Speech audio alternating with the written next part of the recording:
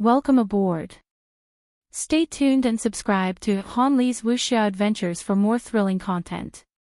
Chapter 196. Lu Yin muttered to himself after hearing the old man's words. The Liu clan, the pirate port, and the attack. He seemed to have grasped something, but he could not completely understand it. The old man said, when a person encounters an enemy that's too strong, they will first hide and eliminate any clues that might lead to them. Lu Yin's eyes lit up, and he clenched his fists. If this planet really did belong to the Liu clan, then the only reason they would attack the pirate port would be to eliminate all traces of their existence. They might even fabricate a war to make their entire family disappear in order to avoid powerful enemies. Lu Yin was just unlucky to have encountered such a situation. A nobody was just a nobody, and even if he was accidentally injured, no one would seek justice for him. Lu Yin believed that once the Liu clan discovered Zhua Daynight's existence, they would definitely not throw her onto a planet like this. In the end, it was all about power, and Lu Yin began to desire it. He did not want to be sacrificed so easily in the future. So what if he was strong? Unless he was truly invincible in the universe, he would only be a pawn. He did not want to be a pawn, he wanted to be the player. The past few days had been unforgettable, and the inhumane torture had changed his way of thinking. The old man looked into Lu Yin's eyes and saw a different expression. His lips curled up. Sometimes, a single sentence could ignite a flame. You said that the Liu clan hasn't collected any ores for a month. Does that mean they've left? The old man shook his head. This planet is very well hidden, and the Liu clan will not give it up. However, the old man paused, and his gaze deepened. Once they give it up, the entire planet will turn to dust. Lu Yin's heart skipped a beat. What do you mean? This planet will be destroyed. The old man nodded. Large organizations have their own methods of doing things. The pirate port attack that you mentioned happened before you were thrown onto this planet. If the Liu clan really wants to disappear, then there shouldn't have been any movement after that. However, you were thrown onto this planet, and your existence is proof that the Liu clan still exists. In order to eliminate all evidence, they will definitely destroy this planet once they give it up. The Liu clan doesn't know that I'm still alive, Lu Yin said. The old man was disdainful. They don't need to know. What they want is to eliminate all possible evidence. Even if it's unfinished white meat, they can still determine how long it's been. What about you? Why are you on this planet? Lu Yin suddenly changed the topic. The old man was so calm that he might have a way to escape. Perhaps you'll find out about me in the future, but now... Suddenly, the old man's expression changed. Kid, I was right. Pray. Whether or not you live depends on this. Lu Yin looked up, and his pupils shrank. He saw a beam of light blasting towards the ground. It was so familiar, so unforgettable. He had almost been annihilated by this very same beam. Boom! The earth trembled as a shock wave swept over from afar. Strong winds blew away the thick layers of clouds, allowing Lu Yin to see the stars for the first time. Huge cracks spread across the ground as fiery red lava spewed out of the ground. The old man grabbed Lu Yin and soared into the sky. Although Lu Yin's physical injuries had mostly recovered and he could even use battle force, his internal organs were still heavily injured. It would be difficult for him to use battle techniques, and he had only absorbed a little of his star energy through the Sirius. There was no way for him to dodge the beam attack. Kid, there's a spacecraft 5 kilometers north of where my grandson is buried. Pray for good luck. The old man threw Lu Yin away and clasped his hands together. An indescribable chant sounded out from outside his body that seemed to originate from ancient times, but also from the distant future. It broke through the heavens and shot straight into the universe.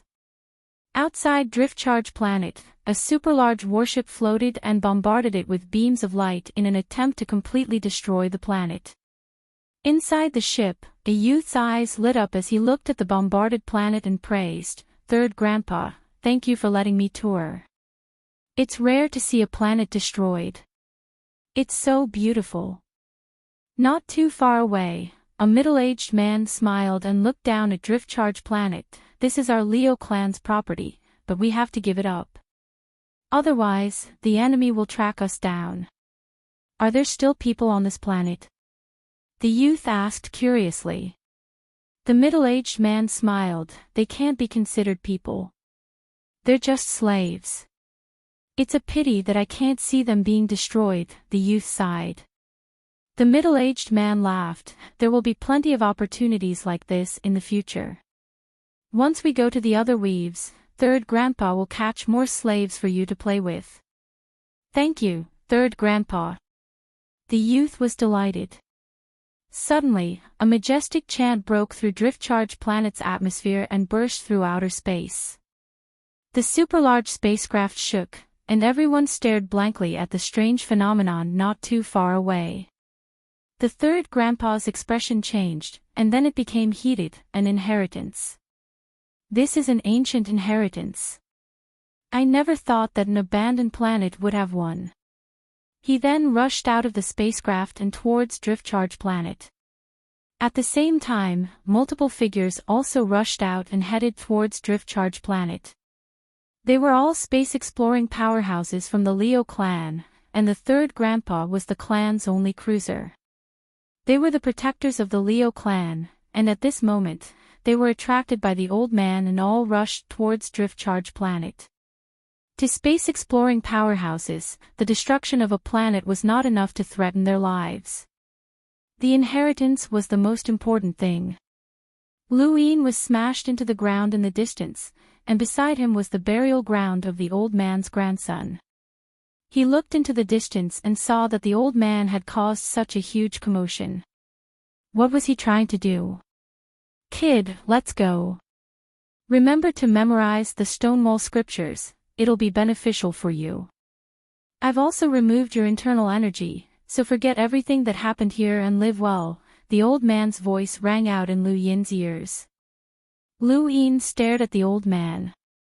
The two had been together for 2.5 months, and Lu Yin had gone from being wary of the old man to being sullen later on. Lu Yin did not know what he was feeling, but it was very complicated. No matter what, he had been saved by this person, and his strength had increased greatly. "Let's go together," Lu Yin shouted. The old man turned around and smiled. His face was as thin as a skeleton's, but his smile was full of sunshine, and Lu Yin could even see kindness and gratification in his eyes. "That's enough for me. Good kid, live on. Let's go, I'll break the path for you." Lu Yin felt a strong gust of wind as he was pushed towards the north. There was a spacecraft there that had been prepared for him. "What's your name?" Lu Yin shouted. "Ha ha ha ha, I've been unhindered all my life, but I never thought that I would be buried in a remote place like the Outerverse. Fate makes fools of me," the old man laughed maniacally. At that moment, several figures descended. They were the space-exploring powerhouses from the Leo family. When they saw the old man, they were shocked. How could there be such a powerful cultivator in this place? "It's your honor to be buried with me." The old man waved his hand, and the entire Drift Charge Planet changed. Time seemed to stop, and the space-exploring powerhouses appeared in front of the old man without any ability to resist. Even the cruiser was stunned. Lu Yin smashed into the ground again and looked back, just in time to see this scene. He could not understand how the old man had done it, the difference in their strength was too great. Following that, the void exploded as a black crack devoured everything and gradually spread out. Lu Yin's pupils shrank, and he slammed his palm against the ground to reveal a personal spacecraft. He entered it without hesitation and immediately activated it. The spacecraft shook and gradually rose into the sky. In the distance, the black hole grew larger and larger until it had already devoured the old man and the space-exploring powerhouses. It was about to swallow the entire drift-charged planet. Mountains and rivers were completely destroyed, and lava spewed out, but it was quickly swallowed up by the black hole. In the distance, some slaves cried out in despair, but no one could save them. A wave of lava swept over them, and everything disappeared. The spacecraft flew up at high speed, narrowly avoiding the black hole as it passed through the atmosphere and appeared in outer space. Lu Yin looked back and saw that drift-charged planet was gradually disappearing. In front of him, an extremely large spacecraft came into view. It was the Leo family spacecraft. A pulling force appeared, and Lu Yin's personal spacecraft was uncontrollably sucked into the Leo family spacecraft. Everyone from the Leo family looked at drift-charged planet nervously. The entire planet was about to disappear, so why hadn't the family's powerhouses appeared yet? The spacecraft shook, and Lu Yin opened his eyes. When the hatch opened, dozens of Leo family cultivators surrounded him and stared at him. "Come out. Come out immediately." Lu Yin slowly walked out. His entire body was wrapped in rags, and he looked like a primitive man. His hair had grown out a little, and his face was dark. He didn't look any different from the slaves. "Take him to the young master," someone barked. This person was a Lemeter, and there were at least 5 other Lemeters around him. Lu Yin didn't act rashly. With his invisible aura technique, these people had no idea how strong he was. What they wanted to know the most right now was what had happened to drift-charged planet. All of the family's space-exploring powerhouses had disappeared, which was a disaster for the Leo family. Without their protection, no matter how many resources the family had, it would be impossible to transport them away. This extremely large spacecraft was equivalent to a small city, and there were more than 100,000 people living inside. It floated in outer space, and the cruiser in charge was the one in charge. However, this person had disappeared along with drift-charged planet. At this moment, the entire Leo family was terrified, and they couldn't wait to hear the news from Lu Yin. The door was pushed open, and Lu Yin was pushed into the main hall, where he was surrounded by the Leo family's leaders. Lu Yin's gaze swept over the crowd. These were the people who had almost killed him.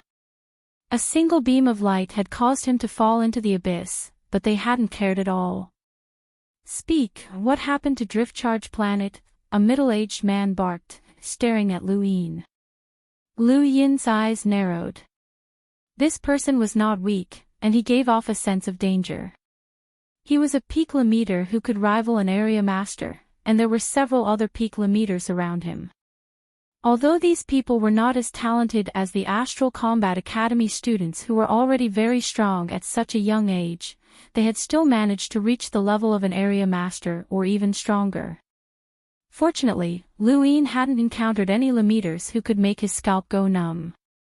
This meant that the Leo family didn't have any Lemeters who could rival a realm master. The strongest group of space-exploring cultivators had all died on drift-charged planet. Welcome aboard. Stay tuned and subscribe to Han Li's Wuxia Adventures for more thrilling content. Chapter 197. My father is asking you a question. Speak, a youth barked.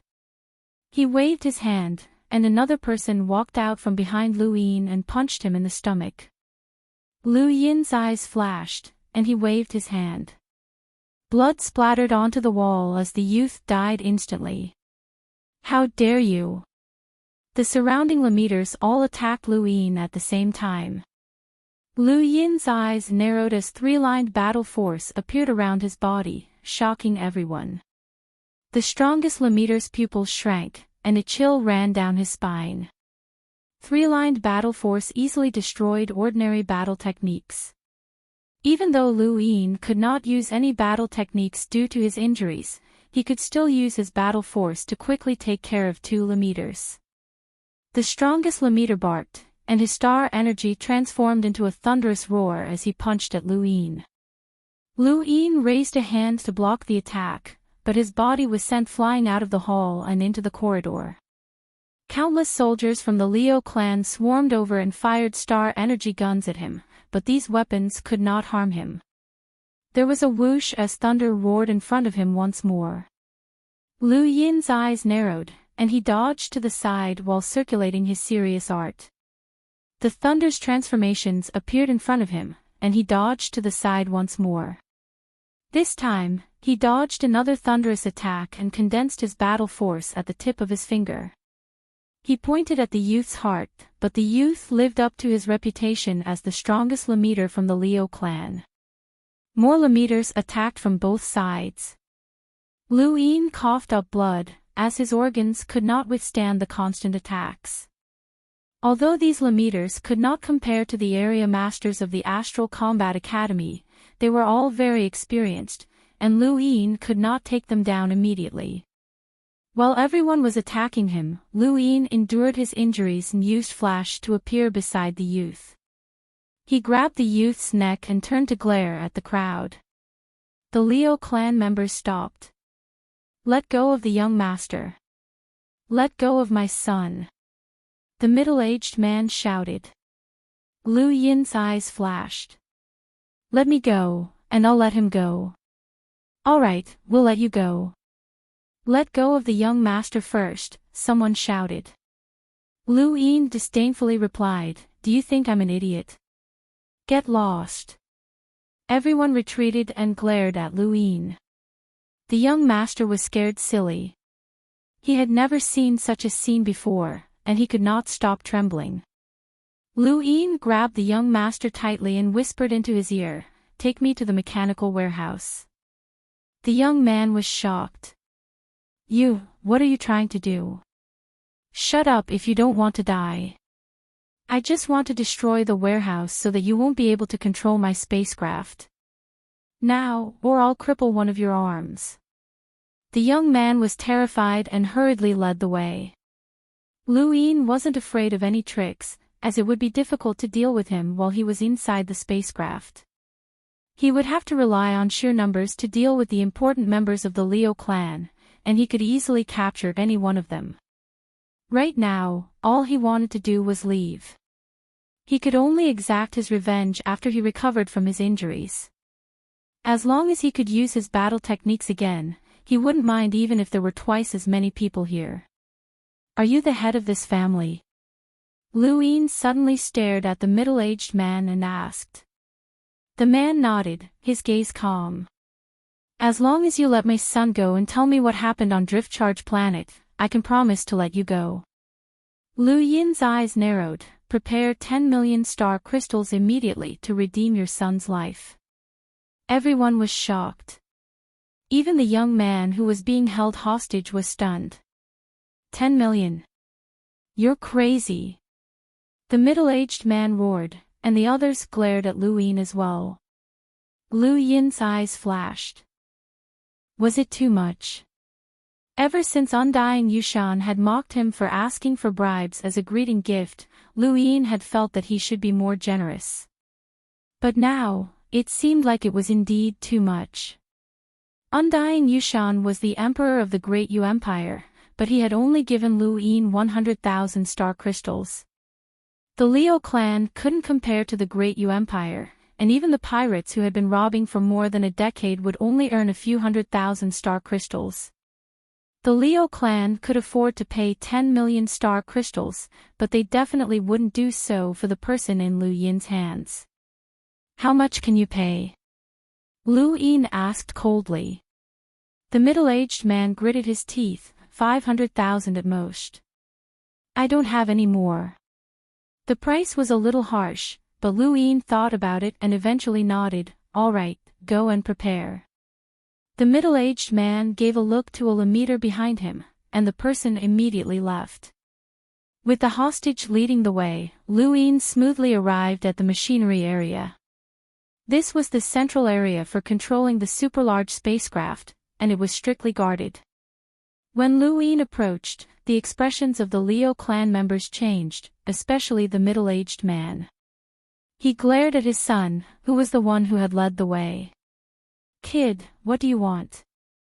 Let go of my son, and I'll let you go, the middle-aged man barked.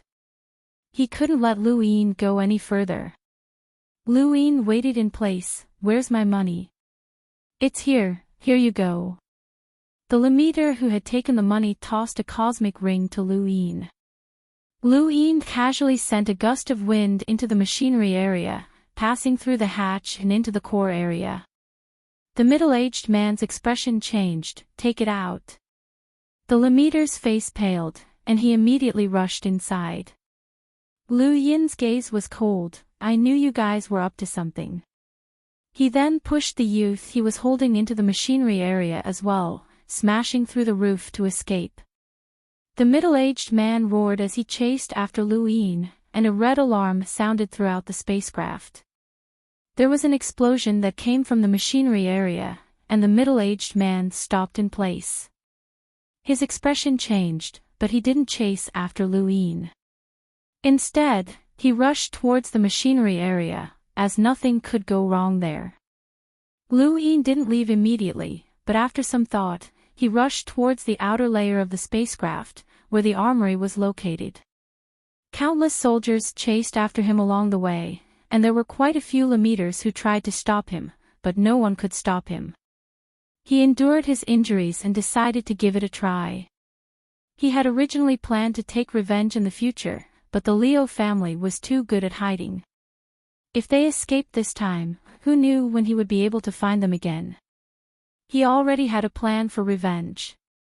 The explosion in the machinery area was finally contained, but when the middle-aged man heard that Lu Yin was rushing towards the armory, his expression changed completely.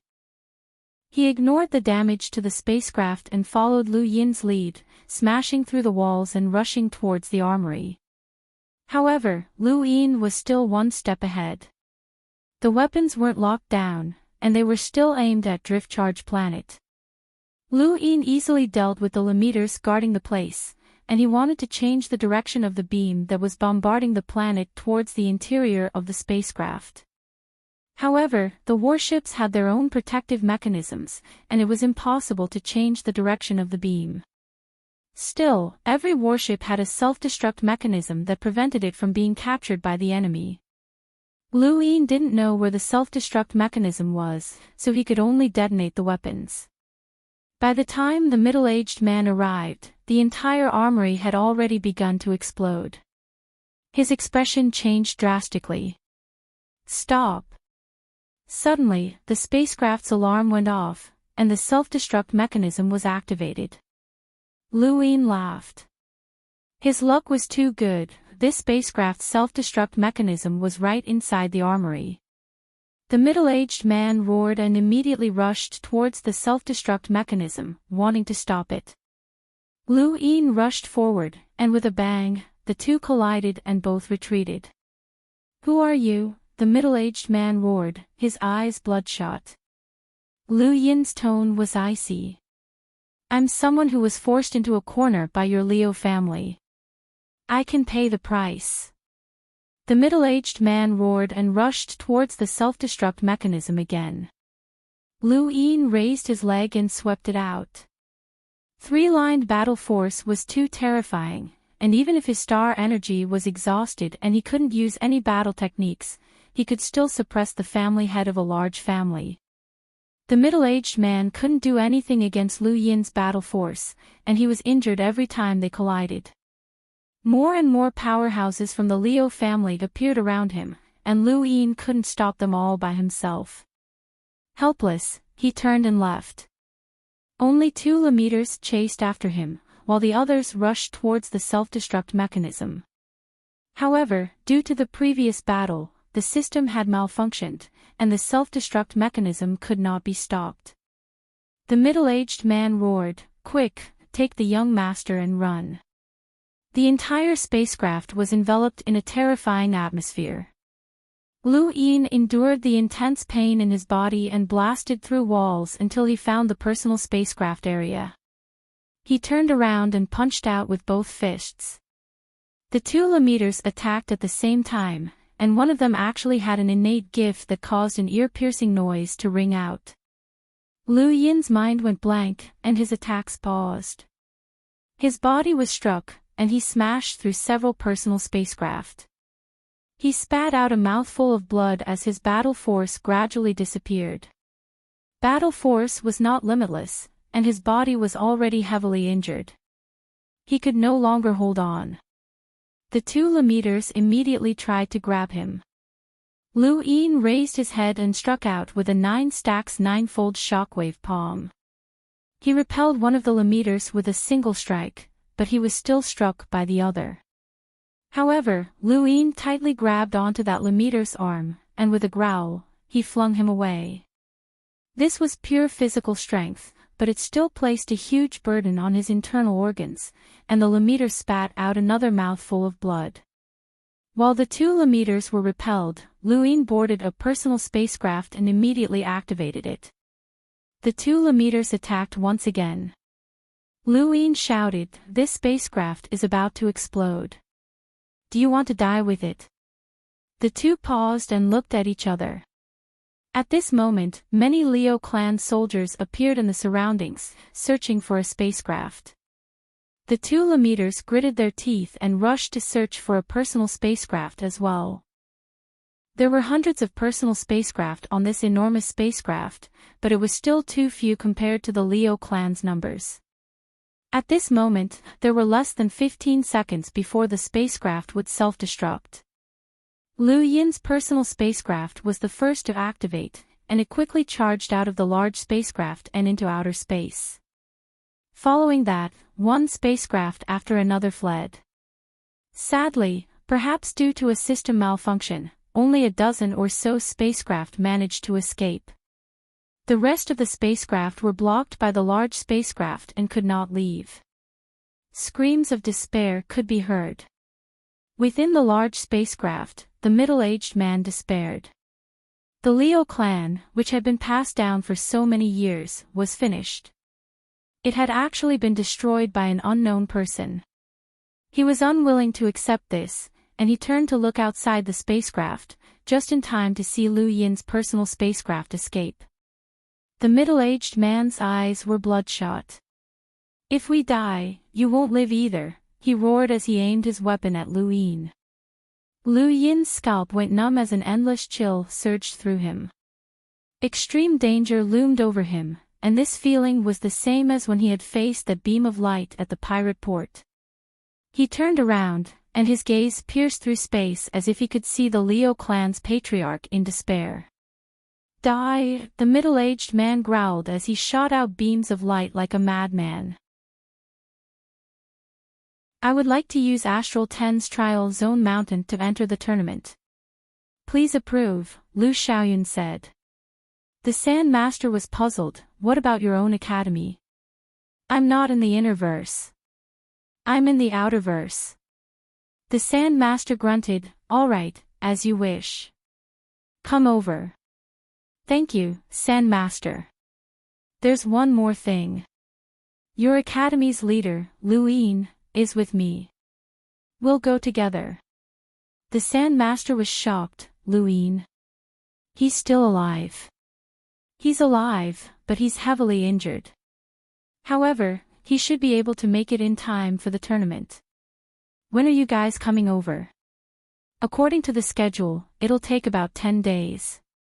The tournament will begin in 7 days, so we might only arrive when the lots are drawn." The Sand Master replied, "Got it. Try to make it as soon as possible." He then ended the call and looked up to see Big Pow and Little Pow looking at him in shock. "There's no need to fight. Let Liu Yin be the seeded contestant. He won't be able to make it back in time for the tournament, so we can only let him be the seeded contestant. That way, he'll be able to make it in time," the Sand Master said. "Liu Yin didn't die. That's amazing. It's a miracle that he's still alive after being hit by that beam," Big Pow exclaimed. Little Pow chimed in, "Then let him be the seeded contestant.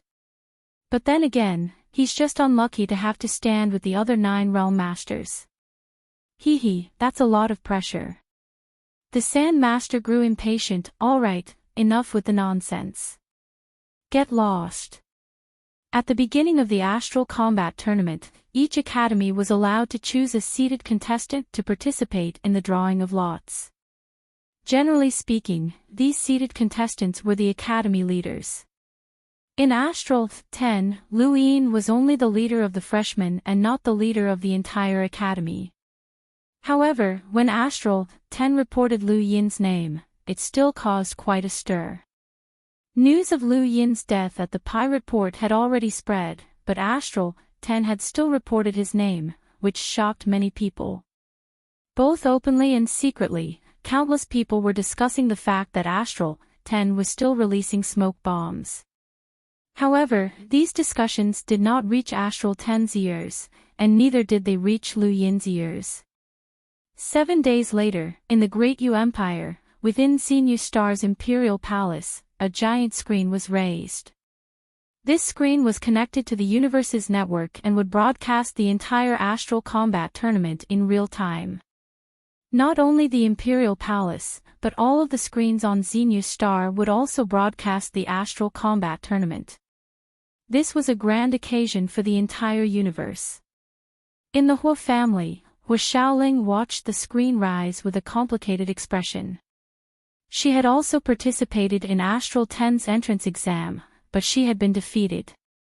Otherwise, she might have been included in this screen as well. Hua Xiaoling thought of Schutz and Lu Yin. One of them was the strongest of the Great Yu Empire's younger generation, while the other was King Zishan. These two would probably appear. The Anna family also raised their screens, as they would also be able to watch the entire Astral Combat Tournament. On the screen, the seeded contestants of the 10 academies appeared, and the 10th contestant was Lu Yin. Rumor has it that Lu Yin died, but not only did he not die, he even became a seeded contestant, Rocky Anna said excitedly to Shuashan Anna. Shuashan Anna also looked at the screen with excitement and sighed. That's good. As long as he's not dead.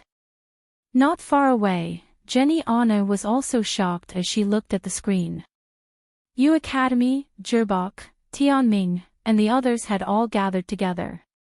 While the others were just here to watch the show, they were here to see the gap between the two academies.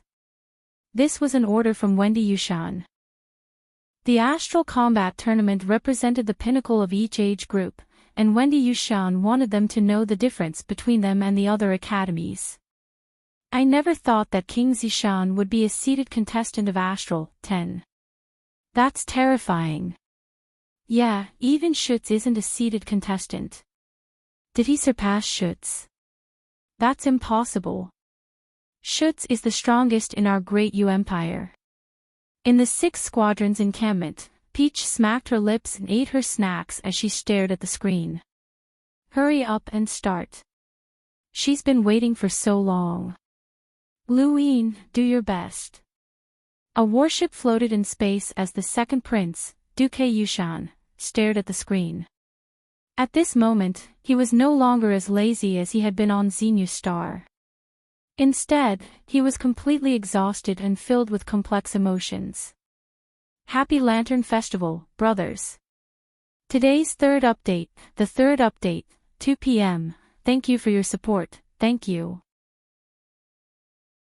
This was a grand occasion that had occurred after the internet had connected the universe. The tournament was held to motivate the humans and to prepare for the battlefield at the border.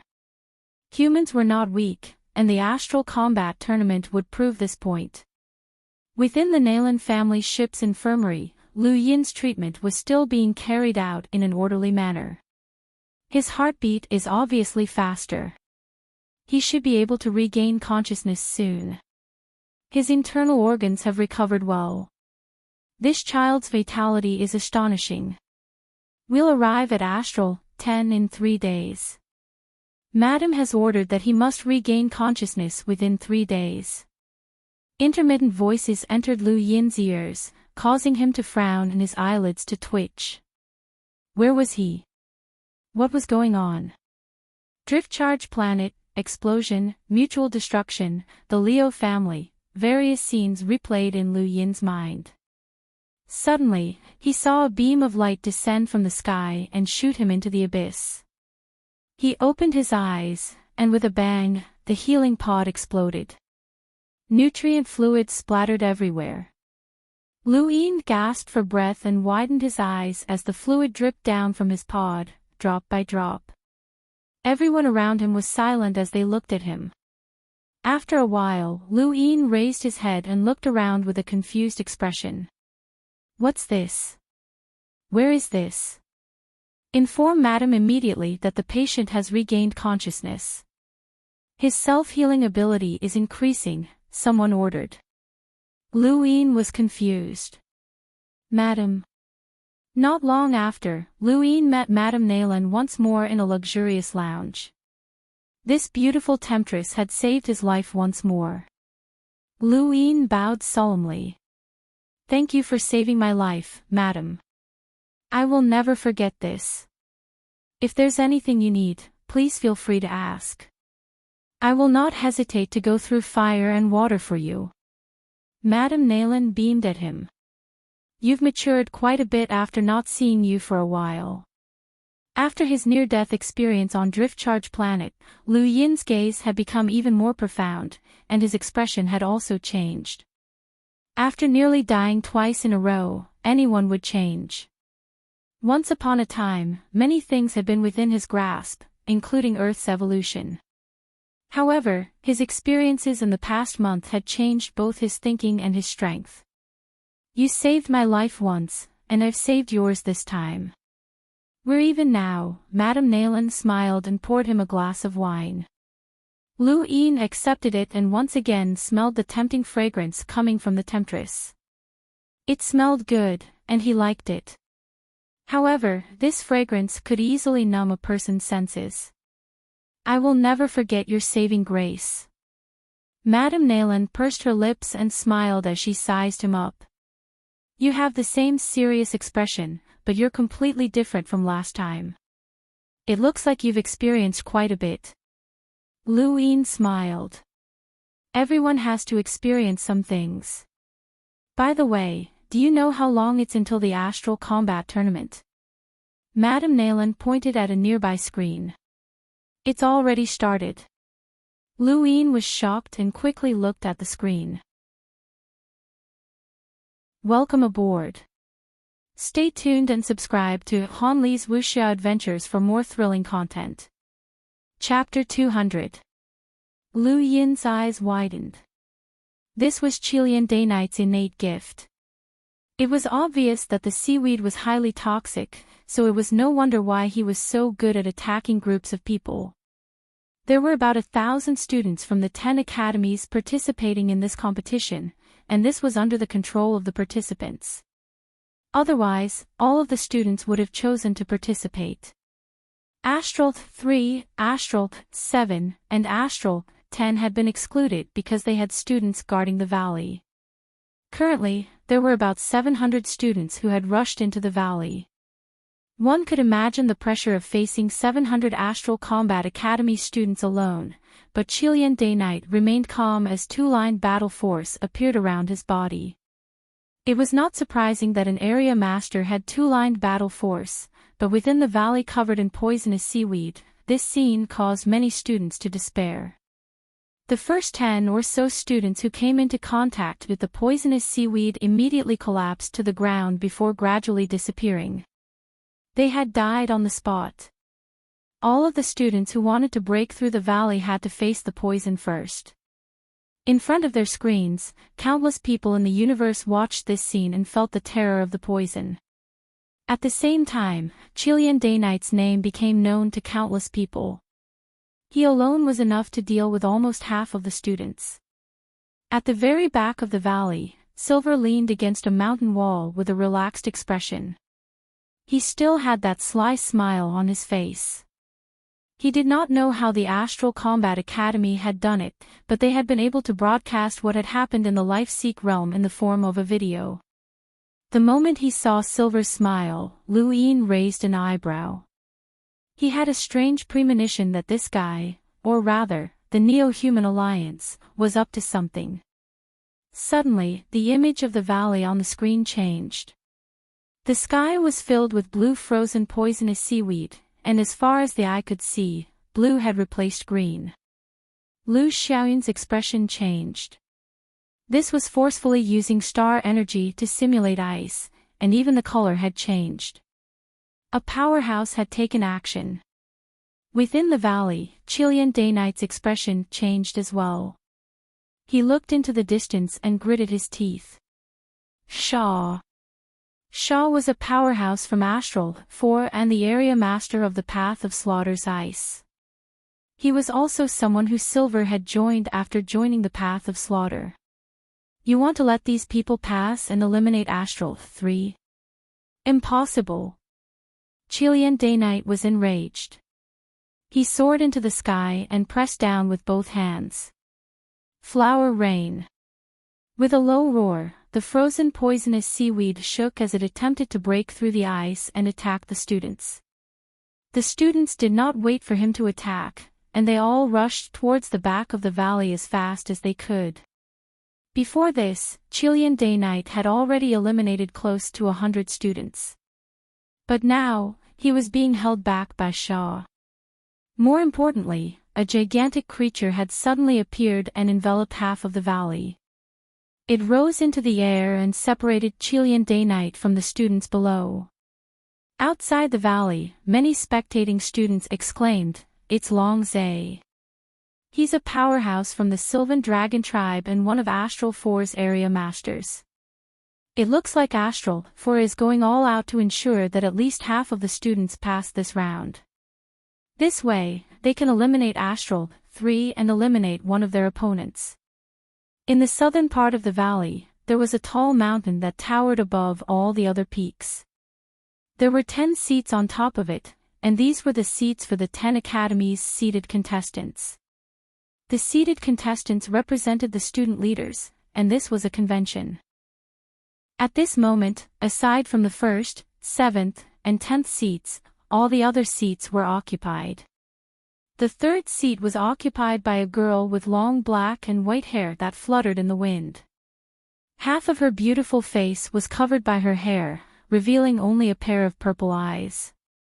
She was Astral 3's leader, the realm master of the Undying Realm, Night Queen Yanqing. Night Queen Yanqing looked at the screen in front of her and glanced to the side. "Was this your idea?" Not far from Night Queen Yanqing, there was a man sitting in the 4th seat. His hair was red, and his expression was cold. There was also a faint red glow around his body. He was Astral 4's leader, the Path of Slaughter's realm master, Xue Luyun. After hearing Night Queen Yanqing's words, Xue Luyun did not say a word. He was colder than anyone else, but his eyes had turned scarlet. Night Queen Yanqing frowned, but before she could say anything, Quang Wang laughed from further away. "Day Night woman, you still don't understand old Xue after all these years. Does he look like that kind of person? It's obvious that his subordinates are doing this behind his back." Night Queen Yanqing snorted. "People change. It's no secret that Astral 4 wants to replace Astral 3, but Astral 7 is going to suffer as well." Xue Liuyun's eyes widened, and he said in a hoarse voice, "I'll make Long Zai pay, but I'm not familiar with the other person." "You're talking about Shaw. He's not very sociable," Quang Wang said. Night Queen Yanqing did not say anything else, as Xue Liuyun's intentions were clear. He had not been the one to instigate this. The Sylvan Dragon was too arrogant, and it had dared to go behind the Realm Master's back. Did it really think that it had established itself in the human domain? It was just a race that had betrayed the astral beast domain in the blazing mist flow zone. In the northernmost part of the valley, the poisonous algae finally broke through the ice and descended to attack the many students. However, most of them were blocked by Long Zai's enormous body. The Sylvan Dragon was huge and possessed extreme speed. Although it could not actively attack Qilian Day Knight, it could still defend itself. The next moment, the blue ice spread out once more and covered the sky above the Sylvan Dragon. This time, it completely isolated Qilian Day Knight from the sky. Night Queen Yanqing's expression turned ugly. That idiot. In the middle of the valley, the students of Astral 7 had solemn expressions. They had thought that things would be easy, but they had not expected Chilean Day-Night to be targeted. Astral 4 had gone all out, and even the powerhouses of the Day-Night clan were helpless against them. He could hear Chilean Day-Night's angry roars, but it was difficult for him to break through the defenses of two area masters of the same level. On the spacecraft, Lu Xiaoyun's expression was ugly. This sort of situation rarely occurred in the Astral Combat Tournament. The Astral Combat Tournament was about fairness, and the Astral Combat Tournament was only about eliminating students who did not qualify to participate in the drawing of lots. Regardless of whether they were in the valley or watching the light screen, they could all feel the suffocating power of that power. Within the Great Yu Empire's palace, undying Yushan sighed, this is the gap between the younger generation. Jirbok and the others were speechless. If they were thrown into the valley, they would not even be able to fight back. On Earth, everyone was watching the screen and marveling at the terror of the universe's powerhouses. Dai Ao's sudden outburst had pushed the Astral Combat Tournament to its climax. From the very beginning, this Astral Combat Tournament was destined to be extraordinary. Just as everyone thought that Dai Ao would be able to continue, a melodious tune caused him to pause. A beautiful woman was singing in the sky, attracting everyone's attention. That's Shiyu, the superstar. The Soul Dream tribe's young matriarch has made her move. Shiyu's tune doesn't seem to be within her attack range, and it's not powered by star energy. It can't even be considered a battle technique. It's just a type of music. Astral Gate and Astral 4 are trying to attack Astral 3 and Astral 7. Shiyu's tune was very unique. Even without star energy, her psychedelic song still managed to catch Dai Ao off guard. It was not an attack, but rather a vortex of desire. One by one, the students swept past Dai Ao and rushed towards the back of the valley. Everyone was excited as there was only one student from Astral 10 left. That academy had been eliminated. Although the report had emphasized that there were powerhouses among the students of Astral 10, so what? Did they really think that they could compare to the other academies? Impossible. Shiyu's tune did not trap Dai Ao for long. He suddenly opened his eyes just in time to see a student trying to sweep past him. He did not hesitate to use his starburst palm, but that student curled his lips and raised his leg to kick him. Bang! The void shattered as a spatial crack spread across the sky and tore through the valley. Third update, wishing all of you a happy Lantern Festival. Thank you for your support. That man gave Lulu a rather delicate feeling. How could such a person sound the war drums? This was a strenuous task. Lulu retracted her gaze and subconsciously looked to the side. Astral 9 had chosen a lifeless young man with a pale face and a cold aura. If he closed his eyes, Lulu would have thought that he was a corpse. The Astral Combat Academy really did have all kinds of people. In the middle of the valley, Dai Ao was still blocking more than 100 students. His innate gift of gravity had reached its limit, and even if these students did not retaliate, they were all very powerful and had many life-saving techniques. Dai Ao's gaze turned sinister as the gravity that had covered the middle of the valley suddenly disappeared. He then increased his speed as he used his anti-gravity ability to increase his speed. Without the gravity restraints, a portion of the students immediately charged forward. Thank you for your reward, Brother Tianshang. Thank you for supporting the Stargazer Academy, thank you. With your support, the Stargazer Academy will have a bright future. Thank you again. Also, Happy Lantern Festival. Welcome aboard. Stay tuned and subscribe to Han Li's Wuxia Adventures for more thrilling content. Chapter 203. In the Great Yu Empire, Hu Qingshan and Zhu Lang exchanged glances. This Xiao Luo had also come from the empire, just like silver. When had the empire become so powerful? The three academies' challenge, knocking on the dragon's door, and honoring the ancestors were all from the Great Yu Empire, and even Lu Yin was one of the seated contestants. Thinking of this, the two couldn't help but look at the palace. When Xiao Luo had entered Astral 10, Crown Prince Doran Yushan was told that he didn't have the authority to investigate his background. Perhaps only His Majesty knew of Xiao Luo's origins. Undying Yushan looked at his gadget, which displayed Xiao Luo's background. However, there were only 2 words, top secret. Undying Yushan did not have the authority to investigate because Xiao Luo's identity was a secret in the entire Outerverse. Looks like the Empire has produced some amazing people in the past few years, Undying Yushan sighed as he rubbed his head. In the Life-Seek realm, as the student leaders of the various academies rose to their feet, the ceremony officially began. The 10 of them lifted their feet at the same time and approached the ancient incense stick. The secret of the ancient incense was no longer a secret. This kind of domain-like suppression had long since spread. But even though everyone knew about it, they were still quite shocked to experience it for the first time. As he stepped into the range of the ancient incense, Lu Tang's gaze turned cold. He saw countless streams of sword qi tearing apart the starry sky. This was the battle intent of the ancient ancestors. Numerous swords slashed through the void towards him. He walked forward step by step, facing death. The closer they got to the ancient incense stick, the greater the pressure they felt. The battle intent from the ancient ancestors also grew stronger and stronger.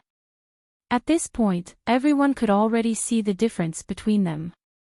The girl from Astral 1, Lu Tang from Astral 2, the Day-Night clan member from Astral 3, Xia Yi from Astral 5, and Xiao Luo from Astral 10 were still steadily advancing, while the rest of them had more or less paused.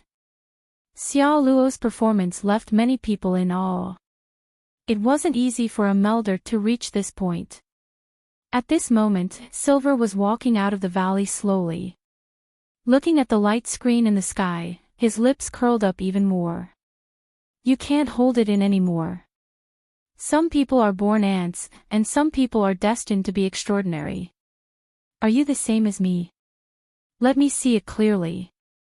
The incense stick was 1,000 meters away, but it was like the sky was falling. When Xiao Luo and the others were less than 100 meters away from the incense stick, they all stopped. Their fighting spirit roared as the ancient spirits of their ancestors allowed them to see something different. At this moment, even the girls from Astral 1 stopped and looked up at the sky in shock. They were looking at a scene that no one else could see. At the same time, the Nalan family spacecraft entered Astral 10 space station. The hatch opened and Lu Yin stepped out first, followed by Lu Xiaoyun. Aside from the 2 of them, no one else was allowed to enter. Auntie, I'll be leaving first, Lu Xiaoyun said. Lu Yin thanked Madame Nalan once again. Madame Nalan smiled and looked at him. I don't know why, but I feel like you'll surprise me. I hope so, Lu Yin smiled. When he saw Lu Xiaoyun glance over, he knew that she was anxious, so he immediately walked towards the teleportation device. Soon, the 2 of them arrived at the trial zone entrance and saw the trial master. The trial master did not ask any further questions and allowed Lu Yin and Lu Xiaoyun to smoothly enter the trial zone mountain. Lu Xiaoyun didn't say anything else and immediately flew to the highest point of the trial zone mountain. It was Lu Yin, and he had intentionally slowed down as he approached the tournament grounds. Lu Yin directly ascended the peak. Kuang Wang frowned and waved his hand. Get lost. Do you think that just anyone is qualified to come up here? Kuang Wang's wind swept towards Lu Yin with an unstoppable force. Lu Yin also waved his hand and easily dispelled the wind. I'm Lu Yin, Astral 10 student leader. Greetings, seniors. Kwang Wang was shocked. You're Astral 10 student leader. The other student leaders also looked at Lu Yin. Coincidentally, Xiao Luo's voice rang out at that moment. All students of Astral 10 pay their respects to the ancestors' loyal souls, forever young. 10 pillars of green smoke rose into the sky, seeming to reflect countless ancient powerhouses. Roars filled with battle intent could be heard in everyone's ears. This was a phenomenon in the life-seek realm that could not be transmitted to the rest of the universe. At this moment, countless people in the universe could only see the 10 pillars of green smoke rising into the sky and the 9 figures atop the peak. Wu De excitedly stared at Xiao Luo. Success. This melder has successfully lit the incense. He'll be my greatest resource in the future. Right, there's also Silver. Astral 10 will definitely have a lot of potential. Many of the spectating Astral Combat Academy students bowed towards the incense once more and then looked towards the peak, especially towards Lu Yin, who was in the 10th position. Many people mocked him. Astral 10 really thinks that everyone is an idiot. They actually brought out a weakling. The strongest are Big Pao, Little Pao, Silver, Lulu Mavis, and Xiao Luo. Still, Astral 10 isn't weak. Don't underestimate this person. After all, he defeated Craner, who's ranked second on the Blaze Realm rankings. Even Shiyuk suffered at his hands, and many people have been blackmailed by him. It's obvious that someone helped him. After all, this is Astral 10, so it might have been a mentor. Behind Astral 5's war drums, Heart Phoenix stared at the screen. He's finally here. Just you wait, I'll tear you apart. Not far from Heart Phoenix, a man with a simple longsword on his back also stared at the screen. That's eldest senior sister's fiancé. He shouldn't be too weak. After all, he's a seeded contestant. Behind Astral 6's war drums, Sharon gritted his teeth. That bastard isn't dead. Frankfurt's face darkened. The person he had killed with a single strike was actually standing at the same height as the realm masters of the various academies. This was intolerable. Euro was so angry that he wanted to vomit blood. This was the person who had first ambushed him. Behind Astral 8's war drums, Jared's gaze was gloomy as he clenched his fists. Shiyu's eyes widened. Pervert, just you wait. I'll make you pay the price. She subconsciously looked down at her chest. It's not a washboard. In the Great Yu Empire, Undying Yushan looked at Lu Yin with gratification. This child had actually reached such heights. He hoped that Lu Yin would be able to endure it, but it was too difficult. It was impossible for Lu Yin to reach the level of a student leader in just a year. In the Anna family, Shuashan Anna and the rest were also watching the screen. They glanced at Jenny Anna. This girl was truly shocked. Lu Yin had reached such heights that she couldn't even imagine. Peach clenched her fists. Good luck, friend. On Earth, Zhou Shan and the rest were breathing rapidly. That's right, it was Lu Yin. It had only been a year since they had last seen each other, but he had already reached the peak of the universe's highest academy and represented Earth. Not many people on Earth knew Lu Yin, but many had heard of him. Because of him, Earth had been spared from the fate of being banished to the frontier, and countless cultivators had been able to continue living on Earth. Lu Yin's reputation had long since surpassed that of the 7 sages. Welcome aboard. Stay tuned and subscribe to Han Li's Wuxia Adventures for more thrilling content. Chapter 204. The 10 Arbiters Council was a powerful organization that encompassed the entire universe. Regardless of person, power, or region, the younger generation was nominally under the 10 Arbiters Council's jurisdiction. Not only did they have the power to judge, but they even had a direct army. This was the greatest change to humanity since the creation of formcast models. Countless people dreamed of joining the 10 Arbiters' Council and following the 10 great figures to start a new chapter for humanity. The Council of Astral Academy was very close to the 10 Arbiters. There were close to 10,000 students in the Astral Combat Academy, and there were countless hidden powerhouses. Everyone was waiting for this moment to arrive, where they could defeat the student leader in front of everyone and enter the 10 Arbiters' sights, becoming a famous young powerhouse in the universe. Amidst everyone's anticipation, numbers automatically appeared in front of every participant's eyes and flashed continuously before finally stopping.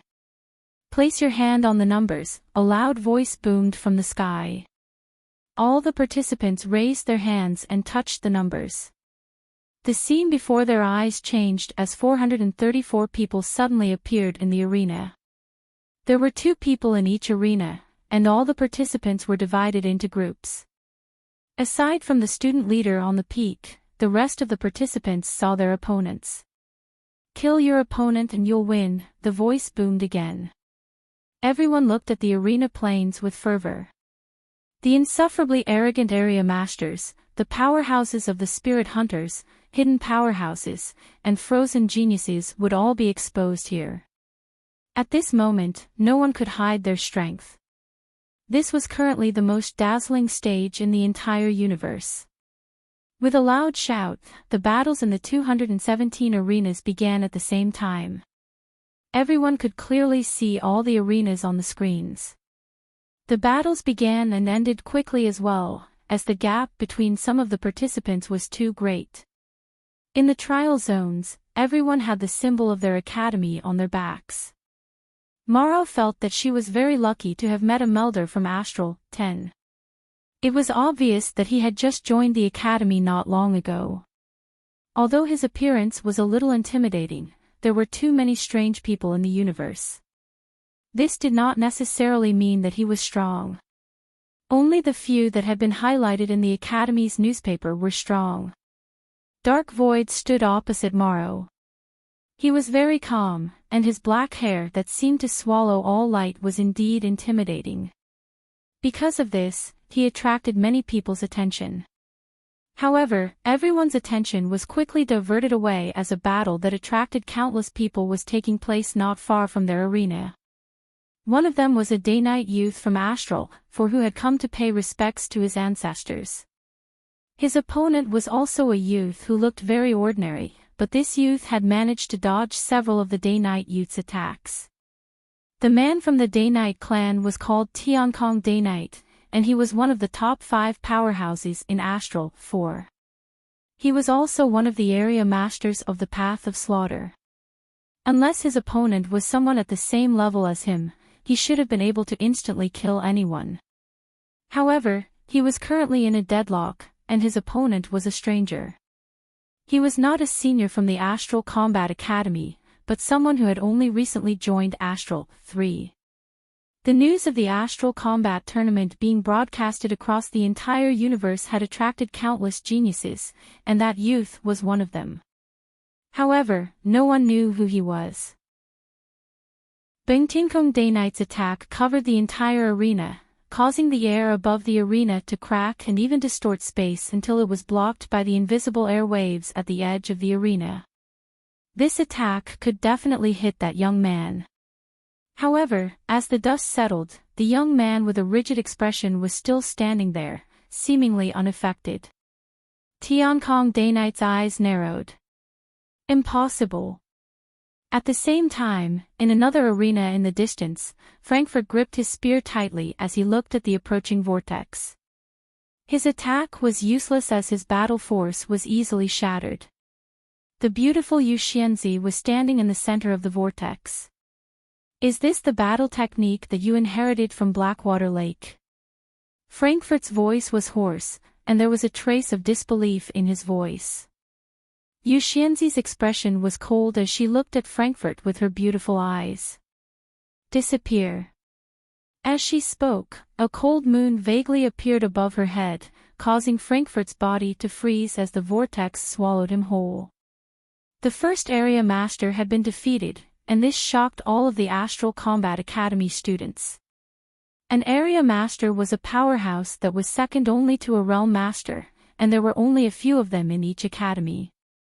Even the weakest of them could rank in the top 10 of their respective academies, but now, they had been easily eliminated. This year's Astral Combat Tournament was unusual, and everyone knew that, but no one had expected an area master to be defeated so quickly.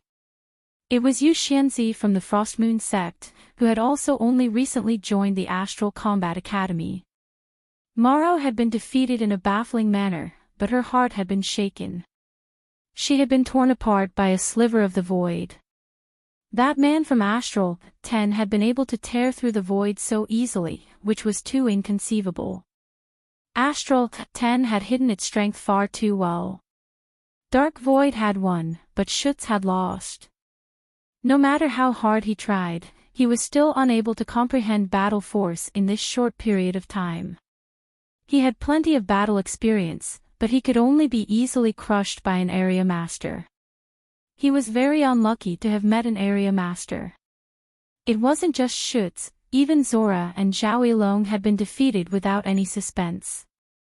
All of the students who had been able to reach this stage were very strong. Although they couldn't compare to those who had been individually taught by their mentors for several months, a few months was still not enough to make up for the gap between them and a Lamiter genius. Sometimes, 99% of effort was just 1% less than talent. In one of the arenas, Coco kept running while a man chased after her with a sword. He had been chasing her for a while now, and this scene attracted a lot of attention. Many people were attracted by Coco's cuteness. Was this girl here to compete? You, stop running. This is a fight, not a race. The man panted heavily as he looked at Coco helplessly. Coco pouted. I don't know how to fight. The man was speechless. Then admit defeat. I can't admit defeat. Either I win, or I die. Then I die. You can't beat me anyway. No, I'm afraid of pain. I'll be very gentle. I'm afraid. They had trained their disciples to have abnormal instinctive reflexes and the ability to disrupt an opponent's breathing rhythm. They had also trained their disciples to attack at full strength. This was Chaos God Mountain. They had unimaginable reflexes for dodging attacks, and those who fought against them would either be crushed or not caught. Once caught, it would be game over. Of the 8 largest flow zones in the Interverse, one was called Chaos Flow Zone. It was filled with the dark side of the universe, and Chaos God Mountain was one of the overlords of that Chaos Flow Zone. Astral 3's leader, Night Queen Yanqing, had an ugly expression on her face. Although Tiankong Day Knight was from Astral 4, he was still a member of the Day Knight clan. Yet, he had been beaten up by Chaos God Mountain and used as a stepping stone for fame. This was unforgivable. Astral 4's leader, Xue Luyun, was still indifferent, but his eyes were fixed on the person from Chaos God Mountain. That person's name was Zhangshi.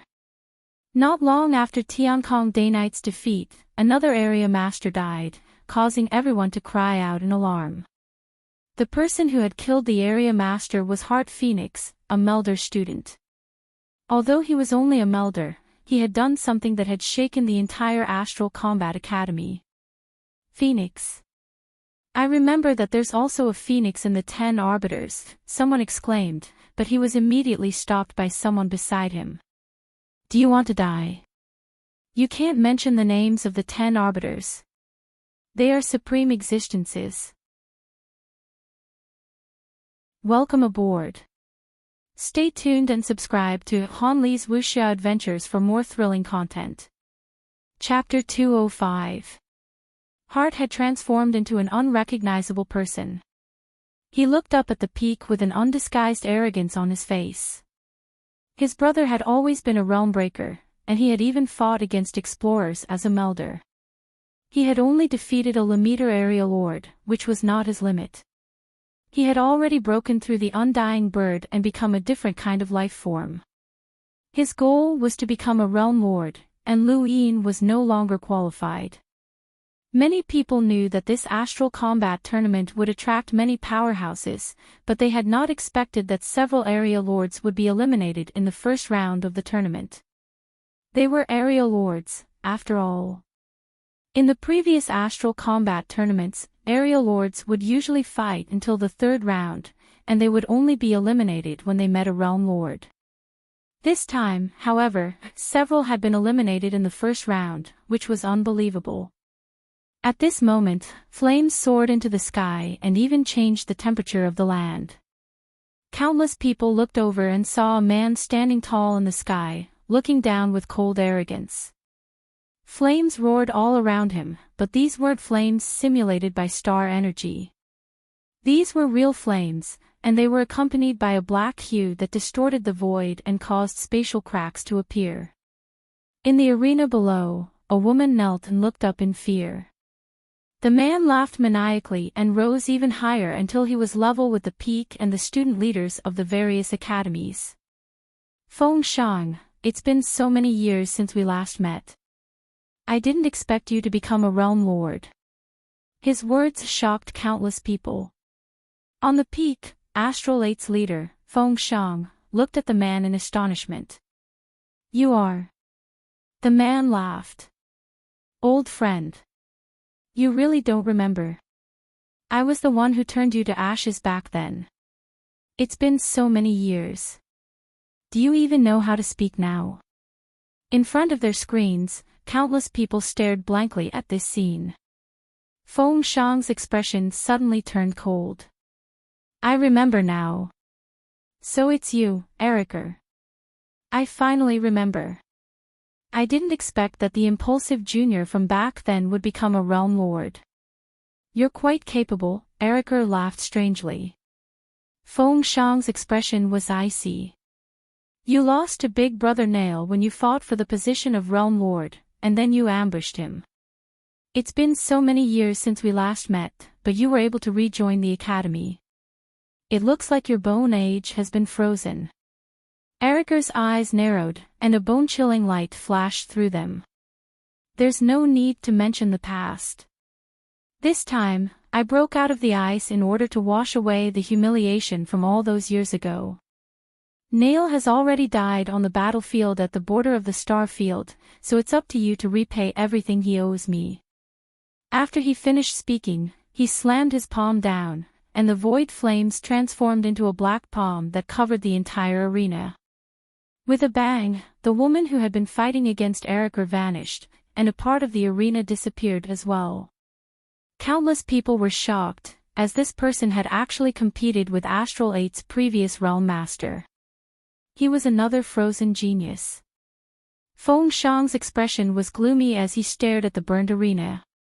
He recalled the battle that he had witnessed when he had first joined the Astral Combat Academy. It was because of that battle that he had gained a new understanding of power, and this person had been one of the main characters of that battle. What a powerful palm technique, Lu Yin praised. Why is this person's attack style similar to that of the Blaze Realms? Feng Shang replied calmly, he's a powerhouse from the Blaze Realm. He was ranked first on the Blaze Realm rankings before Jia Air. So that's how it is. No wonder he was so annoying, Lu Yin muttered. The Blaze Realm had invested all of its resources into Eriker, and even the vessel for the Blaze Realm's inherited battle technique, the Karmic Flame Sword, had been given to Eriker. Jared had been stripped of everything, and he was unwilling to accept this. As he looked at the attacking student in front of him, Jared's suppressed anger erupted. He waved his hands and created a strange ripple that clashed with the Lemeter student.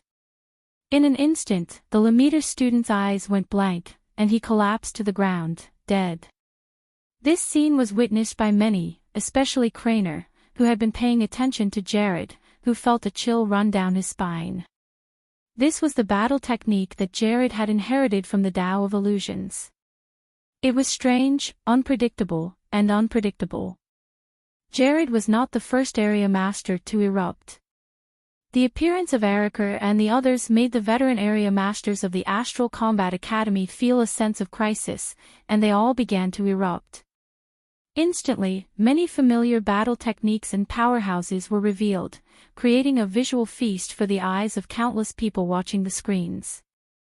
The effects of the Astral Combat Tournament were beginning to show.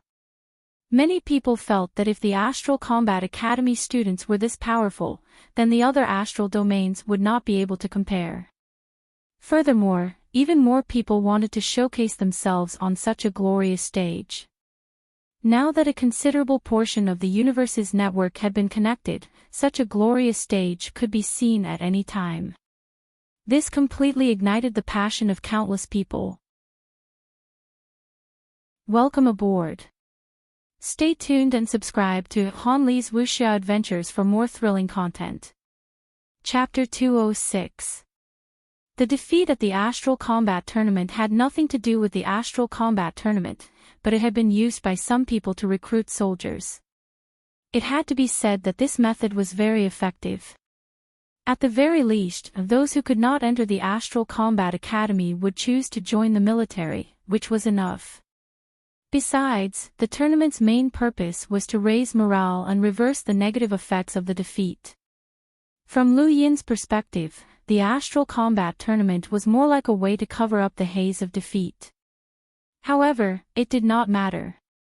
The higher-ups sometimes had no choice but to make decisions, and it was not bad for the students to be given a stage like this.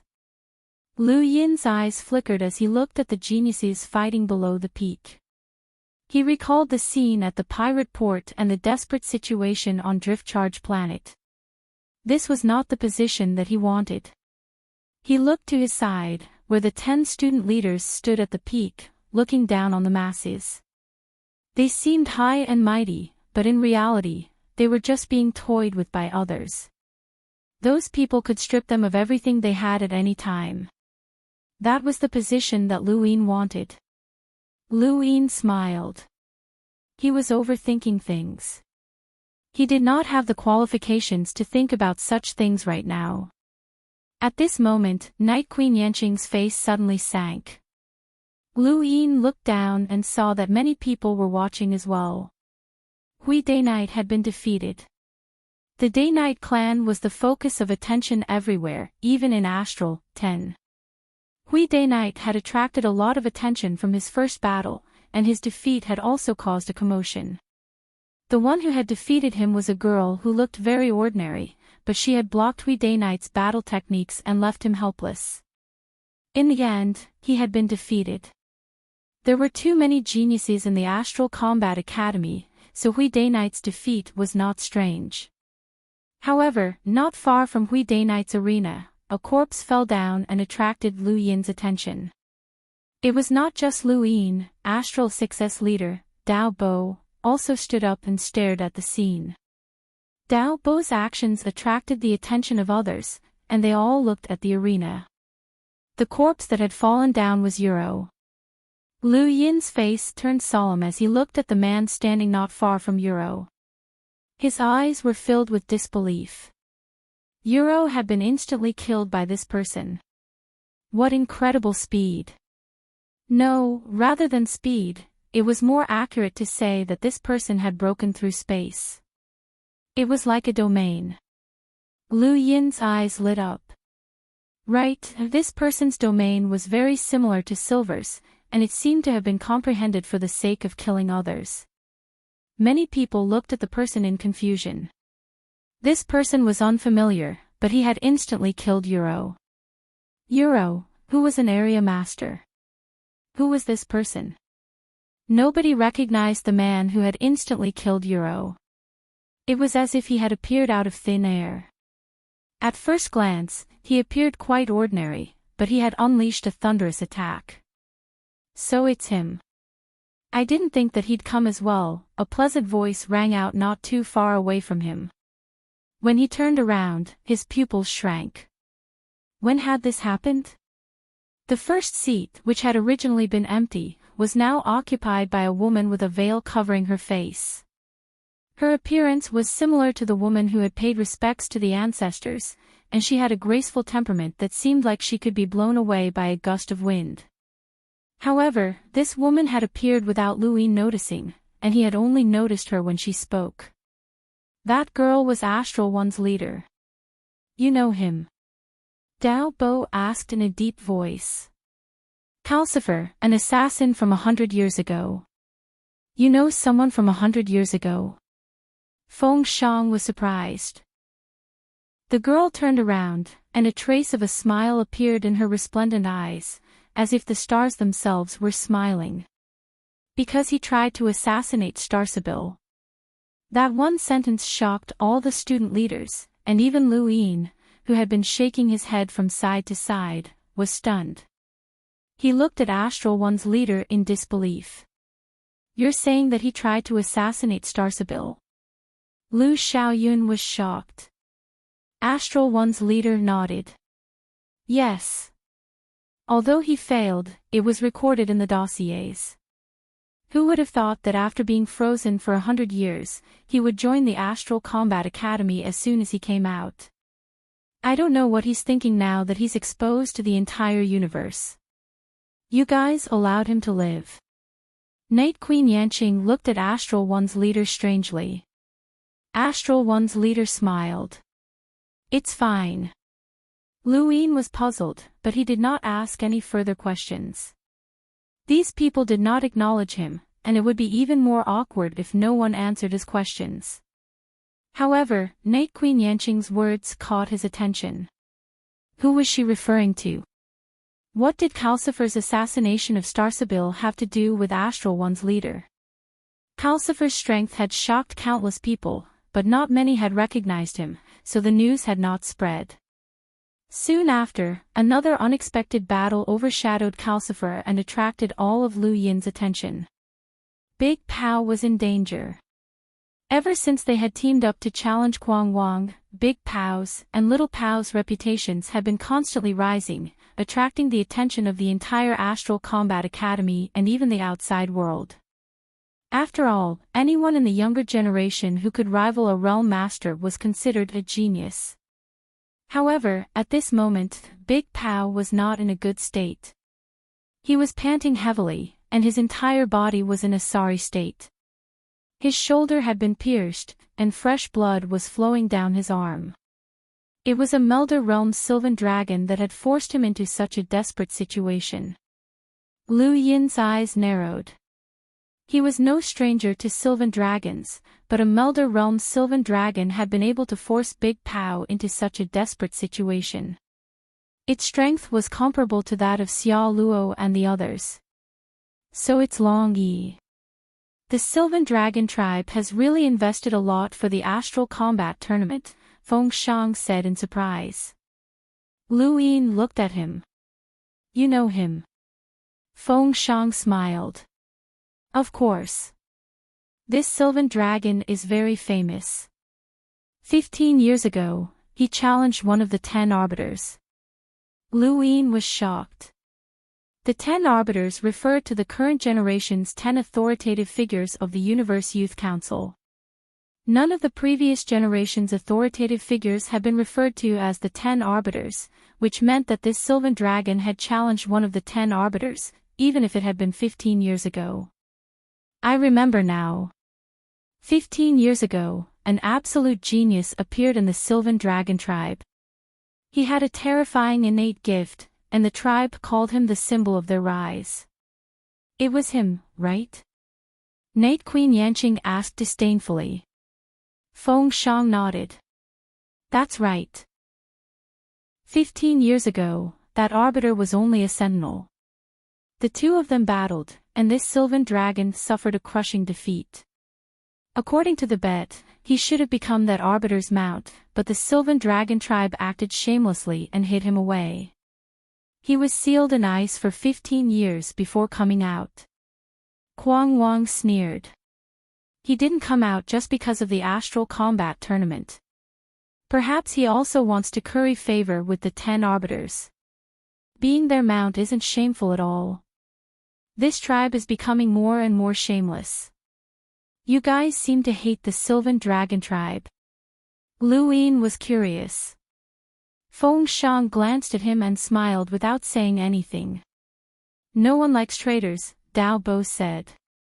Lu Yi nodded and did not ask any more questions. Down below, Big Pow looked at the sylvan dragon in front of him and smiled bitterly. He had been careless. He had thought that he would be easy to deal with, but he had not expected to be heavily injured by a strange ray. If he had known earlier, he would not have held back and would have ended the battle right from the start. Across from him, Dragon One's enormous body pressed down and split into 5. This was the Sylvan Dragon's extreme speed, and it left afterimages in the void. It was impossible to distinguish the dragon's true form, and each of them opened their mouths. Big Pow's scalp went numb, and battle force patterns appeared on his body. He had already used his strongest power, but a ray still pierced through his body and killed him instantly. Many people lamented in front of their screens. Two-lined battle force was already very strong, and Big Pow was definitely an area master, but he had still been defeated. Lu Yin narrowed his eyes and stared at the ground. This was Dragon One's innate gift. Big Pow's corpse fell to the ground, but it had not completely disappeared. Dragon One stepped on it with a claw and raised his head to roar fiercely. He then turned back to face the peak and let out another roar that shook the void. This thing is still so disgusting. Kuang Wang's gaze was cold, as if he hated the Sylvan Dragon clan. Lu Yin's gaze was cold as he stepped on Big Pow's corpse. This was an insult, and this thing deserved to be taught a lesson. In the second round, Coco was defeated by the muscular man. No matter how fast she was, the muscular man attacked the entire arena indiscriminately, and the intensity of his attacks exceeded Coco's limit. Just like Xiao Yilong, she could only lose. Many area masters were defeated in this round as well, and many powerhouses were exposed. Most of these people had only recently joined the Astral Combat Academy. This result displeased the various student leaders, as those who had only recently joined the Astral Combat Academy could not even be considered students. They were just outsiders, yet they had continued to provoke them. Lu Yin could already feel a few people on the verge of exploding with anger. These people were too arrogant and thought that defeating an area master would allow them to dominate the Astral Combat Academy. The true powerhouses of the Astral Combat Academy were all here. Astral 10's results exceeded many people's expectations. Xia Luo, Silver, Dark Void, Lulu, Little Pow, and Michelle had all won. Astral 10 only had 14 students, and with Lu Yin, more than half of them had won. The Sand Master and Rain Master were watching from the sidelines, and they were very satisfied with this result. These students had only been under their tutelage for about half a year, so this result was already quite good. If this had happened when they had just entered the academy, none of them would have been able to defeat them. After the second round, there was also a 3-hour break to allow the spectators to catch their breaths. At this moment, the arena planes had undergone another huge change. The number of arenas had increased to 54, and there were now 108 participants. Once again, one person had advanced to the next round. At this point in the competition, no one was relying on luck anymore. The remaining participants were the true elites of their respective academies, and almost all of them were ranked in the top 10. Almost a quarter of them were area masters, which meant that anyone had a high chance of defeating an area master. Apu felt that he was very lucky, and he was sincerely grateful to the heavens for allowing him to rush through the 3 academies with the majority of the students. In the first round, his opponent had been a melder.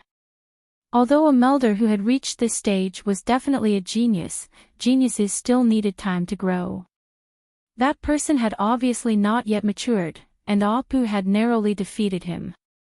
In the second round, Apu had advanced to the next round. Apu's original goal had been to reach the second round at most, and that would have been enough to bring glory to his ancestors. Although he was ranked in the top 15 of his academy, he knew how monstrous those who could reach this stage were. He wasn't greedy, and all he wanted was to enter the second round. But now, his thoughts had changed.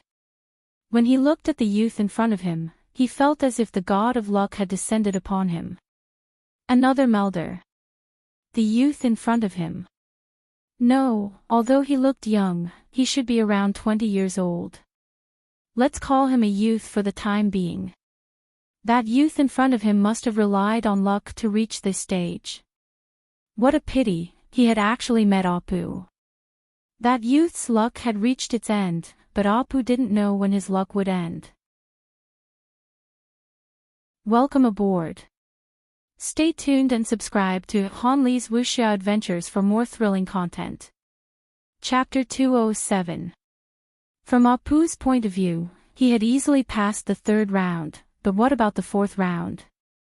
Apu felt a headache coming on, as the 10 student leaders would be participating in the fourth round. Hold on. Apu suddenly thought of something and looked up at the peak. There seemed to be someone among the 10 student leaders to make up the numbers. That's right, it was Astral 10's leader. That youth was just there to make up the numbers.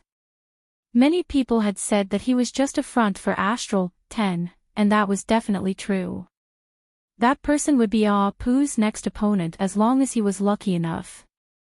The more Apu thought about it, the more excited he became. God bless him.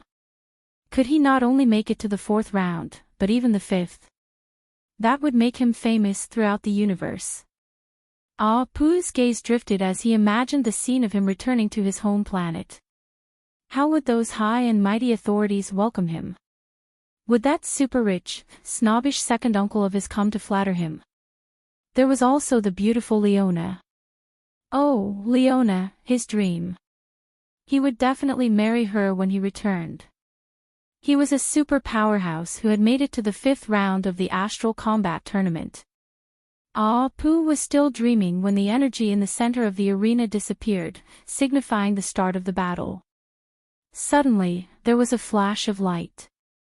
What was that? Apu was displeased. Who was interrupting his discussion of life with Leona? The next moment, the scene in front of him changed. He looked around and blinked. Wasn't this the Trial Zone Mountain? Had he died? Apu's name had spread throughout the universe, not because he was strong, but because he had broken the record for speed of death. However, he had been killed in an instant. Those who could make it to the third round were all extraordinary powerhouses, and it was almost impossible for them to be killed instantly. However, Apu had died just like that, and he hadn't even raised his head when he died. This scene stunned countless people, and then, one after another, Lu Xiaoqiu's name appeared. Lu Yin stared at the arena where the youth who had instantly defeated Apu was. Was he Lu Xiaoqiu? Wasn't he a Lemaitre? Lu Xiaoyun stared at Lu Xiaoqiu, and similarly, Lu Xiaoqiu turned to look at the peak. His gaze was very calm, as if he didn't place anyone in his eyes. Compared to Eriker, Long Yi, and the others, Lu Xiaoqiu was far too calm.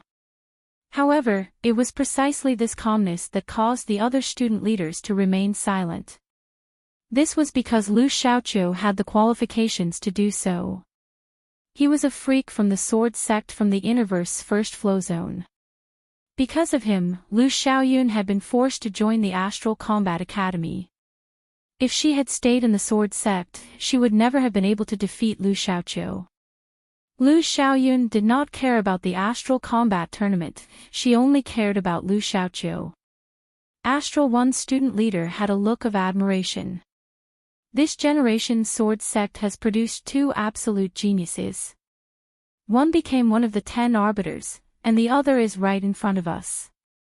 I really want to experience the terror of the 13 swords. You'll regret this, Lu Xiaoyun said indifferently as she tightened her grip on her sword. Astral One's leader smiled but did not say anything.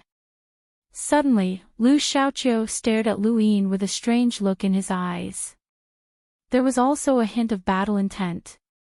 Due to the distance, no one knew who Lu Xiaoqiu was looking at. Only Lu Yin could sense that Lu Xiaoqiu was looking at him. It was a strange feeling. Could it be that this person could sense his strength? Lu Yin found it strange, but the invisible aura technique was very useful. At the very least, Lu Xiaoyun and the other leaders couldn't sense his true strength. Only Lu Xiaoqiu acted strangely. Boom! In another arena, Michelle had been defeated by Yu Xinzi. Against that vortex, all of Michelle's attacks were useless as they were easily dispelled. The difference between them was too great. Shiyu had also been defeated. Even though her strength was close to an area master's, she was still lacking when facing a true area master. Dark Void had also been defeated, but his defeat was baffling. His battle had been an eye-opener for Lu Yin, not because of Dark Void, but because of Dark Void's opponent, a seemingly humble person. In the arena, the black ink slowly faded away to reveal a young man in long robes. He held a brush in his hand, an ancient writing tool that gave him a scholarly air. It was this person who had defeated Dark Void. Many people were confused, unable to understand this person's attack methods. Atop the peak, Astral 2's leader, Han Chong, smiled. He hadn't expected that those old fogies would allow their disciples to participate in such a competition. Interesting. The most eye-catching battle of the third round was a violent confrontation. On one side was Astral 7's Dai Ao, the guardian who had broken through 3 academies, and on the other side was Astral 10's Lulu Mavis. No one had expected these two to fight so fiercely. Lulu's terrifying strength clashed with Dai Ao's starburst palm, and they clashed head-on from the very start. The spectators were all fired up, especially one from the Mavis family. The Mavis family had always been synonymous with wealth, and everyone knew that they were very strong. However, few knew exactly how strong they were. This battle had made countless people realize just how strong the Mavis family was. There was no need to hide her terrifying strength, as she had forcefully broken Dai Ao's starburst palm. Dai Ao endured the pain as he looked at Lulu. This woman was very strong. Lulu rubbed her reddened wrist. Hey, you're still not using your innate gift of gravity. Dai Ao frowned. Then be careful. Lulu pouted. Boring ego. With that, her body suddenly disappeared. This was White Flash, and Night Queen Yanqing, who was watching from the peak, raised an eyebrow. Dai Ao's eyes widened. He hadn't expected this woman to possess such extreme speed. However, gravity was the nemesis of speed. In the next moment, the entire battle stage was enveloped by a black gravitational force. The gravitational force was 150 times stronger than normal, causing the ground to crack. Lulu's body flickered as she appeared in the air. Dai Ao struck out with his palm, similarly using the starburst palm. However, facing Dai Ao's attack this time, Lulu wasn't able to block it so easily. The gravitational force limited her attack speed. Dai Ao pressed down with a single palm, intending to crush Lulu with pure force. Battle force suddenly appeared on Lulu's body, and she tore through the force to counteract some of the gravitational force. She then counterattacked with a punch towards Dai Ao. Dai Ao's eyes darkened, and the gravitational force on the arena suddenly disappeared. Only a black halo appeared on his palm as he struck out. The starburst palm collided with Lulu's fist, and shockwaves swept out in all directions, tearing through the void. Although the shockwaves were unable to break through the barrier between the two arenas, they changed direction and blasted into the sky. It was as if space itself had been sliced apart, and it was a shocking sight. Lulu was pressed into the ground by Dai Ao's palm. The black halo of gravitational force greatly increased the power of the starburst palm, and it crushed her heart meridian. Lulu had been defeated. In a distant arena, Grand Annie Mavis shook her head. Lulu was still young, and she had not truly grasped the Mavis family's strength. However, she had tried to learn from other races to increase her strength, which had led to her taking a wrong path. In an arena just a few meters away from Grandani Mavis, a man looked at her with trepidation. At this moment, there was no arena beneath Grandani Mavis's feet, as everything had been reduced to dust. As for her opponent, he had long since disappeared. This freakishly strong woman. Xiao Luo, Silver, and Little Pao did not fight intensely. Perhaps it was because their opponents were not strong, but they had smoothly passed the third round of battles. Next up was the fourth round of battles, and the student leaders of the various academies would also participate. In the Life-Seek realm, outside the arena plains, all of the spectating students had solemn expressions. This was the true beginning of the astral combat tournament. In front of their screens, countless people were excited. Would the 10 student leaders be able to fend off the freakish geniuses who had recently joined the Astral Combat Academy? Wudu was so excited that he did not know what to say. This season's Astral Combat Tournament was enough for him to split it into 5 segments. Within Astral 10 space station, Madame Nayland was sipping her tea as she stared at the screen with anticipation. She hadn't told Lu Xiaoyun about Lu Yin's survival in outer space because it was simply too unbelievable. No one would believe that a melder could survive in outer space. Because of this, she had high hopes for Lu Yin. In the Great Yu Empire, Undying Yushan stood up with a solemn expression. Little Yin was finally going to fight. In the Anna family, Jenny Anna was speechless. She had heard countless rumors that the Astral Combat Academy was filled with freakish geniuses, but it was only now that she truly understood. Was Lu Yin really going to compete with these people? On Earth, countless people were excited as they stared at their screens. At this moment, no matter what they were doing, as long as they could watch the tournament on their screens, they would all put down whatever they were doing and wait for the real Astral Combat Tournament to begin. The fourth round of drawing lots took a full 5 hours. 5 hours later, Lu Yin and the others stood up on a high peak. At this moment, the arena plains changed once again. The remaining 54 participants and the 10 seated contestants made a total of 64 people, and they were supposed to be divided into 32 arenas. However, the entire arena plains had returned to their original state, and even the traces of the previous battles had disappeared. The next round will be one battle at a time. There's no need to be dazzled, someone commented. That's true. The previous Astral Combat tournaments have always been like this. There's only one arena for the fourth round of drawing lots. No one can rely on luck to pass this round. Wrong. There's someone who's relied on luck to survive until now. That Louis not only used other people's help to defeat Craner and Heart Phoenix, but he also shamelessly created public opinion to promote himself. A while ago, he even made up a rumor that he died at the pirate port, and there was even a video of it. He's really shameless. That's true, but the higher he climbs, the harder he'll fall. This is a stage for the entire universe. Let's see how he'll survive. On a high peak, the number 1 suddenly appeared in front of Feng Shang. He looked up and tapped his finger lightly, causing his body to appear in the center of the arena plains. Lu Yin was astonished, as he had not expected a realm master to fight in the first round.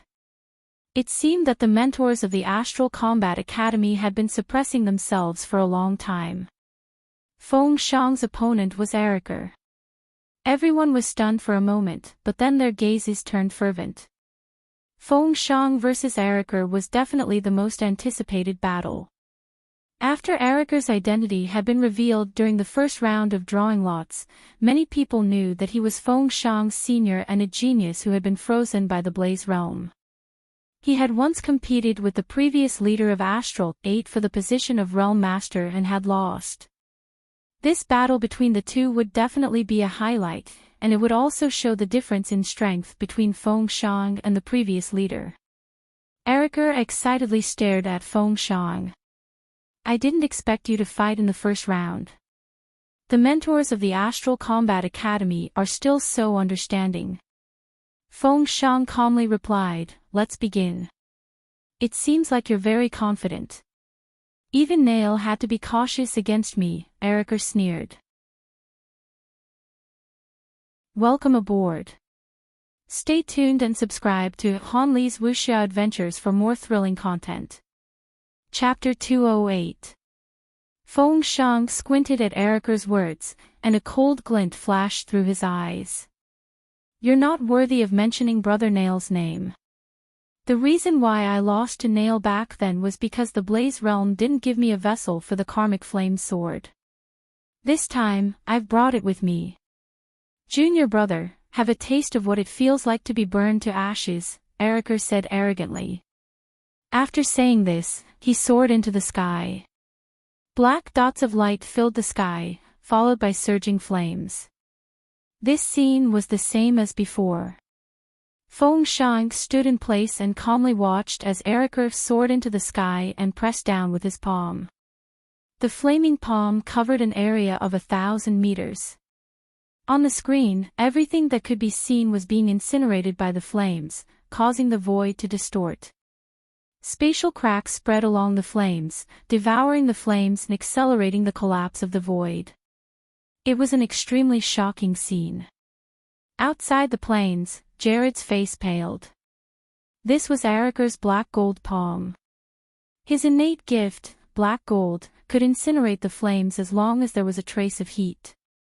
The flames were extremely hot, and when combined with the Blaze Realm's battle techniques, they formed a battle technique that Erica had used to dominate the Astral Combat Academy. It was also his trademark. Tearing through the void was the mark of a powerhouse.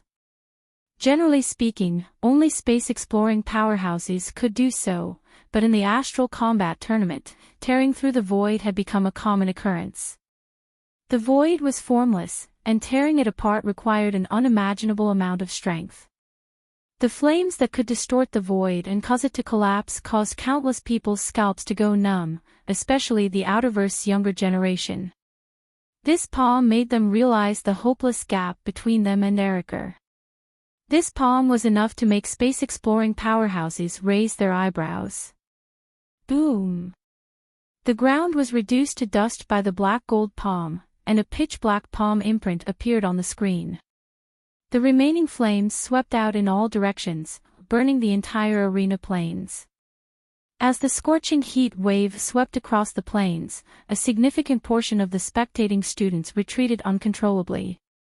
Even the nearby peak where the student leaders were seated trembled. Lu Yin's eyes narrowed. Lu Yin's eyes narrowed. What a powerful palm, and what a high temperature. Compared to him, a nuke and the rest were nothing. As the flames on the ground burned away, everyone looked inside. How was Feng Shang doing? A gust of wind blew past, dispersing the last of the flames to reveal a trace of green. The ground within 1,000 meters had been incinerated by the palm imprint, and only that trace of green remained unscathed. Feng Shang's body was surrounded by a hurricane, and he slowly looked up. Is that all you've got? Many students cheered and shouted Feng Shang's name. In front of their screens, countless spectators sucked in a breath of cold air. That attack, which could be considered as a picometer's power, had not caused even the slightest bit of damage to this person. This was a student leader of one of the top 10 combat academies, a Trial Zone's realm master. High up in the sky, Erica's pupils shrank. Impossible. Even Nail would have had a hard time taking my dark gold palm head-on. How are you completely unharmed? Feng Shang's eyes were cold. Times have changed. Frozen geniuses. What a joke, they're just a bunch of pitiful creatures who can't keep up with the times. Shut up, you're just a mere follower of Nail. I'll let you experience the top battle techniques of the fire domain, Erica roared.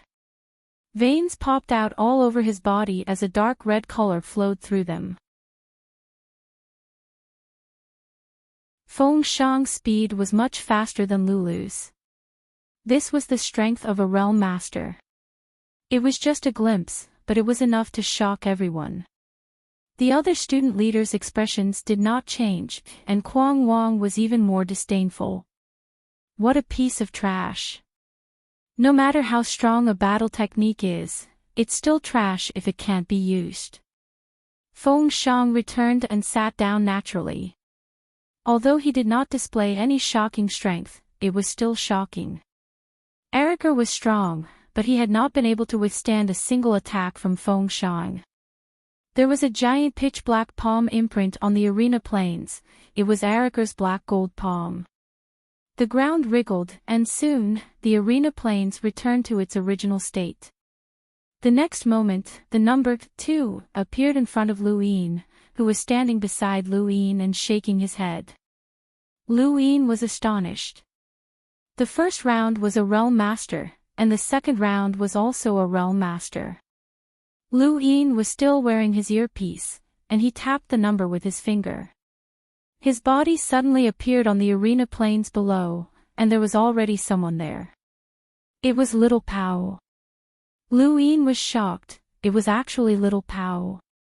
He wasn't the only one, everyone from Astral 10 was shocked as well. Little Pao versus a realm master. Lu Yin looked very young, and he was also very hooligan. However, no one dared to underestimate someone who had become a realm master, not even Astral 9's realm master. Out of the 9 trial zones, the Tao of Seed was considered to be the zone with the most ancient bloodlines. There were many bloodline inheritances there, just like the other zones' battle techniques and cultivation methods. As the Tao of Seed's realm master, Lu Yin had never revealed his strange bloodline's innate gift. At this moment, no one knew if Little Pao would be able to force him out. Little Pao's expression turned serious.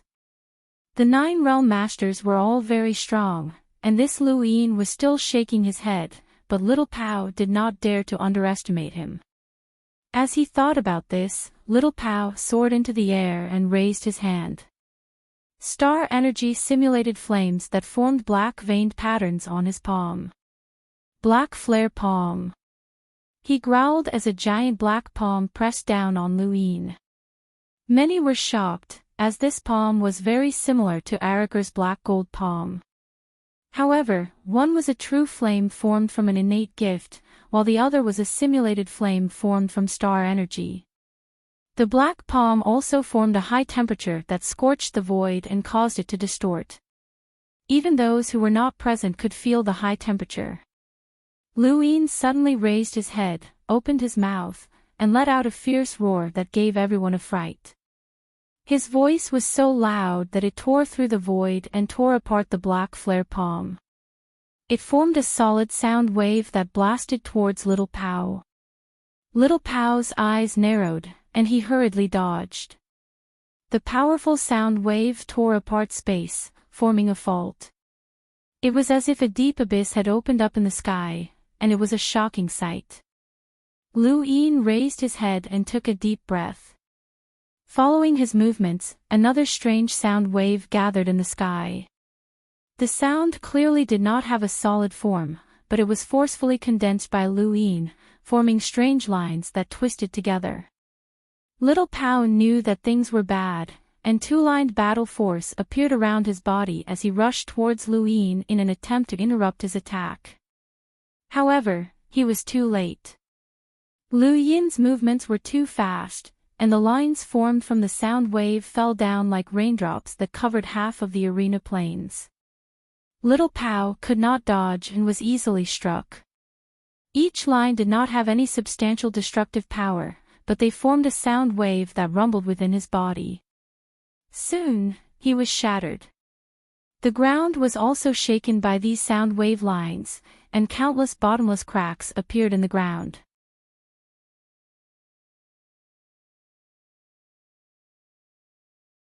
How had he survived? His strength was also a little terrifying, and she hadn't been able to see his speed at all. Countless people were shocked, and even more people in the universe were shocked, especially those in the Great Yu Empire. Gerbach and the others couldn't understand this battle at all, as the difference between their levels was too great. Undying Yushan smiled. Not bad, not bad. At the edge of San Dios, Wendy Yushan was astonished. Compared to a Lammeter, this speed was a little too fast. No, he was just a melder. Suddenly, Wendy Yushan recalled that Lu Yin was currently the leader of Astral 10. Once he truly became a realm master, he would automatically join the Council of Astral Academy, and his status as a member of the council would be the same as hers. Wendy Yushan wasn't the only one observing Lu Yin in San Dios. Puyu was doing the same, but his mood was completely different. He was even furious. Baser, that trash. Why didn't you just kill him? Behind him, a figure stood silently. It was Vulture, who had fought with Lu Yin before. At this moment, he was also looking at Lu Yin on the screen. Before Lu Yin's shock could fade, two more people appeared on the plains. One was Grandani Mavis, and the other held a simple longsword. It was obvious that she was from the Myriad Sword's peak. Lu Yin was rather concerned about this disciple from the Myriad Sword's peak. He would eventually cross paths with this colossus in the future. Outside the arena plains, Lulu gritted her teeth as she glared at Grandani. This damned woman had just shown off to her. This battle had been shocking, but it had ended quickly as well. The Myriad Sword's peak disciple, Namu, had the strength to fuse 3,000 swords into one, which far surpassed Zhao Yilong's. However, he had still been forcefully defeated by Grandani. Like Lulu, Grandani had relied purely on strength, but the shock of her strength was enough to make one's scalp go numb. It felt as if there was no limit to her strength. The next few battles didn't have any highlights, and they were all one-sided. Although her opponents were also area masters weren't that strong on this stage. Big Pow and Little Pow both had the strength of a top-tier area master, but they were still instantly defeated. It wasn't until Xiao Luo's appearance that Lu Yin straightened up. He had never been able to see through this person's limits. As for Xiao Luo's opponent, Lu Yin felt as if fate was playing with him. It was actually Jared. There was no need to elaborate on Jared's grudge with Astral 10. The Blaze Realm had originally wanted to replace Astral 10, but Eriker had been instantly defeated by Feng Shang and Long Yi had been stomped to death by Lu Yin. Of the three great powers, no one from the Ross Empire had reached this stage, leaving only Jared.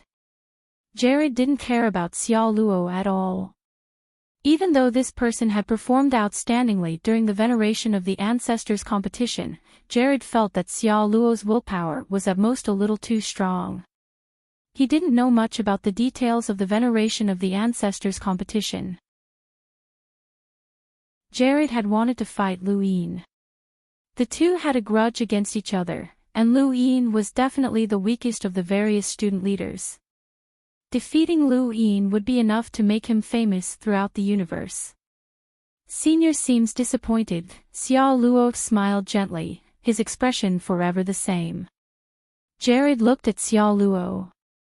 There's no need for nonsense. Die. He then raised his right arm. This posture left a deep impression on everyone. Wasn't this the karmic flame sword that Eriker hadn't been able to use? Did this person want to repeat it? Xiao Luo's eyes lit up, and he looked at Jared expectantly. As an area master, Jared was also the strongest descendant of the Blaze Realm, so he naturally wouldn't make the same rookie mistake as Eriker. He didn't have that sliver of flame, so he didn't have much time to prepare. Very soon, he lowered his arm, and a sliver of flame ignited by star energy formed a strange sword light that slashed towards Xiao Luo. It incinerated space and tore open cracks along its path, causing the ground to burn and melt. This was the karmic flame sword. Although it wasn't ignited by an ancient flame, it was still extremely powerful. Many students retreated as they felt the scorching heat. Just from this attack, it was enough to see the strength of the Zone Lord Jared. Only a Zone Lord could tear open space so easily. Xiao Luo stepped forward with his right foot against the karmic flame sword and struck out with his palm. As his palm collided with the karmic flame sword, an arc-shaped shockwave swept out, splashing across the ground and piercing through a nearby mountain.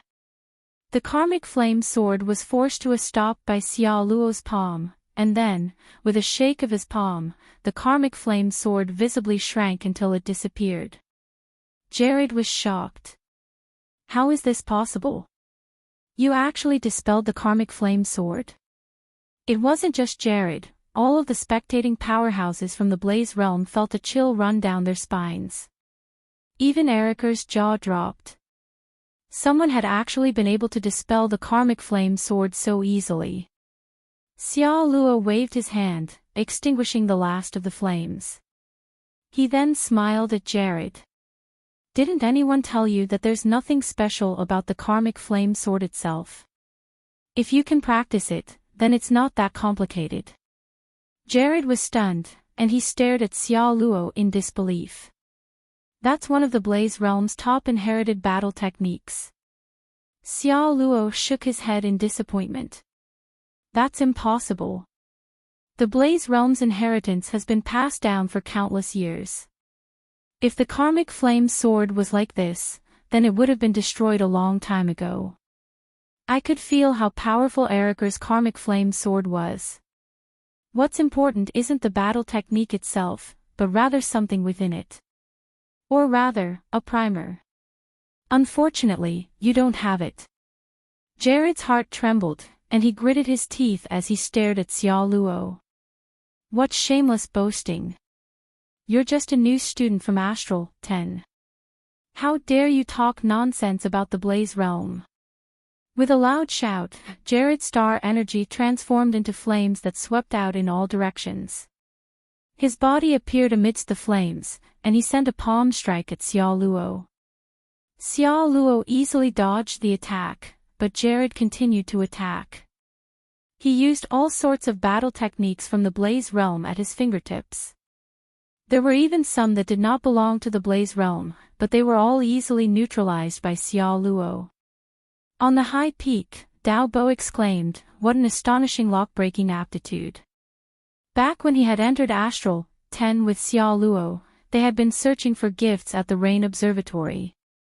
At that time, he had fused the die into Delay's body, and he had been the first to grasp the realm of infinite star energy changes. However, Xiao Luo had surpassed him not long after that during the freshman competition.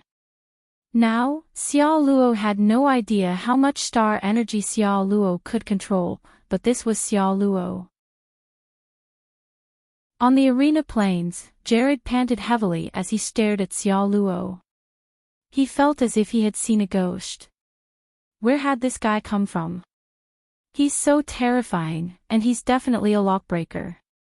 The technique that had just neutralized his attack was also a lockbreaker's technique. There were actually lockbreakers in Astral 10. There were almost 20 lockbreakers in the Astral Combat Academy, but only a few had reached this stage. Xiao Luo's performance had even shocked Dao Bo, let alone the other lockbreakers. Lu Ji was stunned. She felt that Xiao Luo was much stronger than her. How could this be? Jared's eyes flashed, and he charged at Xiao Luo once again. Xiao Luo's eyes flashed as he saw Jared's hands flip over.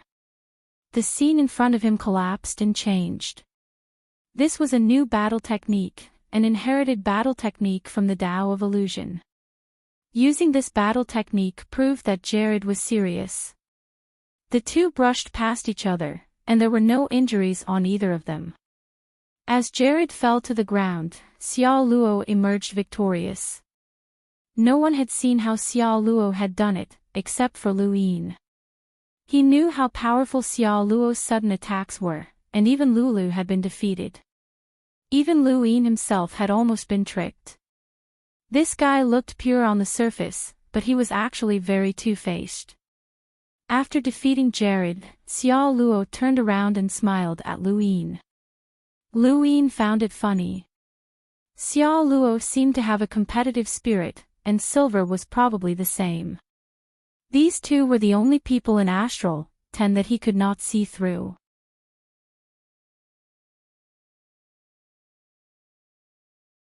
No one had thought that the golden undying bird would be sealed in ice. The confrontation between ice and fire was completely one-sided. Atop the high peak, the student leaders of the various academies had solemn expressions. What a powerful domain! Even the Phoenix family's undying bird can be sealed in ice. Shueluyun, do you know how strong this area master of yours is? Feng Shang asked with a strange expression. The others all looked at Shueluyun. Shueluyun's gaze was indifferent as he stared at Shaw. There was a rare look of surprise in his eyes, as he truly did not know how strong this person was. Outside the arena plains, Xiao Luo frowned. He hated this Shaw, who had the same aura as Silver.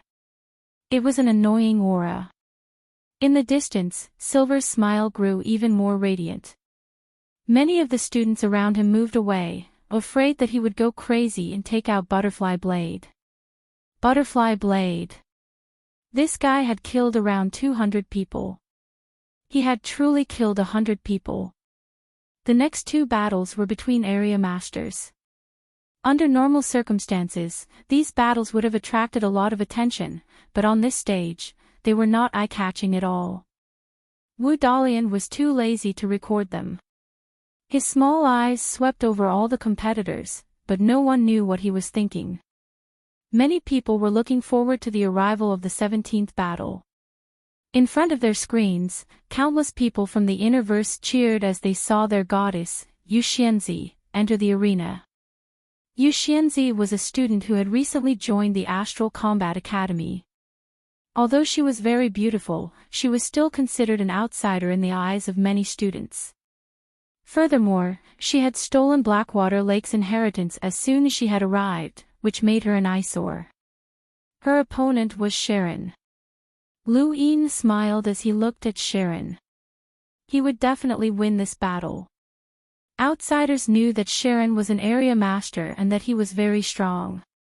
Otherwise, he would not have been able to occupy White Bones Hollow. However, only Lu Yin truly knew Karen's true strength. His domain and control of star energy aside, just the unveiled sword alone was enough to allow him to move unhindered. He was definitely a strong candidate to challenge a realm master. However, he had not revealed his true strength, and he could not bring the unveiled sword into the Life-Seek realm. Yu Xianzi slowly bowed in front of Sharon. "Senior, please excuse me." Sharon casually replied, "It's my honor to battle with the Frost Moon sect's young master.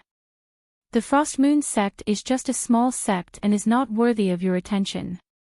Please show mercy." Yu Xianzi's tone was respectful, and when paired with her pleasant voice and beautiful face, many people would fall head over heels for her. However, Sharon was not one of them. He had been thinking about his sister-in-law, and when he thought about her, he was reminded of Lu Yin. He subconsciously looked up and coincidentally met Lu Yin's gaze. Lu Yin glanced at him before looking at Yu Xianzi. At this moment, this woman was not holding back and had immediately used Blackwater Lake's inheritance battle technique. Star energy mimicked flowing water, forming a whirlpool that protected Yu Xianzi's entire body. A cold moon hung in the sky, looking extremely dazzling. It made Yu Xianzi look like a fairy from the moon. Karen's expression was solemn as he watched the gradually expanding whirlpool. More than one area master had been killed by the whirlpool. The seemingly ordinary flowing water possessed a terrifying destructive power that no matter how strong one's physical body was, they would not be able to withstand. This ancient battle technique was indeed powerful. Sharon was a genius lockbreaker, and in terms of contributions, he far surpassed Xiao Luo and Lu Yin. As the star energy spread out, a mysterious undulation swept through the area. Yu Xianzi was shocked. This was a domain. She had not known that Sharon had comprehended a domain. This was the first time that many people had witnessed the power of a lockbreaker's domain. Sharon stepped into the whirlpool with ease and then walked over to Yu Xianzi. Do you still want to continue? Many people did not understand why Sharon had broken through Yu Xianzi's battle technique so easily. Yu Xianzi was shocked, but then she felt dejected. I'm not as strong as you. Thank you for showing mercy, senior. She then disappeared and left the Life-Seek realm.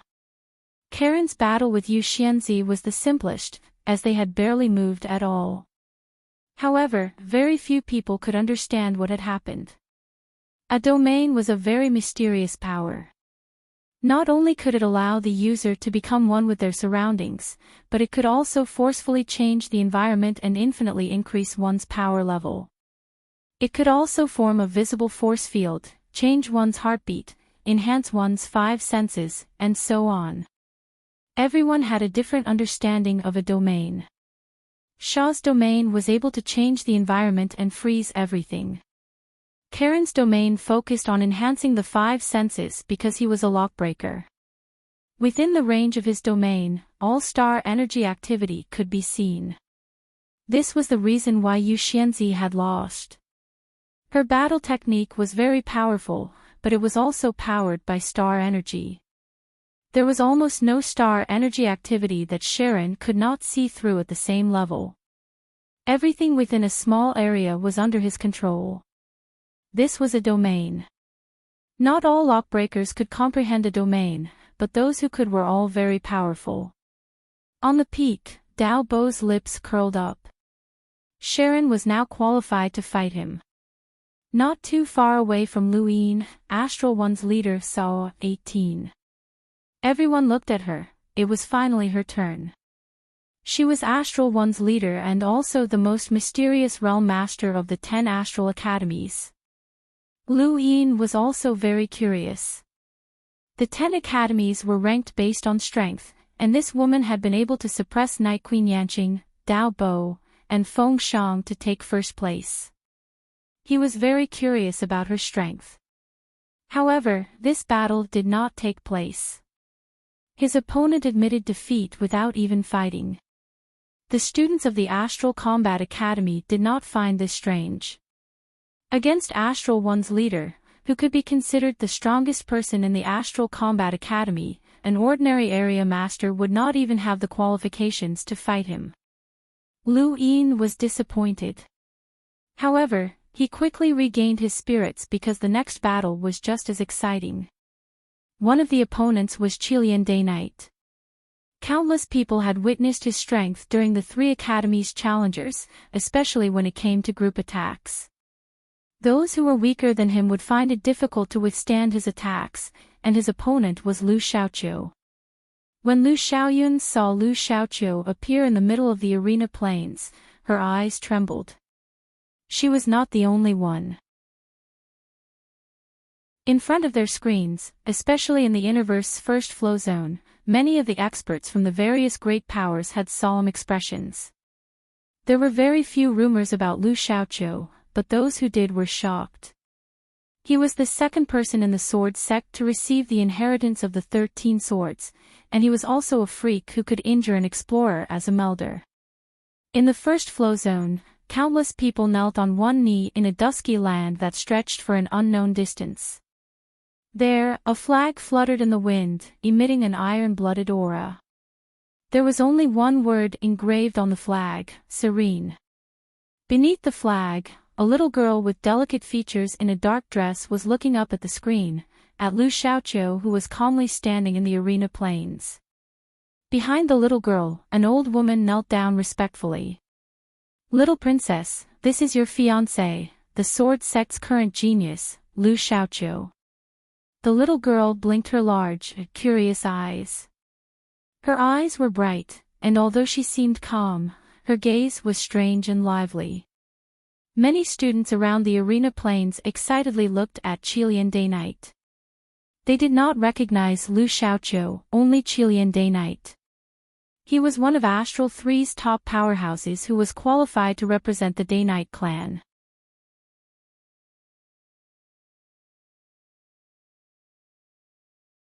He won just by spilling ink non-stop. No matter what, the Bonnie Phoenix was still a fallen undying bird, but his death was even more tragic than Heart Phoenix's. At least Heart Phoenix had released the golden undying bird. Bonnie was very sullen, but he had no way to deal with Chu Feng. That's a very strange technique. Why does it seem a little similar to Han Chang's? Nearby, Feng Shang smiled. Chu Feng and Han Chong both come from the Innerverse erudite flow zone. That flow zone is very strange, and it inherits the style of ancient scholars. Its attack style is very different from the other flow zones. No wonder. Lu Yin understood. The 2 consecutive battles were incomprehensible, but the next one excited many. One of the participants was Zhang Shi from Chaos God Mountain. He had defeated Tiancong Day Knight and used the Day Knight clan as a stepping stone to become famous throughout the universe. His opponent was Xia Yi, a powerhouse from Astral 5 and the area master of the Tao of Heaven's machinery mound.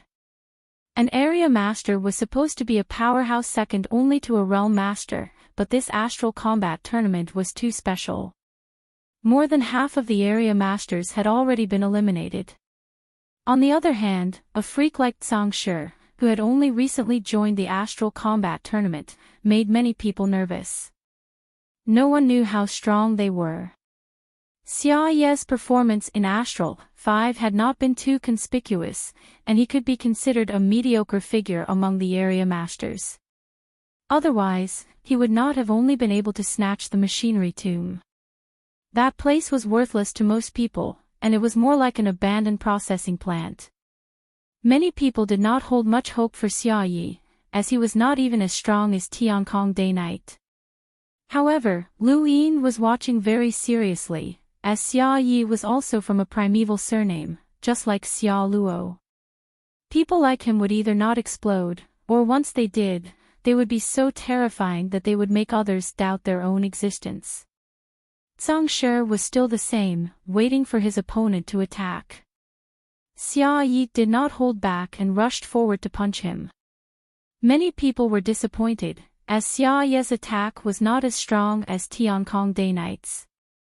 His strength was definitely not on par with Tiancong Day Knight's. Zhang Shi's gaze was calm, and he dodged a few times before suddenly attacking. His body swayed as he tried to disrupt Xia Yi's attack rhythm. Xia Yi did not disappoint, as he was caught and then smashed into the ground. Many students from the Astral Combat Academy sighed. Xia Yi had been defeated, and it was a pity. Zhang Shi leapt out of the crater and looked at his fist with a strange expression. There was a hint of confusion in his eyes, and he was not as confident as he had been when he had defeated Tiancong Day Knight. Xia Yi's body had not dissipated, and he was not dead. He slowly stood up and rubbed his abdomen. As expected of a disciple of Chaos God Mountain. His attacks are so strong. Zhang Shi looked at Xia Yi strangely and spoke for the first time. Your heartbeat isn't right. Xia Yi smiled casually. Don't worry about it. It's just a habit. Zhang Shi's eyes narrowed, and he clenched his right fist. Suddenly, he took the initiative to attack, punching Xia Yi in the heart and sending him flying. Xia Yi's back was repelled by the shockwave, and he crashed into the mountain walls of the high peak. Even after that, he was still pierced through by the unstoppable force and smashed into the ground. Countless people in front of their screens sucked in a breath of cold air. This attack was too vicious. If Eriker and the others' attacks were dazzling, then Zhang Shi's attack represented the pinnacle of strength. It was different from Grandini's pure strength, and there was a sense of sharpness to it. Everyone had thought that Xia Yi was dead for sure, but he still stood up and walked back to the center of the plains. He rubbed his chest, and his heartbeat suddenly changed as it sped up. In that instant, Zhang Shi's expression changed, and he raised his arms to block the attack. Before the Xia Yi in front of him could disappear, another Xia Yi appeared in front of him. This was an afterimage created by Xia Ye's extreme speed, and it had not pierced through the void. Bang! There was a loud explosion as a shockwave swept out and tore the ground apart. Zhang Shi was sent flying just like Xia Yi, and he crashed deep into the ground. Xia Yi leapt up, but his entire body slammed into the ground, causing the crack in the ground to widen even further. Loud explosions rang out in everyone's ears, and it seemed as if the entire arena plains were about to be overturned. Many people were dumbfounded. Who would have thought that the usually gentle and quiet Xia Yi would suddenly explode?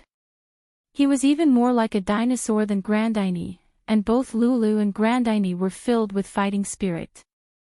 With a roar, Zhang Shi retaliated. Their fists collided, and a turbulent shockwave spread out, inadvertently killing many of the spectating students. Even the mountain peak was torn apart by the shockwave. The two figures rose from the ground and clashed in midair, tearing through the void. The disciples of Chaos God Mountain had abnormal physical reactions, and they could effectively dodge battle techniques. For example, Tiankong Day Knight's attack had no effect on Zhang Shi, but Xia Yi did not attack at all. In other words, Tiankong Day Knight's attack had accurately calculated the direction that Zhang Shi would dodge in, so Zhang Shi had no choice but to meet the attack head-on. This Xia Yi is very strong to be able to force a disciple of Chaos God Mountain to fight head-on.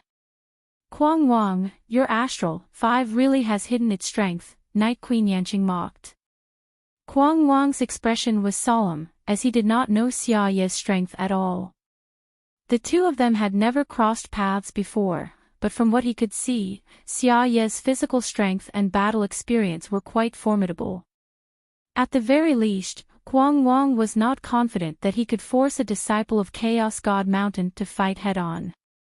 There was a loud boom, and Zhang Shi's body suddenly turned purple. A shockwave swept out in all directions, almost causing the void to collapse. 4 lines. That's 4-lined battle force, someone cried out. The first 4-line battle force powerhouse to appear in the Astral Combat Tournament. As Zhang Shi's 4-lined battle force erupted, Xia Ye's entire body was blasted into the ground and suppressed just like before. Zhang Shi's gaze turned sinister. Chaos God Mountain had always been the overlord of the dark powers, so he showed no mercy in his attack.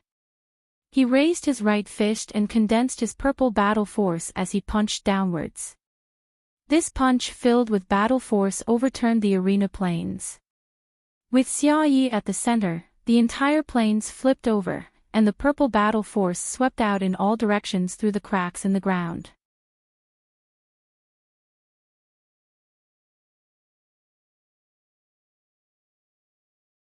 Many students silently looked at Night Queen Yanqing, including those in front of their screens. Countless people were staring at Night Queen Yanqing, as she was a Night Queen from the Day-Night royal family. Night Queen Yanqing's opponent admitted defeat.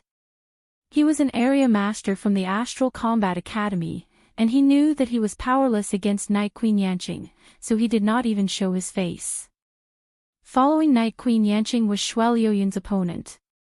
Astral 4's leader also had no opponent, and his opponent immediately admitted defeat. 2 strangers appeared in the next match, but they could not be considered strangers. One of them was Astral 5's representative from the Knocking on the Dragon's Door, and his opponent was a beautiful girl. When the girl's name was announced, Lu Yin was stunned. Angie. What a familiar name. He thought about it and suddenly remembered that she was the young matriarch of the Umbral Butterfly tribe. Mu had mentioned that their young matriarch was in the Astral Combat Academy. So it was her. The Umbral Butterfly tribe seemed to be able to absorb the power of plants to infinitely strengthen themselves. Although they had their weaknesses, Lu Yin looked around. This was not a swamp, so there were no poisonous plants. There were quite a few ordinary plants, and although they could not provide much power, they could still strengthen themselves. He was curious to see how much Angie could strengthen herself. However, the results disappointed him, as the battle ended quickly. Angie's strength was not bad, and she could be considered close to an area master, but against Tubo, she was defeated in an instant. Lu Yin shook his head. The young matriarch of the Outerverse Umbral Butterfly tribe was too weak. It could only be said that the Astral Combat Academy had accepted too many geniuses, including geniuses from the entire universe. It was not something that a normal person could imagine, and even Schutz, the #1 expert of the Great Yu Empire's younger generation, could not even make it past the first round. Very quickly, a person appeared in the arena plains, Silver. His appearance attracted the attention of countless people, as his performance in the 3 Academies tournament had been too dazzling. His killing domain had caused many to tremble. His appearance also attracted the attention of Dao Bo and the other student leaders. Although he was only a melder, the fact that he could reach this stage meant that he was a freak. Silver's opponent was from Astral 9, and he was not a nobody. He had also participated in the knocking on the Dragon's Gate. His name was Main, and his face was pale. His entire body exuded a suffocating aura of death, and he looked like a corpse. One had a creepy smile, while the other gave off a chilling aura just by standing there. The two were very similar, and this was what many people thought. In the Great Yu Empire, Undying Yushan was seriously watching his screen. Ever since Silver had joined the Astral Combat Academy, the Great Yu Empire had been investigating his background, but there had been no progress.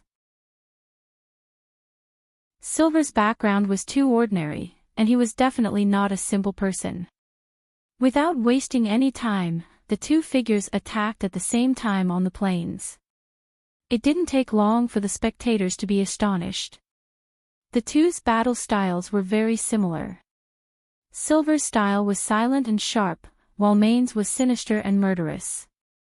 The two were like two ghosts that shuttled back and forth across the plains. Xia Yi and Songshir's battle was earth-shattering, while Silver and Main's battle was like a ghost's. Many people were bored by it, as they could only see two shadows constantly crisscrossing each other, and they could not see anything special about each other. However, a significant number of people had serious expressions, and some were even shocked. Silver had already used his domain, but he was still unable to take down Main. This was because Main's body was covered by a layer of gray air, 3-line battle force. Everyone's understanding and usage of power was different. Xia Yi and Songshir's usage of power was destruction, while Main's was defense. He even used a layer of incomprehensible gray air flow to conceal himself, not wanting to be discovered. Silver's domain was like mercury flowing through the ground, pervasive yet undetectable. The only exception was the butterfly that separated from Hua. Only Butterfly's butterfly blade could be seen. Butterfly's blade was like a butterfly flying through flowers as it wantonly danced about, bringing with it a beautiful silver brilliance that blossomed across the arena plains. Silver's every blade was aimed at a vital point, and the smile on his face did not disappear even after Main revealed his 3-line battle force. It was as if everything was within his expectations. Atop the peak, Lu Yin suddenly spoke up. He can't hold on much longer. Who? Feng Shang asked. That man with battle force, Lu Yin replied. How do you know? Feng Shang was puzzled. Lu Yin pointed at his ear. I heard it. Dao Bo spoke up. Main should also be a genius who was sealed in ice, but he's been sealed in ice for too long. Even now, his body still hasn't completely adapted to his battle force. He won't be able to hold on much longer. Sure enough, it didn't take long for streaks of blood to appear on Main's body. Silver's smile grew even more brilliant, and soon, there was a flash of light, and Main died. The appearance of 3-lined battle force should have been shocking, but it had been concealed by Main. Furthermore, Main had been defeated, so Silver's victory did not cause much of a commotion. Only those who had witnessed it knew how terrifying Silver was. That butterfly blade had cut through three-lined battle force. In terms of threat, Silver was not inferior to Xia Yi. He did not know if these people were really faking it or if they had improved too quickly over the past few months. Each of them had become so terrifying, and it seemed like there was no limit to Xia Luo and Silver's improvement. Lu Yin's improvement was already abnormal, and there were very few people who could match up to an area master within a year or so of joining the Astral Combat Academy. However, Xia Luo and Xia Luo had done it, and they had even surpassed them. Lu Yin had no idea how these two had done it. The next few battles were very ordinary, as Dao Bo and Kuang Wang each faced an area master. Just like before, anyone who had not recently joined the Astral Combat Academy automatically admitted defeat. 31 battles had already been fought, and only one battle remained. Calcifer appeared, and his opponent was an ordinary-looking young girl from Astral 9. Calcifer's origins had been revealed by Astral 1 student leader, as no one else would have known. He had instantly defeated Euro, and this had attracted the attention of countless people. Only the few people on the peak knew of his origins through Astral 1 student leader. He had assassinated Starsabil and was a powerhouse who had been sealed in ice for 100 years. Starsabil was a title, and no one knew her full name. All they knew was that she represented the future, divination, and the hope of countless people. Her sect was also known as a super sect, and this was the impression that the outside world had of Starsabil. However, no one knew the specifics of her identity. Over the countless years, Starsabil had been praised as a form of faith.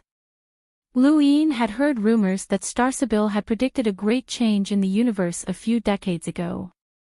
Because of this, various powers in the universe had sealed geniuses in ice, waiting for the day of the great change to break out of the ice and fight for a sliver of destiny. This showed just how influential Starsabil was. Calcifer was definitely a madman who had dared to assassinate Starsabil. Regardless of whether he succeeded or failed, no one would let him go. There was no place for him in the entire universe. However, such a person had openly appeared in the Astral Combat Tournament, and he had even joined Astral 1, which was very puzzling. Lu Yin had heard rumors about Starsabil more than once. The first time he had heard of her was from Geraldine, who was a student of the Great Yu Empire's first military academy. Even a remote place like the Great Yu Empire had heard of and even seen Starsabil, which showed just how influential she was. No one believed that this girl would be able to stop a powerhouse who could instantly kill Euro, except for Calcifer. He stared at the girl in confusion. He did not know why, but the closer he got to her, the more dangerous she became. This was especially so when he wanted to take another step forward. That sense of danger was like a giant blade that could slash down on him at any moment, and it made his heart palpitate. This was an assassin's intuition, and he had felt it more than once. He had always avoided it, except when he faced Starsabil. But now, facing this girl in front of him, this feeling appeared once again. His instincts made him want to retreat, but this was a competition, and retreating meant defeat. Everyone looked at the arena strangely. Calcifer did not move, and neither did the girl. However, the two's expressions were completely different. Calcifer was staring at the girl, but the girl's gaze was drifting around, as if she did not care at all. Many thanks to Brother Lan Chiang for the Guild Master's reward. I'll give you the third update.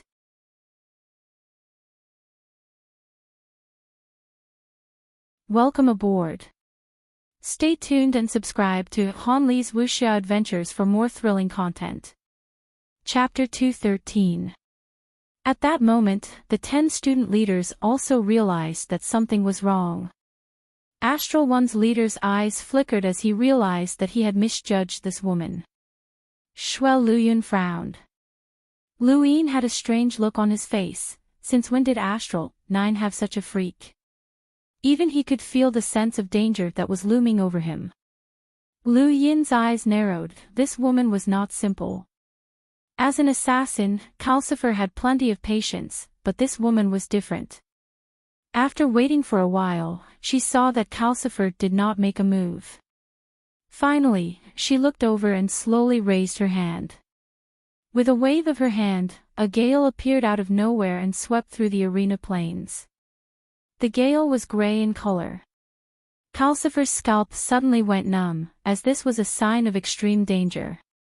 Without thinking, he appeared behind the woman, intending to end this match as quickly as possible. The woman still did not move and just stood there. Calcifer's innate gift, Enhanced Star Energy Dagger, stopped a centimeter away from the woman's neck. His clothes began to decay, followed by his hair and skin. Finally, his entire body decayed and turned into dust that fell to the ground. Everyone was silent, as they had been shocked countless times by this match. This time, however, their shock was tinged with fear. What was this? A living person was gone, just like that. Feng Shang suddenly stood up and stared at the woman in disbelief. Ji Feng, this is Ji Feng. What's Ji Feng? Guang Wang asked. Feng Shang solemnly replied, it's a battle technique that's been lost for a long time. The wind of the four seasons decays everything, so this battle technique should have been lost. How did she learn it? Lu Yin was shocked. Wind of the four seasons and decay. Could it be related to the domain of time? This astral combat tournament has really attracted a bunch of monsters. Calcifer is very strong and can instantly kill an area master, but he can't do anything against these monsters, Dao Bo exclaimed. Lu Yin glanced at him. These people were the real monsters in everyone's eyes. Assassinating Starsabil did not mean that they were strong, they were just arrogant. Calcifer did not give Lu Yin the same sense of danger that Lu Xiaoqiu had, but this woman was different, she was a potential threat. The fourth match ended with the shock caused by this woman called Qiao Ji, and the fifth match was set to take place in 12 hours. Lu Yin immediately left the Life-Seek realm and appeared in the Trial Zone Mountain. Many people had already left. After such a long match, even the spectators were tired, but it had all been worth it. There were too many powerhouses, too many battle techniques, and even four-line battle force had appeared. Countless people in front of their screens, as the match's progress had caught everyone's attention. Only now did they realize how tired they were and hurriedly rested. On Astral 10's Trial Zone Mountain, Lu Yin opened his eyes and immediately saw Michelle, who had awakened at the same time. She saw Lu Yin as well, and the two looked at each other. Aside from a trace of confusion in her eyes, there was no other expression on her face. Coco opened her eyes as well, and she happily ran over when she saw him. Brother Lu, we thought you were dead. Was what happened at the pirate port true? Coco stuck out her tongue. I also think that it's fake. My mentor said that the power of that beam is enough to kill an explorer. You're just a melder, so even a scratch would be enough to kill you. Coco suddenly sized him up and asked expectantly, Brother Lu, are you injured? No, I'm not injured at all. Lu Yin was very straightforward and decisive, which disappointed Coco. Big Pow and Little Pow came over as well, and they looked at Lu Yin strangely. It seemed like his family was worried about him, but there was no need for that now. The entire universe had seen his appearance. There was actually someone else, Mira, the Red Lotus Witch Bow. Mira had actually contacted him, and Lu Yin subconsciously glanced at Michelle. Compared to Mira, the two were stunning beauties. However, Mira was seductive while Michelle was cold and aloof. Back then, Mira had told him that as long as he made some achievements in the Astral Combat Academy, she would be able to recommend him to join the Outerverse Youth Council. Lu Yin fell into deep thought. The Outerverse Youth Council and the Council of Astral Academy were difficult choices to make. Not long after, the crowd dispersed and went to rest. Lu Yin did not think about anything else. His priority now was to settle the astral combat tournament. At the same time, at the peak of Astral 3's Trial Zone Mountain, Night Queen Yanqing's expression was solemn, and there was even a hint of fear in her eyes as she stared at the screen in front of her. A stalwart man looked at her. Remember, you cannot lose the astral combat tournament. No matter who you face, the Night King clan cannot lose. Fear flashed through Night Queen Yanqing's eyes as she looked at the screen. Yes. On the screen, not far behind the stalwart man, a figure stood solemnly with his back slightly bowed. Night Queen Yanqing did not recognize this person, but if Lu Yin was here, he would definitely recognize him as Lu Xiaoge. He should have been following Qingyu, but now, he was standing behind the stalwart man. At Astral 6's Trial Zone Mountain, Sharon woke up. Less than 1,000 meters away, Frankfurt also woke up. They were both area masters, and the two of them were evenly matched. However, at this moment, Frankfurt subconsciously retreated when he met Karen's gaze. The astral combat tournament had clearly shown everyone's strength. Frankfurt could only be considered an ordinary area master, while Sharon was definitely at the top. He could even fight against a realm master. 12 hours quickly passed, and the group once again appeared in the Life-Seek realm. In the first battle, a realm master appeared. Night Queen Yanqing against Chu Feng. Chu Feng's battles were very strange. Dark Void and Bonnie Phoenix were not weak, but they could not display their full strength against Chu Feng. His attacking style came from the erudite flow zone, and he was modest and amiable. He indeed had the style of a scholar. Scholars focused on righteousness, while the Day-Night clan style was slightly darker. Chu Feng's expression turned solemn when he faced Night Queen Yanqing. Use your domain, Night Queen Yanqing said the moment she appeared in the arena plains. Chu Feng's expression turned solemn, and his star energy transformed into a brush. Black, ink-like star energy spread out as a peculiar undulation swept through the area. The crowd stared at this scene, as they were no stranger to it. Dark Void and Bonnie had both been defeated at this moment, and they had not even been able to use their innate gifts. Night Queen Yanqing's eyes were filled with disdain. Your domain is very strong, but do you think that it can seal my Night King clan? The people from the erudite flow zone are still so naive. She then charged towards Chu Feng and swept out with her leg. Purple veins spread out in the air as an incomparably powerful four-line battle force erupted and crushed everything in its path, including Chu Feng. Even the arena plains were blasted apart. Countless people were stunned. Four-lined battle force. Another four-lined battle force from the Night King clan. Night Queen Yanqing's strength shocked countless people. This was a powerhouse from the Night King clan, someone who could instantly kill an expert who had reached this stage. Atop the high peak, Han Chong shook his head. Chu Feng's domain was too one-sided. It had infinitely strengthened his battle technique and tried in vain to seal everything.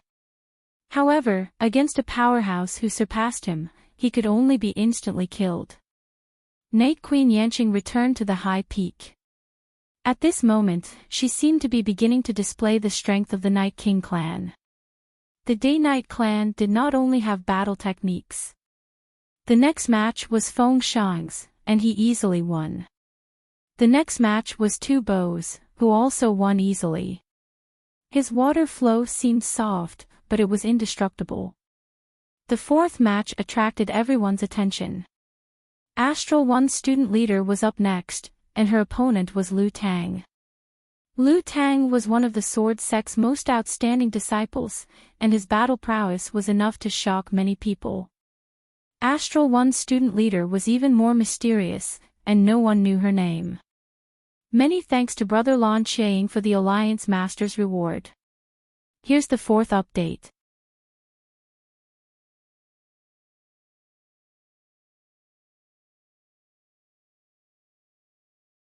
It wasn't just Kuang Wang, the other student leaders and even the academy mentors could not believe their eyes.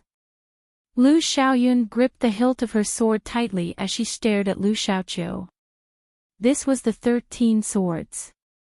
The one that had instantly killed Qilian Day Knight was the first sword, and now, the one that had defeated the Azure Dragon was also the first sword. Just the first sword alone was unfathomable. Astral One's leader, Starsabil, had a solemn expression. The sword's sex strength was publicly acknowledged throughout the universe, and Lu Xiaoqiu was the most outstanding descendant of this generation. The strength that he had displayed so far was worthy of his status. Lu Yin slowly exhaled. This person was a little troublesome. Outside the arena plains, Big Pao and Little Pao were speechless. This was the Azure Dragon that had suppressed them so much that they could barely breathe. It was an astral beast that only a freak from the Divine Great Hall could tame in the Beast Tamer's flow zone, but it had been defeated just like that. The people watching the battle from their screens were even more shocked. That was a dragon, and even an idiot knew how terrifying dragons were. Lu Xiaoqiu calmly looked at Quang Wang, but there was a hint of disappointment in his eyes. If this is the power of a leader, then you're not fit to sit in that position. There was blood at the corner of Quang Wang's mouth, but he laughed inexplicably in an insolent manner. I never thought that I, Quang Wang, would one day be challenged by a realm melder. In the entire universe, I fear no one at the same level as me, but now, I'm being looked down upon by a mere melder. Ha ha ha ha. As he spoke, a dark green blade of grass appeared on the cracked ground beneath his feet. It gradually grew lush, 1 meter, 2 meters, 3 meters, 10 meters. As the blade of grass swayed, it gradually transformed into the shape of a butterfly. As the butterfly-shaped blade of grass bloomed, a dark green light spread out in all directions, enveloping the entire arena plains and even the mountain peak. Everyone felt that something was wrong. There was an indescribable strangeness and awkwardness, as well as a strange sense of danger. A shockwave blocked the area outside the arena plains to prevent the shockwaves from spreading out and injuring the spectating students. However, the shockwave was unable to block the green light, which drifted away like fireflies in the daytime. It was a beautiful sight. Butterfly Emperor Grass. That's Butterfly Emperor Grass. Don't touch those light spots, someone suddenly cried out. This person was from the Beast Tamer's flow zone and had just recalled a terrifying legend. Many people were confused. Atop the mountain peak, Starsabil's expression changed. No wonder it looked so familiar. It's Butterfly Emperor Grass. Quang Wang is really going all out. What's Butterfly Emperor Grass? Han Chong was confused. Starsabil calmly explained, it's a plant-type astral beast. It's very beautiful, just like a butterfly, but the moment it's formed, it disperses all the star energy within its range, creating a vacuum of star energy. It's a very strange and powerful plant-type astral beast. I never thought that Quang Wang would be hiding this. Lu Xiaoyun indifferently replied, it's useless. Although the 13 swords is powered by star energy, it consumes very little. As long as you have a little bit of star energy in your body, you can still use it. Starsabil smiled. The most terrifying thing about Butterfly Emperor Grass is its tyrannical nature. It repels star energy, and any star energy attack will be repelled as long as it touches those green light spots. Simply put, if Lu Xiaoqiu's sword was at full power, it would only have 10% of its power left when it reached Quang Wang. Everyone was shocked. This was truly tyrannical. Quang Wang had actually been hiding such a powerful trump card. It was no wonder that this guy had raised his battle force to 3 lines. Without using star energy, Lu Xiaoqiu would have a hard time fighting purely with his physical body. The introduction of the Butterfly Emperor Grass spread, and countless people stared at Quang Wang in shock. As expected of a freak from the Beast Tamer's Flowzone's divine Great Hall, he could even tame Butterfly Emperor Grass. This is your trump card. Lu Xiaoqiu's tone remained indifferent, and he was not surprised by the Butterfly Emperor Grass at all. Kuang Wang stood in front of the Butterfly Emperor Grass and said in a low voice, "I know that you won't be helpless just because your star energy has been sealed. The Sword Sect doesn't just rely on star energy, but as long as the 13 swords are sealed, I have enough confidence to fight you." Lu Xiaoqiu slowly raised his sword. Swords are weapons, and weapons are divided into long-range and short-range attacks. You seem to have forgotten that swords are originally close-range weapons. Lu Xiaoqiu's body moved with his sword, and his speed broke through the void as he thrust his sword towards Kuang Wang. Kuang Wang's eyes widened. With 3 lines of battle force, he was not afraid of any close-range combat. With a whoosh, Lu Xiaoqiu and Kuang Wang brushed past each other, and blood splattered onto the ground. Lu Xiaoqiu slowly turned around. "You're very strong. You've forced me into a close-range battle.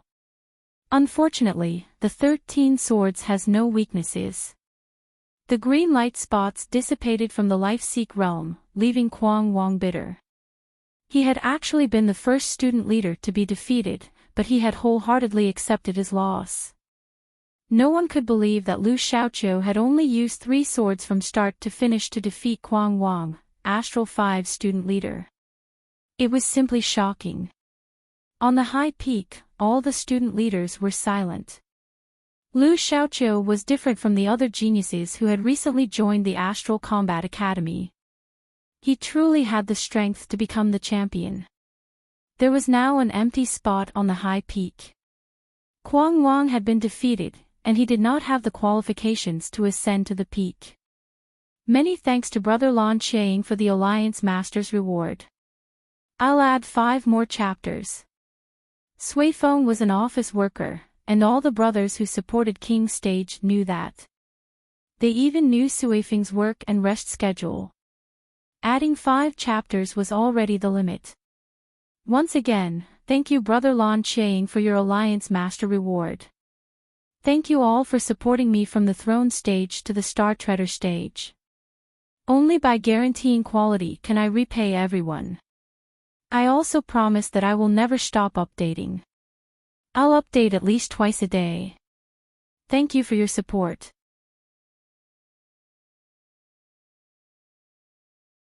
Welcome aboard.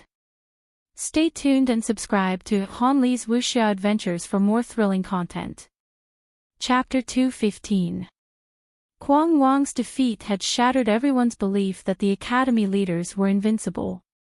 The 10 academy leaders were very strong, but they could still be defeated. Once this belief was born, it could not be stopped. The remaining participants all looked towards the peak, wondering how many seats would be left after the Astral Combat Tournament. The most attractive aspect of the Astral Combat Academy was the Student Council. Joining the council was equivalent to being protected by the 10 arbiters, and only the academy leaders could join the council. Lu Xiaoqiu's defeat of Kuang Wang did not mean that he could join the council. He had to formally challenge the academy leader of his academy before he could join the council. However, since he had defeated an academy leader in the Astral Combat Tournament, he could also formally challenge the academy leader. Everyone's eyes burned with passion. Perhaps he had a chance. The next 2 matches were very ordinary. Han Chong and Xia Yi each won a match. Many people automatically equated Xia Yi with the academy leader, as he was a freak with 4-line battle force. After Xia Yi, it was Shui Liuyun's turn. This Astral 4 academy leader had a cold expression on his face. Everyone had thought that this match would end quickly like Han Chang's, but the outcome was beyond their expectations. The battle had reached a stalemate, and Shui Liuyun's opponent was Shaw. Shaw's performance was very strong, and he had defeated many powerhouses along the way. In his last match, he had defeated Heart Phoenix, sealed the golden undying bird in ice, and nailed Heart to the ground. That scene had left a deep impression on many, but no one thought that he could defeat Xue Luyun. Both of them were from Astral 4, but Xue Luyun was a realm master while Sha was only an area master. However, the results of the battle shocked many, as Xue Luyun could not do anything to Sha. On the plains, the two powerhouses from Astral 4 faced each other.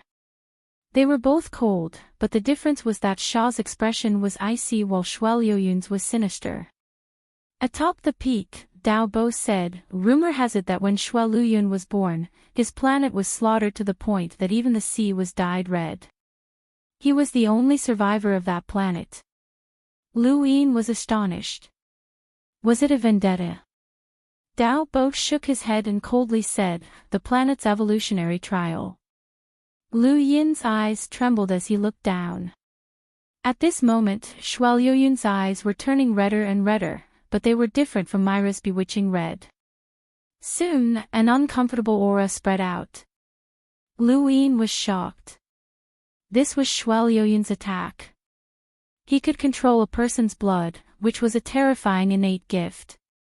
The blue layer of ice on the surface of Sha's body grew colder and colder.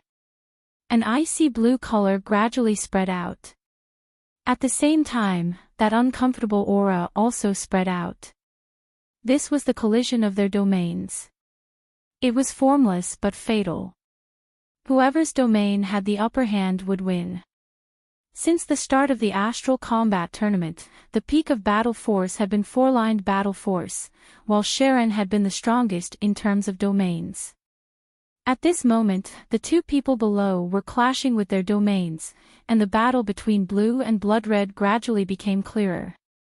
The entire arena plane was enveloped by their domains, changing its color and affecting everyone. The coldness and the acceleration of their blood flow made many people tremble in fear. They felt as if their bodies could explode at any moment. Both of them have focused all their strength on their domains.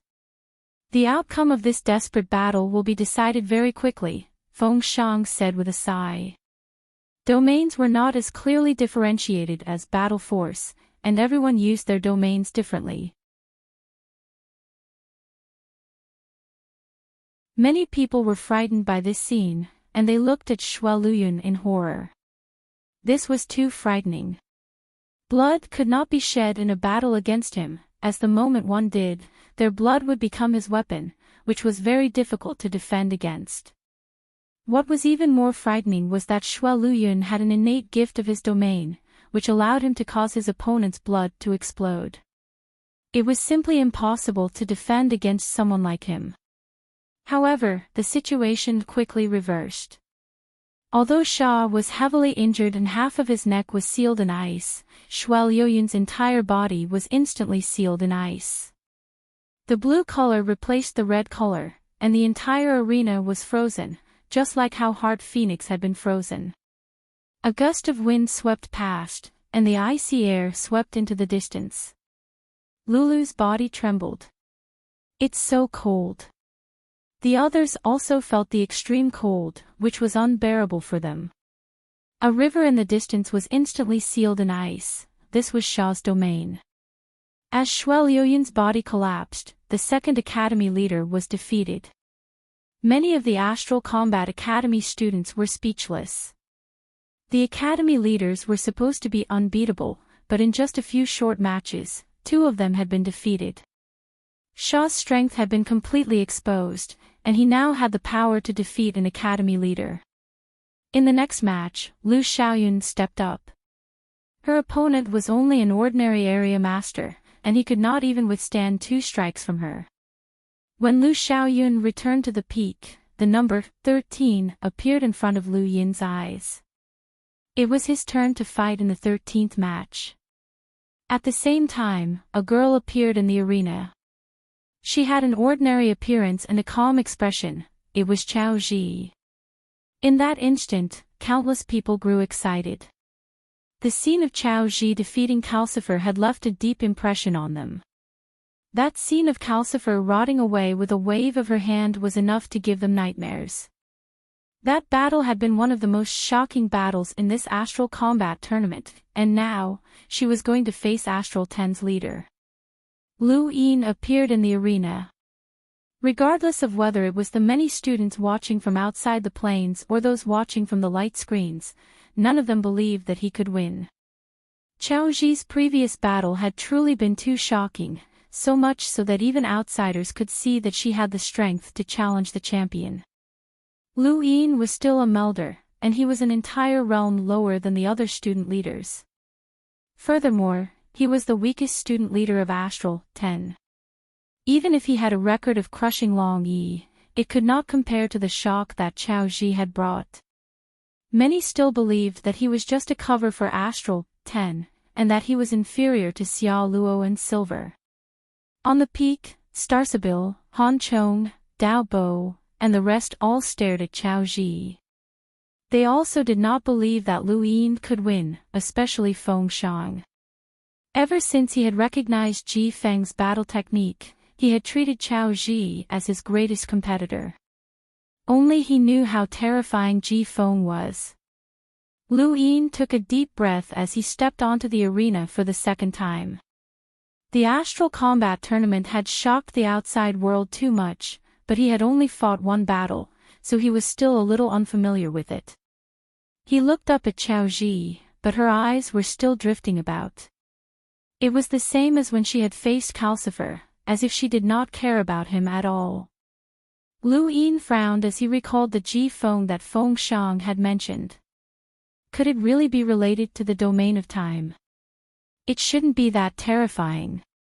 The Astral Combat Tournament had been broadcasted to the entire universe, which meant that neither the serious technique nor the serious palm could be used. If Astral 10's mentors could tell, then the other terrifying powerhouses in the universe could as well.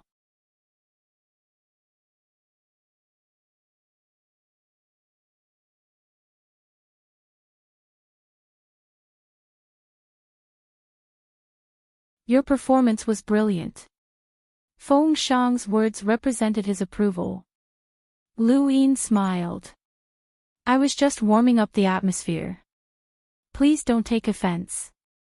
Night Queen Yanqing glanced at Lu Yin fearfully, but she didn't say anything. Lu Xiaoyun's eyes were still filled with shock. She had misjudged Lu Yin, and she had thought that he was just a disguise. She hadn't expected him to be an absolute powerhouse whose strength wasn't any weaker than hers. Why hadn't she noticed him in person?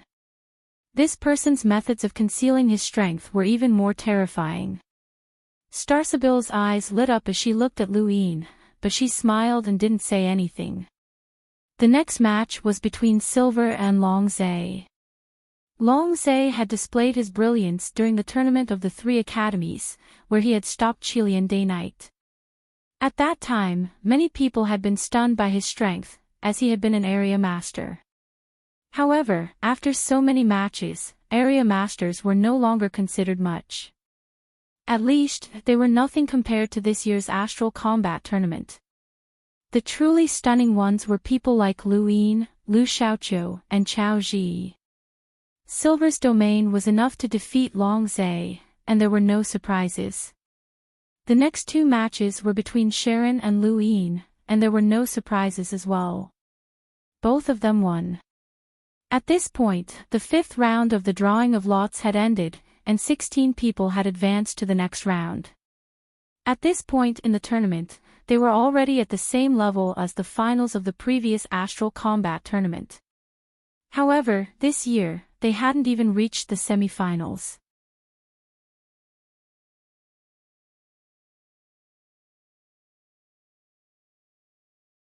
It was tall, but he did not like it. It was too eye-catching, and now was not the time. If any of you want to go up, then go ahead.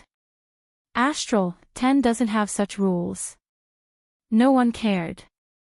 There were only 14 students in Astral 10, so who was he going to show off to?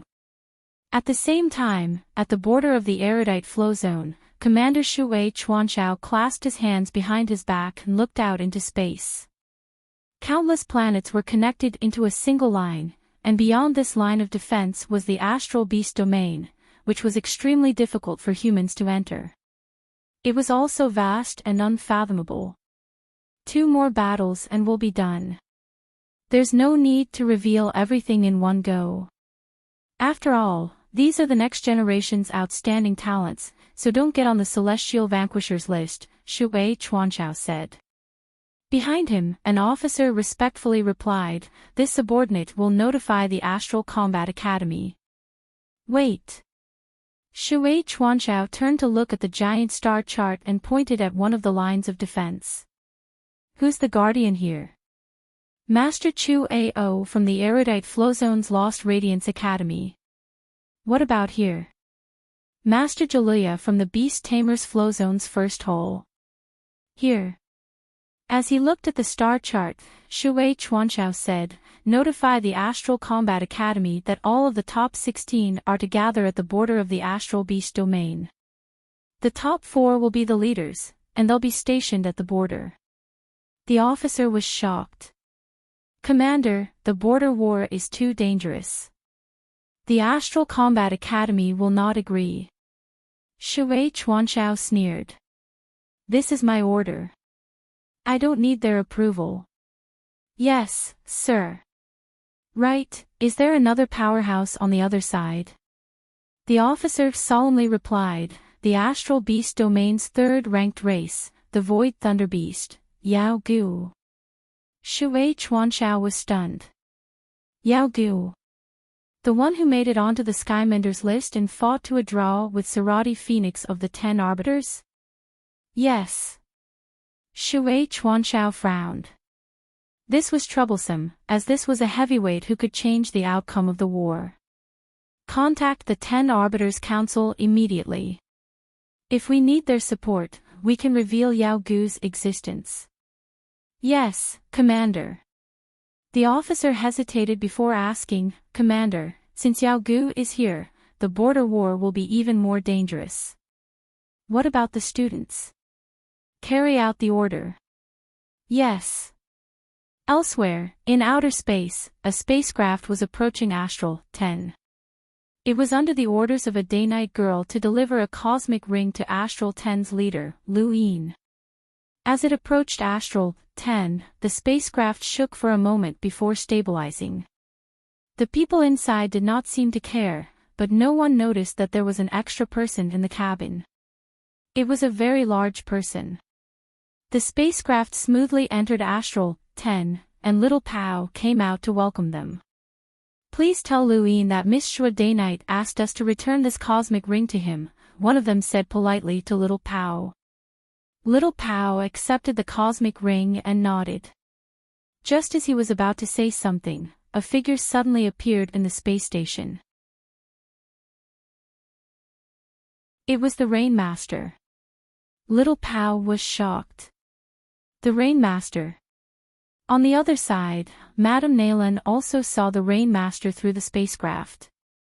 The Rainmaster's expression was solemn as he scanned the entire space station. Suddenly, a cold glint flashed across his eyes. A familiar aura. As he spoke, the star energy in the space station boiled. The large person was repelled by the star energy and could not hide. He took a step forward and tried to charge into outer space. The Rainmaster's gaze was cold. "Since you're here, don't leave, Void Thunder Beast." A Void Thunder Beast. The others were shocked, as they had all heard of this name before. It was a race that was ranked 3rd on the Astral Beast Domain's Heavenly Beast list. They were powerful astral beasts, but this person was a Void Thunder Beast. Roar! An earth-shaking roar exploded in Astral 10.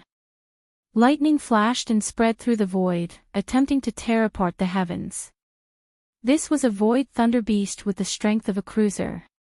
The Rainmaster was not surprised. Void Thunder Beasts were ranked 3rd on the Heavenly Beast list because any adult Void Thunder Beast had the strength of an explorer. This was a very powerful race. "Stay here. Human, you can't keep me here." The Void Thunder Beast roared, and a bolt of lightning pierced through the void. It arrogantly glanced at Astral 10 before charging into the void. This was the Void Thunderbeast's life-saving technique. It was very difficult to kill a Void Thunderbeast, and even though it was only a cruiser, it had an escape technique that even a hunter could not capture. The Rainmaster's eyes widened, and he pointed a finger forward. The void that had originally disappeared distorted, and blood splattered across the void as a strange beast appeared in a sorry state. This was the Void Thunderbeast's true form. The Void Thunderbeast was shocked. Impossible. How can a mere human academy, and Astral, 10, which is the weakest academy, force me out? Impossible. You're too arrogant. Even your ancestors wouldn't dare to charge into Astral, 10. How bold of you, the Rainmaster shouted. The Void Thunderbeast trembled. Enlighter. Human Enlighter. No. I don't want to die. My young master is Yao Gu. You can't kill me. I'm just helping my young master find something that he lost. Senior, please don't kill me. Boom. The Void Thunderbeast exploded, and its enormous body disappeared from outer space. Little Pow, Madame Nalan, and the rest watched in horror. This was a battle that they could not comprehend. It had taken place in the void, an environment that they could not even touch. The Void Thunderbeast had died just like that, and the Rainmaster hadn't even asked about it. Little Pow had never seen such an iron-blooded side of the Rainmaster. Madame Nalan looked at the Rainmaster with a grave expression. They had once thought that Astral, 10 was just an ordinary academy, and that the mentors who stayed behind were at most hunters. However, the strength that the Rainmaster had displayed was definitely above that. The Void Thunderbeast had shouted that he was an Enlighter before dying, which meant that this mentor was an Enlighter, which was a realm above the hunter realm. Why would an exiled academy have an Enlighter? Could the rumors be true? Had Astral, 10 become a prison ever since the Dean had gone crazy 1,000 years ago? The Rainmaster watched as the distorted void gradually calmed down and then turned to look at Little Pow. Without saying a word, he calmly left. Little Pow exhaled. It was too terrifying. That kind of power that could destroy the void with a flick of his finger was too terrifying. The Void Thunderbeast had been unlucky.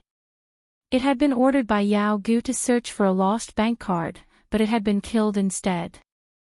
The bank card was not important. What was important was that it had been lost in Yao Gu's hands. He was a powerhouse who could rival the 10 arbiters, and anyone who could take the bank card from him without him noticing was definitely not a simple person. Yao Gu had originally only ordered the Void Thunderbeast to secretly investigate, but the beast had underestimated Astral, 10 and had actually charged in. It had died a miserable death. In the entire human domain, there were very few powerhouses who could kill a cruiser realm Void Thunderbeast, and Luin had just happened to run into one. Not long after, he happily took the cosmic ring from Little Pow. He had never thought that he would be able to find it. Apparently, a day-night woman asked someone to bring it to you, Little Pow said. Luin grunted. Thank you, Senior Little Pow. Little Pow nodded and went to the side to rest.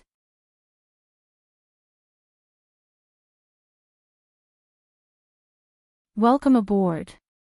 Stay tuned and subscribe to Han Li's Wuxia Adventures for more thrilling content. Chapter 218. Luin checked the cosmic ring and smiled. He had never thought that he would be able to recover what he had lost. There were all sorts of things that he had painstakingly obtained, such as 97,500 star crystals and 710,000 star crystals in his Mavis bank card. It was a huge sum, but fortunately, he had been able to recover it. Saving Zhua Daynite had not been in vain. Luin looked up. Back at the pirate port, he had guessed that the Leo family would not kill Zhua Daynite if they discovered her existence. Now, it seemed that this woman was safe. This was her background. Lu Yin's gaze was calm. If he had a background in the Day-Night clan, then he would not have experienced the despair of Driftcharge Planet. He would have been rescued by the Leo family and respectfully sent to the Innerverse instead of being treated as white meat. Unknowingly, Lu Yin's budding thoughts grew stronger and stronger. He suddenly thought of something and took out a ring from his cosmic ring. This was the Great Yu Empire's ring of authority. After Undying Yushan's death, anyone could use this ring to command the Empire's army. Lu Yin had originally rejected this ring and had not wanted to accept it, but after his near-death experience on Driftcharge Planet, his mentality had changed. It was quite suitable for him to wear this ring. A day passed quickly, and when everyone appeared in the arena plains once more, many places in the human domain were silent as they stared at the screens that had been activated once more. The top 16 battles had begun. Shui Luyun and Quang Wang still had not appeared at the peak. The losers did not have the right to reach the peak, this was the reality. When Lu Yin appeared, many people were shocked, and the scene of him killing Chao Ji, who had 4-line battle force, appeared in their minds once more. The top 16 battles were obviously much more attractive than the previous battles, and more people were watching. The first student leader was Dao Bo, Astral Success Leader, Realm Master of the Tao of Purgatory, and one of the Lockbreaker Society's most talented lockbreakers. Just like Sharon, he was only one step away from becoming a perceptive intermediate lockbreaker. However, unlike Sharon, Dao Bo lacked both power and lockbreaking abilities. Dao Bo was much more terrifying than Sharon. Dao Bo's opponent was Xiao Luo. When he saw Xiao Luo, Dao Bo's eyes lit up. He admired this junior, whose astonishing lock-breaking aptitude was enough to make him a genius, but he was still immature. Xiao Luo was very strong and had easily dispelled Jared's karmic flame sword as well as the battle techniques from the Tao of Illusion inheritance. However, against Dao Bo, this was an opponent on a completely different level. He did not know how far Xiao Luo could go. Everyone from Astral 10 looked at Xiao Luo sympathetically. Xiao Luo was very carefree. He stepped onto the plains with ease and faced Dao Bo directly. "Senior, please advise me." Dao Bo smiled. "I'm a Lamiter and you're a Melder. This battle isn't fair to you.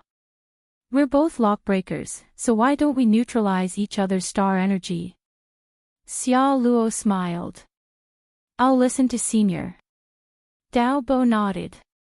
"Alright, let's begin." As soon as he spoke, the two moved at the same time. They casually threw out their palms and collided with each other. There was no earth-shattering tremor, just the collision of two waves of star energy that seemed to split the world in half. Not only was the star energy within their bodies separated, but even the star energy drifting around the arena planes was also separated. They were neutralizing each other's star energy while trying to seize control of the world around them. This was a battle between lockbreakers. Lockbreakers only cared about star energy, and they wanted to neutralize all forms of star energy.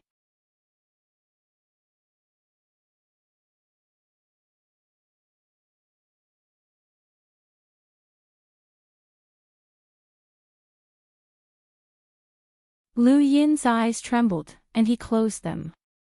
The space around him trembled, and everyone saw that everything within 100 meters of him had turned dark. This was the soundless realm. It was said that everything in the world had sound, and once all sound was removed, a soundless realm would be formed.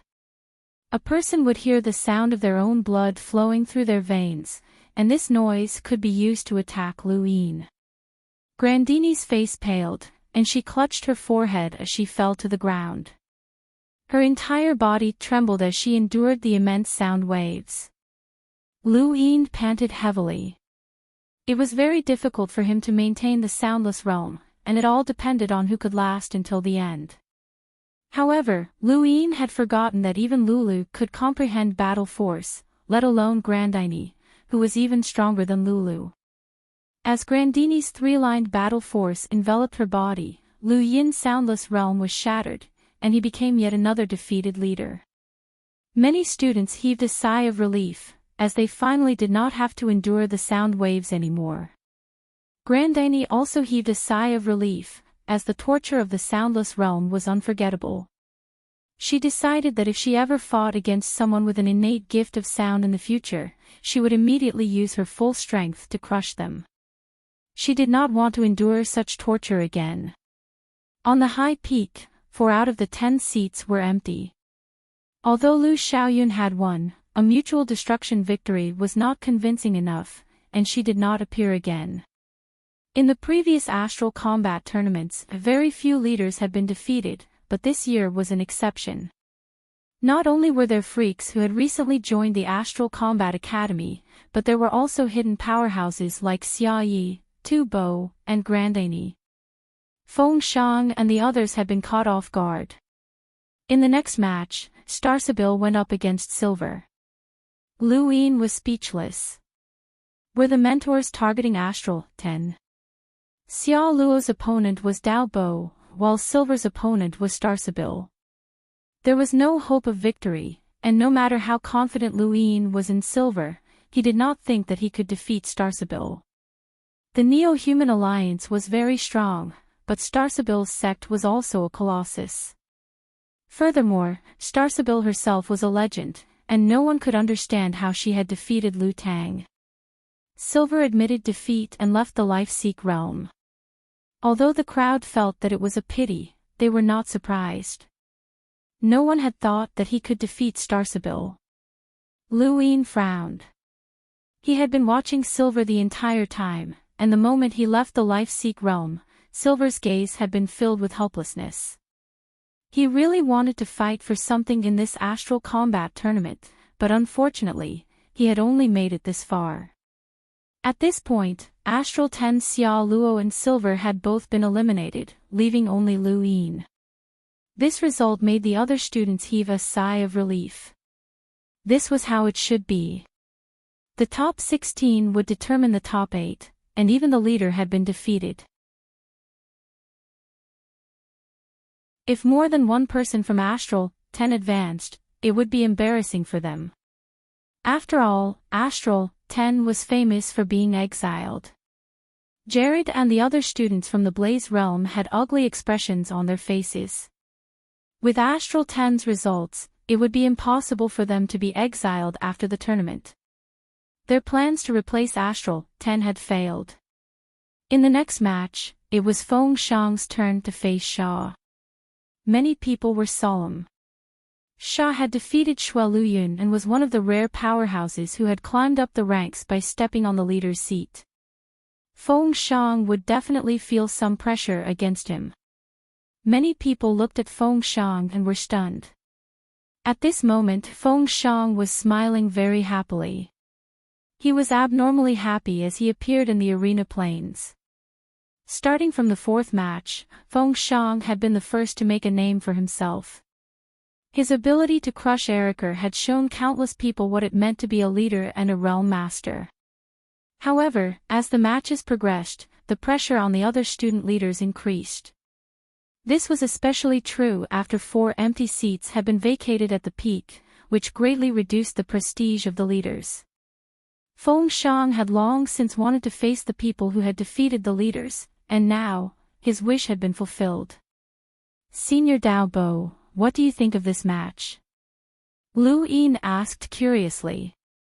Dao Bo answered without hesitation, Feng Shang will definitely win. Lu Yin was surprised. Why? Feng Shang is not Shui Luyun. Shui Luyun specializes in studying his innate gift and improving himself, but Feng Shang likes to spar with all sorts of people. He's very famous in the ported battles, and he definitely has the most battle experience out of all the other leaders. He's already thought of a way to deal with Sha's first attack, and he's even fought so many matches. Lu Yin was curious. Senior Feng Shang is very famous in the ported battles. Dao Bo nodded. That's him, brother de Feng. Lu Yin was shocked, and he stared blankly down below. So this bastard was Brother Defong. He would never forget how he had been instantly killed during his first ported battle. He hadn't even been able to find his footing before he had been killed by Brother Defong. After that, he had also been instantly killed by Brother Defong when he had wanted to win consecutive matches. Lu Yin had always assumed that Brother Defong was an explorer, but he had never expected that it was actually Feng Shang. This guy had instantly killed him twice in the ported battles. On the plains, the two stood at the same time, and Feng Shang attacked without hesitation. The world suddenly turned green as a fierce wind pressure pressed down on the plains. Shaw's eyes trembled as blue ice spread beneath his feet. This scene was very similar to his battle with Xue Luyun, a clash of domains. However, Feng Shang was one step faster and used his own domain to forcefully change the weather, turning the plains into a domain of wind. The star energy above the plains changed color, turning green and suppressing the blue ice. Shaw's domain was completely suppressed underground, and even though it was still cold, it could not spread above the ground. Feng Shang raised a hand, and the green wind in his palm transformed into a spinning blade. It was so fast that it cut through the void and turned into black threads that extended outwards. Many people felt a chill run down their spines as they could feel the terror of that attack from Feng Shang's palm. Feng Shang casually shot the attack at Shaw, but Shaw's face turned gloomy. He had been suppressed from the start, and when he saw the attack coming, he immediately dodged. An immeasurably deep gully appeared where he had been standing, and a huge spatial crack transformed into a crescent that tore into the distance. At the same time, Feng Shang appeared beside Shaw, raised a hand, and slapped out.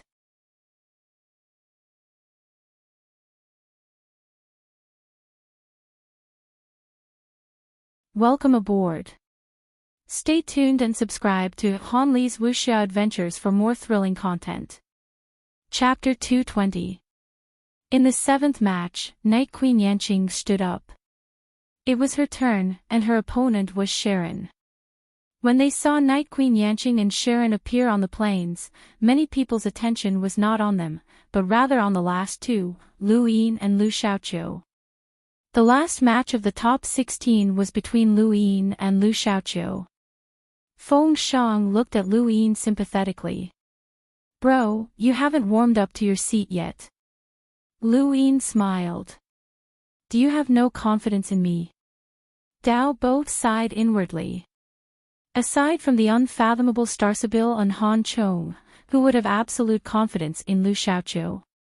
After all, up until now, Lu Xiaoqiu had not used the second sword of the 13 swords.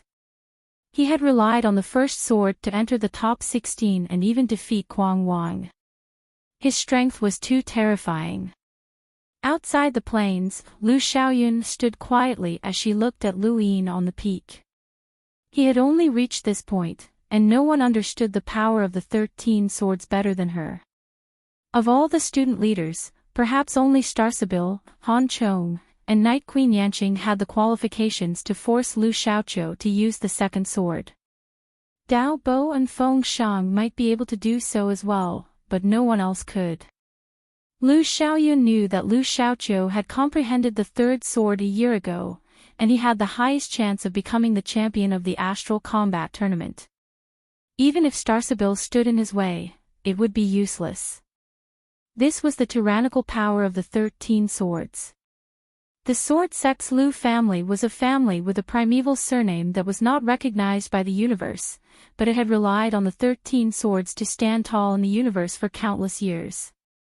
It was also because of the 13 swords that countless sword experts yearned to join the Lu family. The Lu family was practically the emperors of the sword.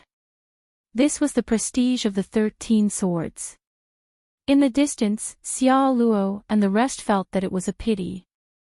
Lu Yin definitely had the qualifications to enter the top 4, but unfortunately, he had met Lu Xiaoqiu. In many people's eyes, the top 8 of the top 16 was already clear. Dao Bo, Lu Xiaoyun, Han Chong, Grand Annie Mavis, Starsabil, Feng Shang, Night Queen Yanqing, and Lu Xiaoqiu were the top 8. In front of a screen in the Interverse, the magnificent sword sect's sword chi filled the void. Go and report to the sect master that the top 8 of the Astral Combat Tournament have been decided. The Erudite Flow Zone, Mavis Family, Lockbreaker Society, Night King Clan, and Starsabil have all entered. As for my sword sect, 2 people have entered.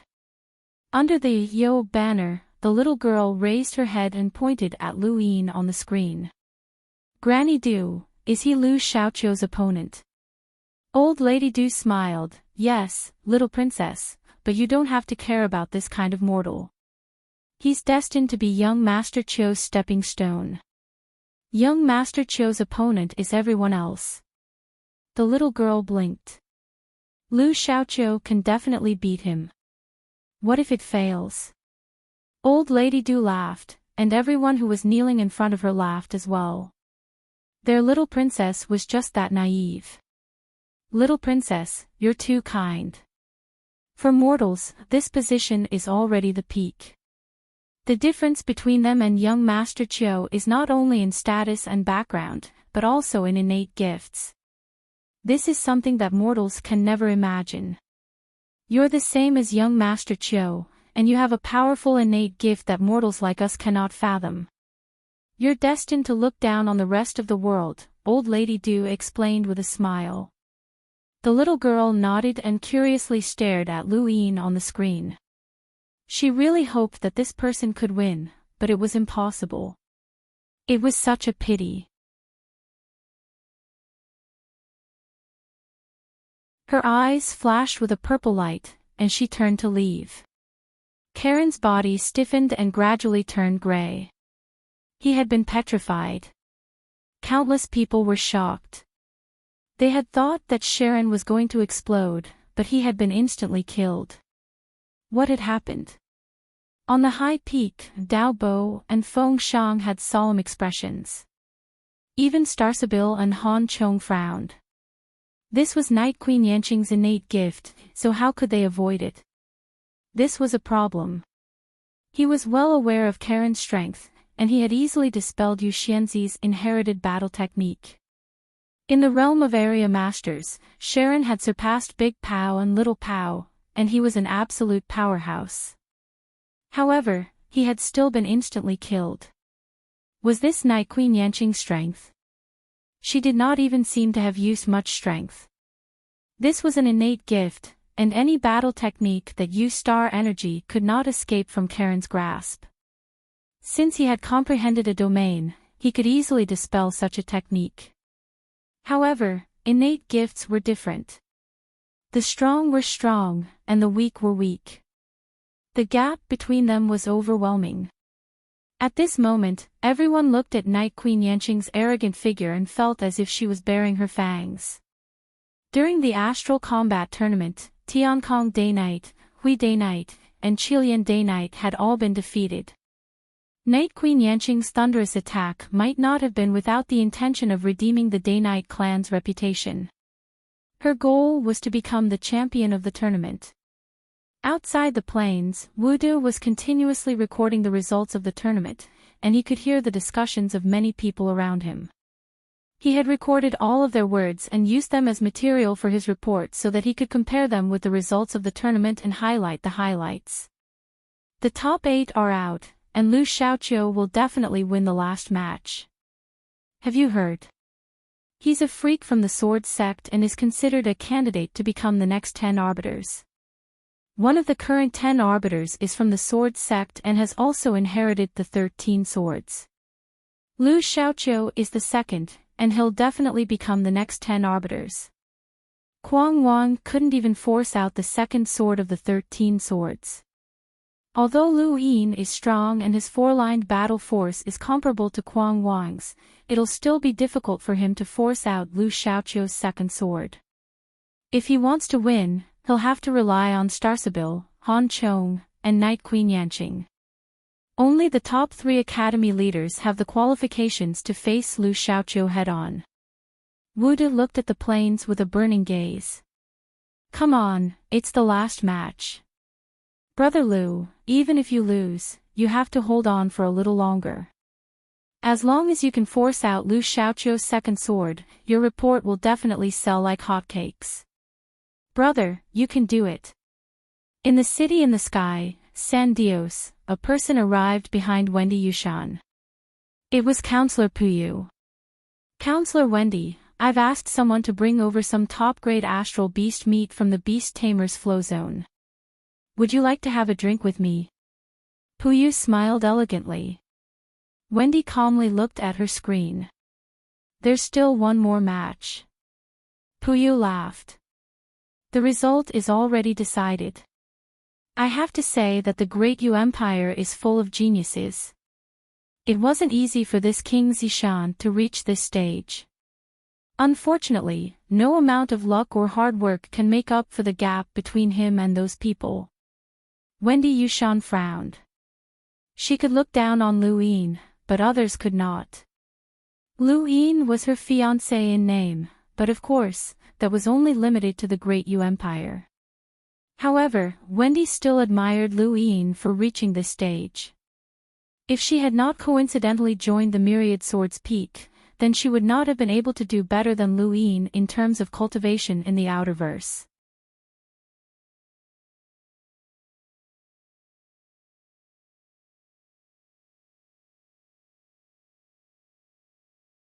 Lu Yin's lips curled up, as he felt an intense desire to fight. He hadn't used his full strength since the life or death calamity, and he was feeling suffocated. Let me experience the second sword. As you wish. Lu Xiaoqiu's tone was cold as he gripped the hilt of his sword. Let me remind you that no matter how fast you are, it's useless against the second sword. He then closed his eyes. To others, nothing had changed, but to Lu Xiaoqiu, the entire arena plains had transformed into a world of swords. This was a domain. The 13 swords had its own domain, and if one wanted to comprehend the second sword, they had to first comprehend a domain. Lu Yin's expression turned solemn as he glanced at his clothes. They didn't seem to have changed, but through his star energy, he could sense that cracks had appeared.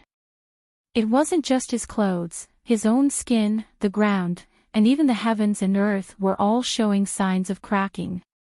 They couldn't withstand the pressure of the second sword. At the same time, the force that separated the arena plains from the outside began to distort.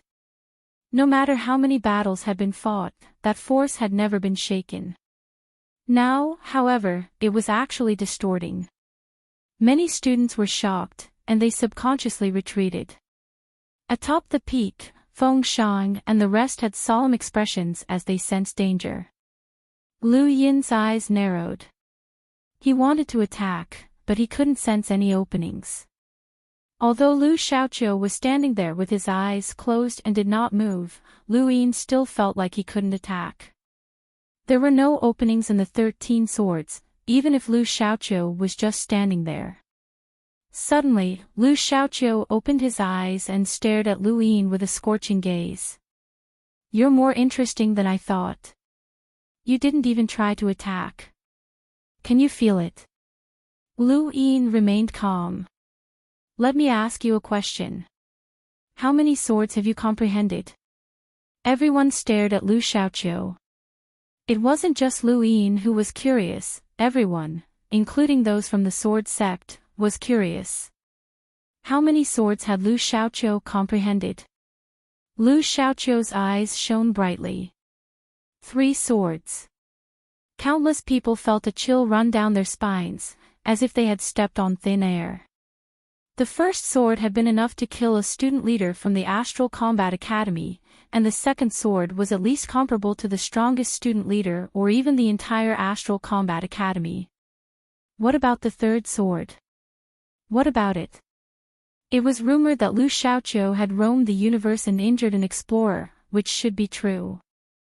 Although there was only a single realm between the Lamita realm and the Explorer realm, the difference was like heaven and earth.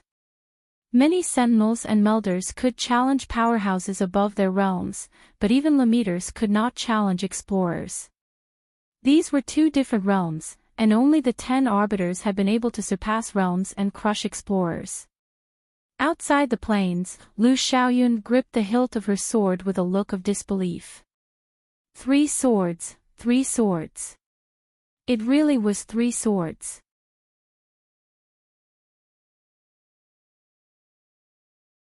As the ripples swept through the entire arena plains, the nearby peak was directly pulverized and the ground turned into dust.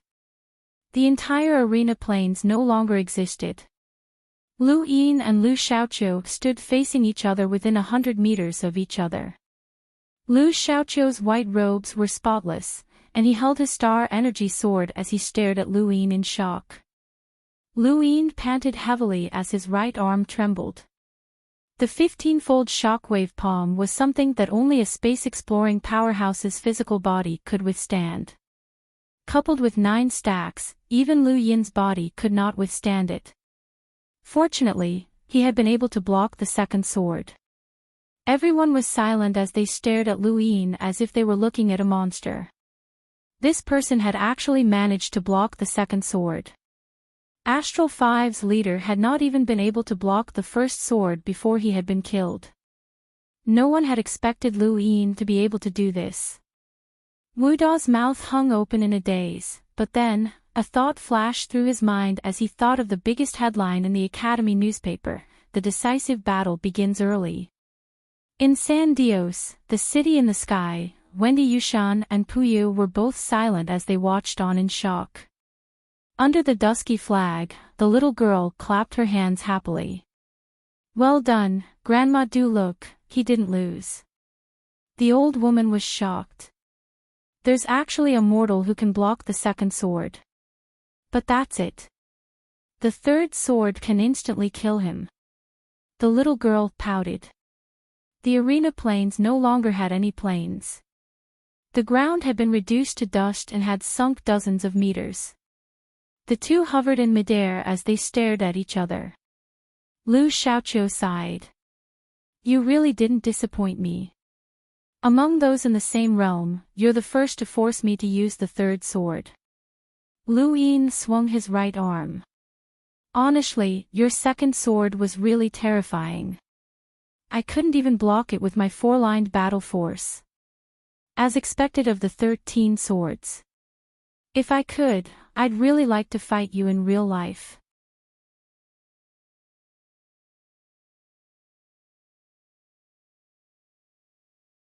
How had Lu Yin managed to block it?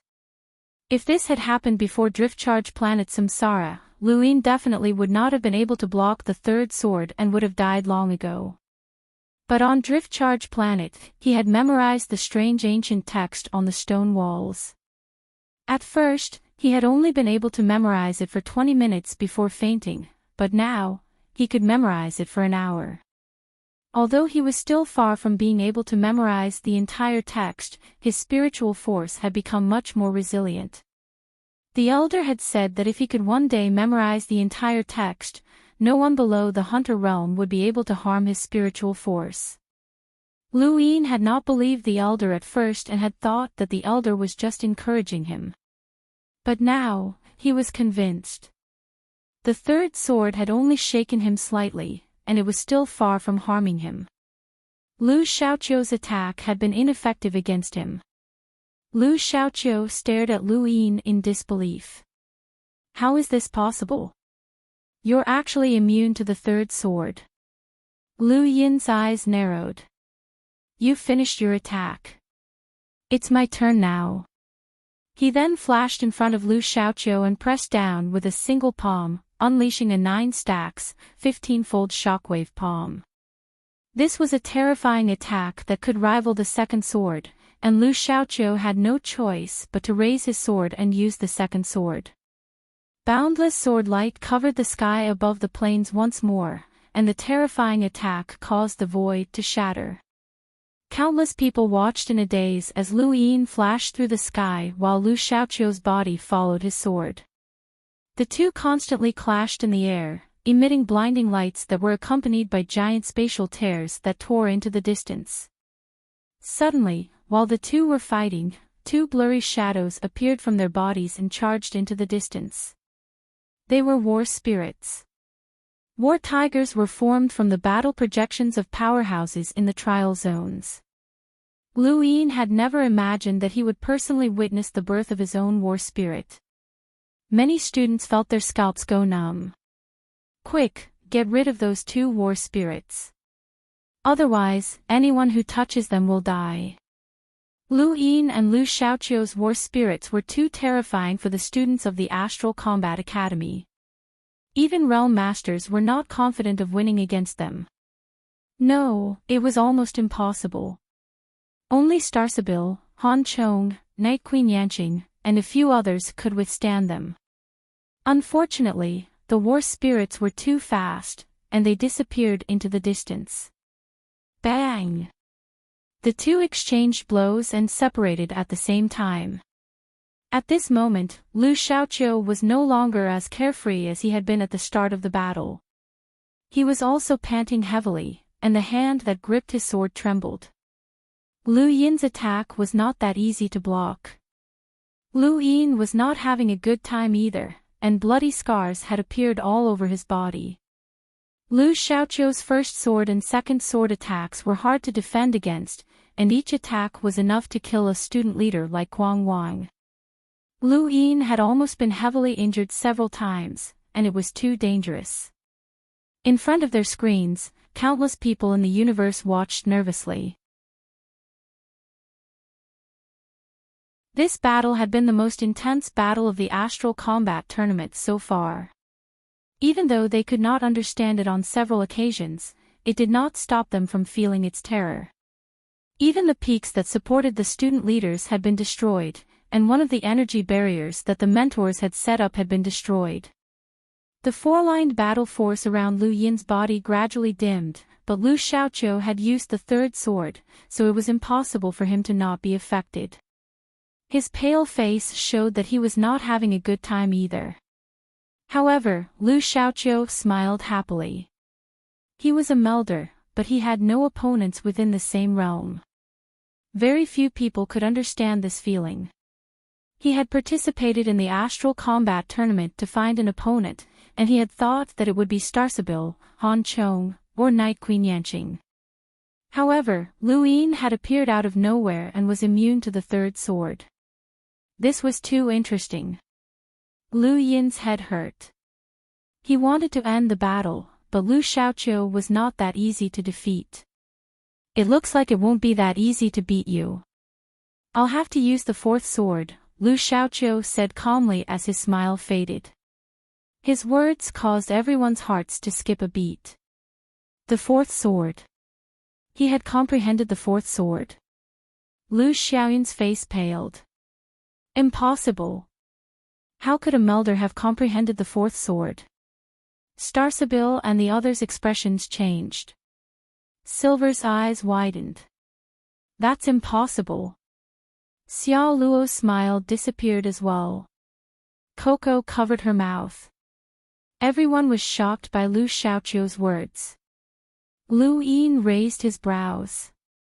You've comprehended the 4th sword. Lu Xiaoqiu's gaze landed on his sword. Not yet, but I can try. Lu Yin's eyes narrowed, and his expression turned exceptionally solemn. From the first 3 swords, he could feel the power of the 13 swords. The sword sect had dominated the universe with only the 13 swords, but they had become the emperors of the sword. Any one of the swords was invincible. If Lu Xiaoqiu really could use the 4th sword, then Lu Yin would be in trouble. A gust of wind blew past, stirring up a cloud of dust that enveloped the ruined plains. Lu Xiaoqiu raised his sword and slowly rotated it, leaving behind a series of afterimages. Lu Yin's eyes widened in shock. These weren't afterimages created by the sword's extreme speed. Instead, it was more like the sword had been frozen in place, the void. Lu Yin did not wait and used flash to appear beside Lu Xiaoqiu. He then raised his palm and pressed down. Lu Xiaoqiu's sword moved horizontally, and one of the afterimages that had been frozen in the void slashed out with the first sword. The moment Lu Yin's palm descended, he suddenly struck to the right. His body shifted to the side and his leg swept out. Lu Xiaoqiu had not expected Lu Yin to suddenly change his attack. He had exchanged dozens of blows with Lu Yin, and Lu Xiaoqiu was caught off guard by Lu Yin's sudden change in attack. He was only a split second slower, and Lu Yin's kick landed on his abdomen, sending his body crashing to the ground. Lu Yin followed closely behind and struck out with both palms. He endured the extreme pain in his arms as he used the 9 stacks, 15-fold shockwave palm. The ground caved in once more, and a huge crack extended from the surface of the ground to the outside of the plains. Along the crack, a powerful 4-lined battle force erupted. Underground, Lu Xiaoqiu knelt on one knee with blood dripping from the corner of his mouth. He had relied on the afterimages of his sword to block Lu Yin's attack. When his sword spun and pointed upwards, Lu Xiaoqiu's eyes lit up. In an instant, an indescribable sense of danger swept through the plains. This was the 4th sword. Everyone seemed to see a sword coming from the west. This sword was enough to make everyone tremble in fear. Starsabil and the rest stared at the ground, as this sword would determine the final victor. Suddenly, there was a loud bang as Lu Xiaoqiu's star energy sword shattered. Lu Xiaoqiu's pupils shrank as Lu Yin's palm pressed down from above his head. The ground trembled once more as Lu Xiaoqiu disappeared from the life-seek realm. Lu Yin had won this battle. Everyone was silent, as no one had expected Lu Yin to win before the start of the battle. His opponent was Lu Xiaoqiu, a freak from the sword sect. Everyone stared at Lu Yin in a daze, their minds blank. In front of their screens, the Earthlings cheered as Lu Yin advanced to the top 8. Countless people in the Great Yu Empire were celebrating as well. In the entire Great Yu Empire, there were very few people who could understand the meaning of this battle. Only powerhouses like Undying Yushan and Huiqingshan, who had entered the inner verse before, could understand the significance of this battle. They also understood how shocking Lu Yin's victory was. From this moment onwards, Lu Yin's name would shake the heavens. Shuashan Anna trembled with excitement, and he looked at Jenny Anna as if she were a precious treasure. He could already foresee Lu Yin's future glory. This person would definitely not be in the outerverse in the future, as he had just defeated one of the top geniuses in the innerverse. In the city in the sky, San Dios, Wendy Yushan's lips curled up as she turned to leave. Puyu stood in place and clenched his fists as he stared at the man on the screen. This person was definitely going to be a great threat to him.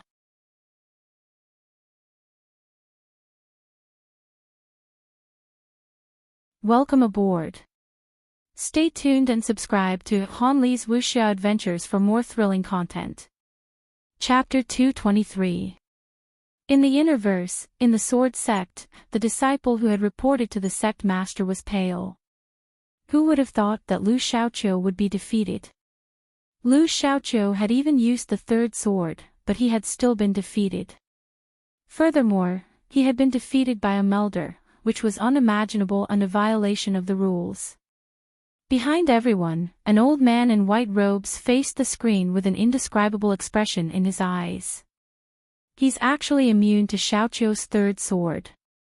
What an interesting child. Send a message to Astral, 10. The sword sect is willing to accept this child as a direct disciple with the same status as Xiaoqiu. Countless sword sect disciples were shocked. Direct disciples had the highest status among the disciples, and they could command countless people in the sect. Lu Xiaoqiu's status was second only to that of the 10 arbiters, and there weren't many people like him in the first flow zone. This child had used a single battle to climb to the top and become the crown prince of the Innerverse's first flow zone. Under the dusky Yo banner, the little girl clapped her hands excitedly and looked at Lu Yin with a strange expression. The shock in the old woman's eyes had yet to dissipate. A mortal had stepped into the heavens.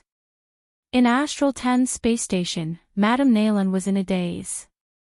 She didn't even realize that the wine in her cup had spilled as she stared at the screen in shock. She recalled the first time they had met, when she had mentioned Lu Xiaoqiu's legend to Lu Yin. At that time, she had only wanted him to not be dispirited by his loss and focus on studying lockbreaking. She had never expected that this person would defeat Lu Xiaoqiu in the blink of an eye. How long had it been? Lu Yin's victory over Lu Xiaoqiu had shocked the outside world far more than that. He also did not know that this battle had caught the attention of the 10 arbiters. Regardless of how shocked the bystanders were, the 6th battle had ended, and the top 8 had emerged. They were Dao Bo, Lu Xiaoyun, Han Chong, Grand Annie Mavis, Starsabil, Feng Shang, Night Queen Yanqing, and Lu Yin. These 8 were the strongest of this year's Astral Combat Academy, and the 7th battle would begin in a day to determine the top 4. The finals of the tournament were getting closer and closer. It was worth mentioning that all of the geniuses who had recently joined the Astral Combat Academy had been defeated without exception. Before the Astral Combat Tournament, countless people had guessed that the original students of the Astral Combat Academy would be targeted by the various freaks, such as Lu Xiaoqiu, Yu Xianzi, Chao Ji, Calcifer, Zhang Shi, and so on. A series of geniuses had appeared one after another, but they had all been defeated. As time went on, the ones who had displayed even greater strength were the students who had been hiding in the Astral Combat Academy, such as Xia, Xia Luo, Silver, Lu Yin, Grand Annie Mavis, and Tu Bo. This result shocked all of the major powers in the universe. Although the Astral Combat Academy was known as the universe's top institution, it was still only an academy. Many of the major powers did not send their elite disciples to the Astral Combat Academy, as they believed that the academy's teachings were not as good as theirs. However, this result had slapped those people in the face. There were too many powerhouses in the Astral Combat Academy, and they were all too monstrous. Even Lu Xiaoqiu, who was publicly recognized as the strongest, had been defeated. The Astral Combat Academy was very satisfied with this tournament. Although they had purposely separated the student leaders and prevented them from killing each other, everyone could see that the various student leaders were more than enough to crush the geniuses from the various great powers. It was foreseeable that after this tournament, many powers would place more importance on the Astral Combat Academy, and they would send even more outstanding disciples there. At the border of the erudite flow zone, Shui Chuanxiao was shocked as he watched the screen. He praised, "Not bad, not bad. The Astral Combat Academy is really not bad. They actually managed to train a student who defeated Lu Xiaoqiu from the Sword Sect. Not bad. Right, when he comes, let him become a war drummer." Behind Shui Chuanxiao, a blonde woman in a military uniform immediately said, "The war drummer must be a space-exploring powerhouse. Otherwise, they won't be able to pick up the attack hammer, and they won't be able to withstand the attacks of the astral beasts. He's immune to the third sword, so he's qualified to wield the attack hammer," Shui Chuanxiao replied nonchalantly. The blonde woman frowned. "Commander, I have to remind you that our agreement with the Astral Combat Academy was only to let these students experience the cruelty of the battlefield, not to send them to their deaths. Ever since you arrived at the border, a total of 127 war drummers have died, which is 127 space-exploring powerhouses. This student is far from being qualified to become a war drummer. You're sending him to his death." Shui Chuanxiao sighed. "I say, Enya, I didn't call you here to go against me." Enya coldly replied, "I'm not going against you. I just don't want to see this student die in vain." Shui Chuanxiao laughed. "All right, then let me tell you something. Do you really think that the Astral Combat Academy is sending these students to the battlefield just to experience it? Let me tell you something, the Astral Combat Academy is about to change." "Change?" Enya was confused. Shui Chuanxiao's lips curled up. "The Astral Combat Academy has been the top academy for too long, and it can only fall and not rise. As time passes, the 10 academies will drift further and further apart, and they might even completely separate and form independent academies. Astral 10's ambush by the Blaze Realm is the best example of this. That's why the Astral Combat Academy wants to send their students to the battlefield so that they can preserve their lives as much as possible at the borders of the star field. They're also starting to change, and they're interacting with the military to form a top academy that sends talents to the border. Why? Enya did not understand. Even if the Astral Combat Academy wanted the students to experience the battlefield in advance, there was no need for them to ally with the border army. Shui Chuanshao sighed. Do you know how high the mortality rate is for students who graduate from the universe's top academies? Let me tell you something. Shui Chuanshao stared into Enya's eyes. There's a 90% chance that those students will die at the border. Enya was shocked, she had never heard of such a thing before. Now you know. There are very few graduates from the Astral Combat Academy, but regardless of whether they've graduated or been expelled, they'll all come to the border. Less than 10% of them will return alive, and it's the same for the other academies. This is the fate of the students. Even if they don't enter the Astral Combat Academy, they'll still have to go to the border if they want to gain some experience in the universe and become stronger. This includes the descendants of the various great powers, and this is the law of the entire human domain. The Astral Combat Academy's transformation is inevitable in order to preserve the lives of these students as much as possible. Protecting the students is also protecting the Astral Combat Academy itself, so it's necessary to let them experience the battlefield in advance. Shui Chuanshao paused and patted Enya's shoulder. Yes, Enya replied and respectfully watched Shui Chuanshao leave. Suddenly, she felt that something was amiss. What did the Astral Combat Academy's transformation have to do with this student becoming a war drummer? That bastard was playing with her again. At Astral 10's Trial Zone Mountain, Lu Yin opened his eyes and stretched. The others gathered around him once more.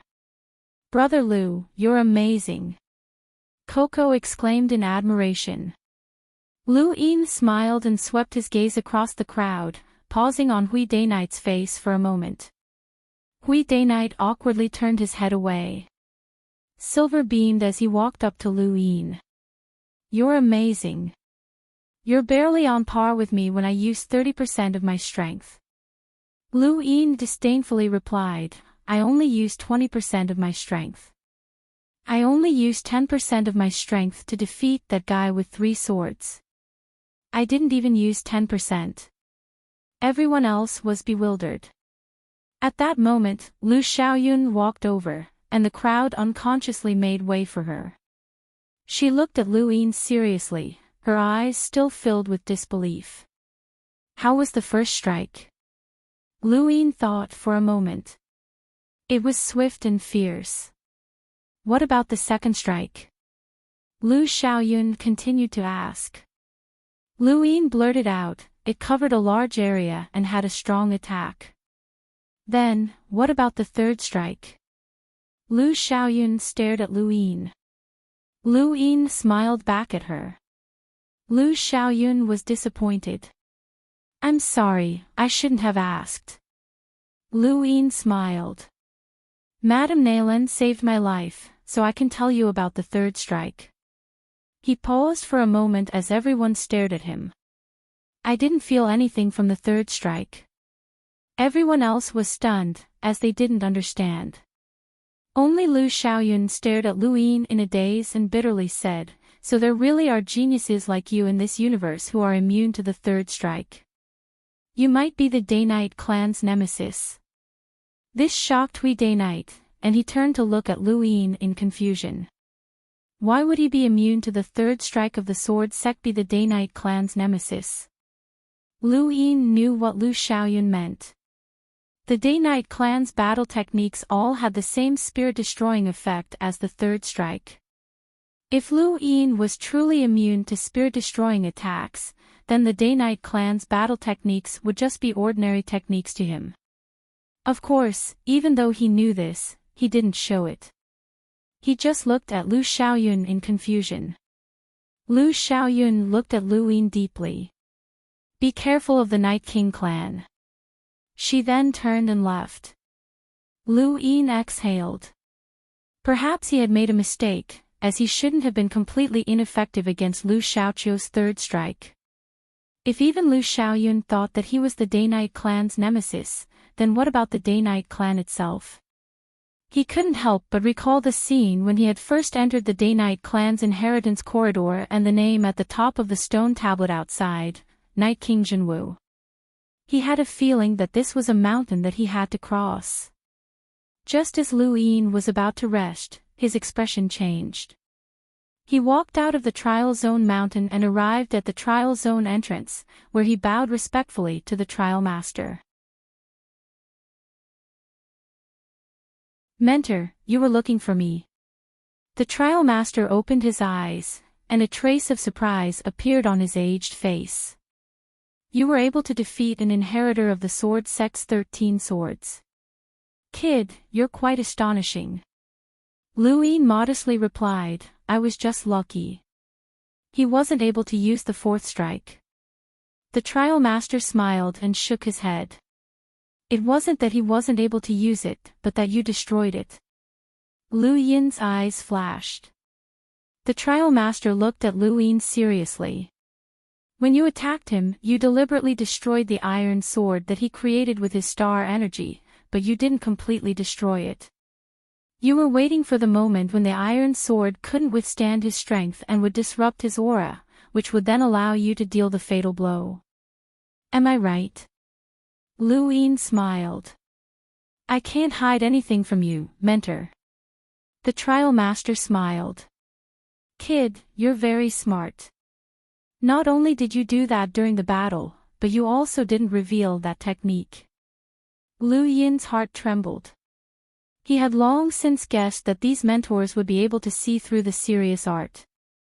The Rain Master and Sand Master had both vaguely mentioned it before, and the crazy headmaster had even helped him simulate the Ninth Star. However, this was the first time that the Trial Master had mentioned it, and he had even mentioned it directly. "Please give me some pointers, mentor." The Trial Master looked at Lu Yin seriously. "I don't know where you obtained this technique, but regardless of whether it's the right or wrong path, it has nothing to do with us. I just want to remind you that this technique came from an extremely terrifying sect. That sect's strength is even greater than the sword sect's."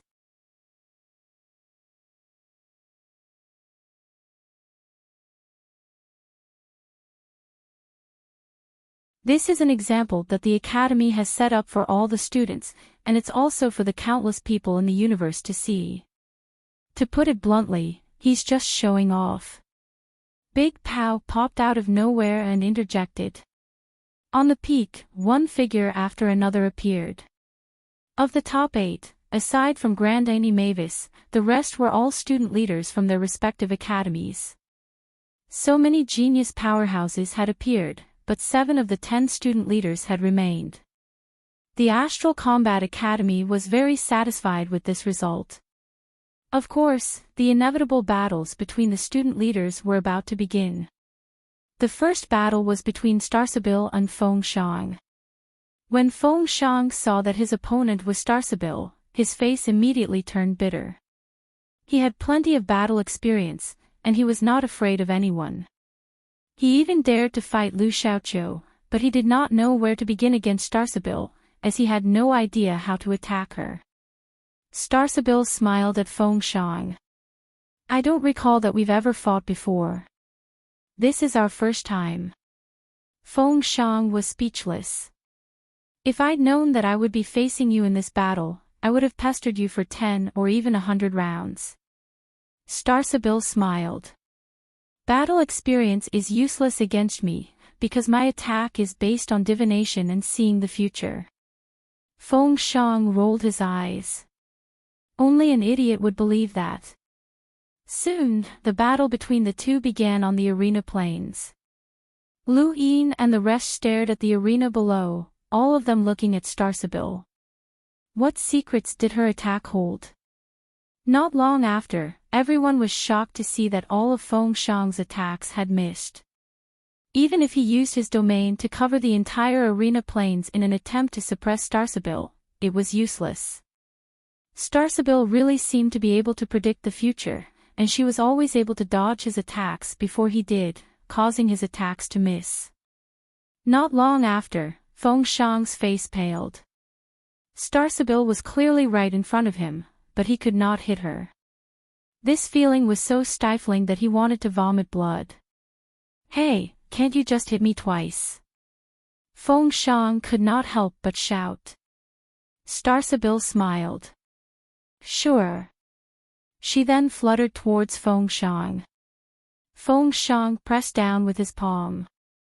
Whirlwind Slash, which had defeated Shaw. Now that he was facing Starsabil, Feng Shang did not hold back at all. He slapped out with his palm, and a spinning wind blade tore through the void in an all-encompassing attack. However, the result was still the same. The wind blade pierced through Starsabil and landed on the ground, creating a giant crater in the arena plains. "It's not over yet." Feng Shang flipped his hand and sent out another palm. This time, there was not just one whirlwind slash, there was another in his palm. However, Starsabil still managed to dodge it. This time, however, she did not completely avoid it. Instead, she brushed past Feng Shang. The arena fell silent as everyone stared in shock at Feng Shang's slowly dissipating body. A chill ran down their spines. Just how had she attacked? Lu Yin's eyes narrowed, as he still could not understand. This woman was not fast, but she had been able to easily dodge Feng Shang's extremely fast attack. He had clearly not seen her attack method, but she had still been able to instantly kill Feng Shang. What was going on? Han Chong and Night Queen Yanqing were similarly puzzled. Starsabil was just too mysterious. Outside the arena plains, Lu Xiaoqiu's eyes flickered as he stared at Starsabil. Out of all the students, he was the only one who had felt a trace of an attack intent. It was very similar to the third sword's, but it was even more obscure. It was no wonder why the Sword Sect's headmaster had said that Lu Xiaoqiu's main opponent in the Astral Combat Tournament would be Starsabil. This woman was definitely the best opponent for the third sword. It was a pity that Lu Yin had appeared out of nowhere. As he thought about this, Lu Xiaoqiu's gaze swept towards Gao Feng. Lu Yin frowned, but he suddenly felt Lu Xiaoqiu's gaze on him. He turned around, and the two stared at each other. In that instant, Lu Yin seemed to have thought of something, and he looked back at Starsabil. Could her attack be similar to the third sword? Starsabil returned to her seat on the high peak and smiled at the crowd. She appeared very mysterious. Lu Yin retracted his thoughts, as it was possible. That spiritual force attack was invisible and formless. Based on Starsabil's mysteriousness, it was possible for her to use such a move. It was both useful and grand. It was a pity that Lu Yin only knew the day-night punch, which was not very useful. Soon, the second opponent appeared, Han Chong and Lu Xiaoyun. Han Chong was also very mysterious, and his battle with Xia Yi was especially puzzling. Hua Hua's battle style was clearly very gentle, but it had become unfathomable. Many people looked at Lu Xiaoyun, as they did not know how far she could push Han Chong. At this point in the competition, everyone's bottom line is pretty much clear. "You're not my opponent," Han Chong said calmly on the arena plains. Lu Xiaoyun gripped her sword hilt tightly. "At the very least, we need to know the difference in strength." Han Chong casually waved his hand. "Everyone calls me the art saint, so I'll paint a vast landscape for you to destroy." He then used his star energy to draw a picture in front of him. Mountains, rivers, forests, thatched cottages, and more formed a landscape painting that used star energy as ink. Lu Xiaoyun gripped her sword hilt tightly, and a shockwave spread out from beneath her feet that gradually covered the entire arena plains. This was her domain, a world of the sword, and her attack range covered the entire arena plains. Han Chang's landscape painting grew wider and wider until it also covered the entire arena plains. As the endless rain of swords rained down, countless cracks appeared in the void as they collided with the landscape painting. The scene before everyone's eyes warped, and even though the void had been shattered, the landscape painting was still able to hold it in place, blocking the countless spatial cracks. This scene was quite spectacular, as the attack that covered the entire arena plains was enough to easily crush an area master. In an instant, the arena plains that had been repaired shattered once again. Lu Yin frowned. Lu Xiaoyun's attack range was very large, and she was trying to use it to make up for the difference in speed. Unfortunately, her attacks were too scattered, and while each attack was enough to instantly kill an area master, they were not strong enough to seriously injure a realm master. This kind of power could not even compare to Lu Xiaoqiu's first sword. It was no wonder why she was so far away from the sword sect. Although she was Lu Xiaoqiu's older sister, everyone in the sword sect would compare her to Lu Xiaoqiu. Lu Xiaoqiu frowned as well, as this endless rain of swords made him feel rather uncomfortable. This sister of his had chosen the wrong path. Suddenly, Lu Xiaoyun slashed at Han Chong. Many people suddenly thought of Tu Bo, who had been instantly killed by this attack. This attack was an imitation of the 13 swords. Han Chong's eyes flashed, and he waved a hand, summoning a tall mountain from the landscape painting. It was instantly split apart, but Lu Xiaoyun's attack was also cancelled out. Not a bad attack, but it's useless against me, Han Chong commented. Lu Xiaoyun sheathed her sword. I've lost. With that, she left the Life-Seek realm. She had used all of her strength, but Han Chong had not done much. The difference between them was obvious. In the first 2 battles, 2 academy leaders had been defeated, and the third battle was between Grandini Mavis and Dao Bo.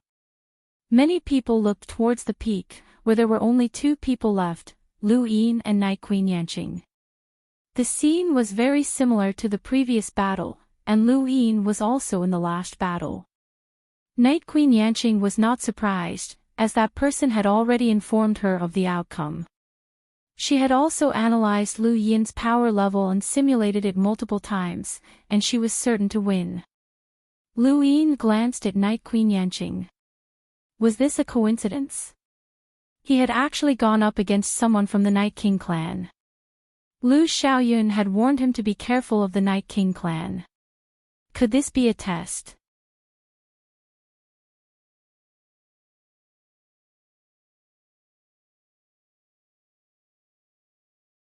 It's hard to find an opponent who's qualified to be crushed by me. I just don't want this to end too quickly. Night Queen Yanqing took a step forward and appeared on the plains. Lu Yin's expression darkened. The Night King clan, the Night King clan. This clan had been involved with him from the very beginning.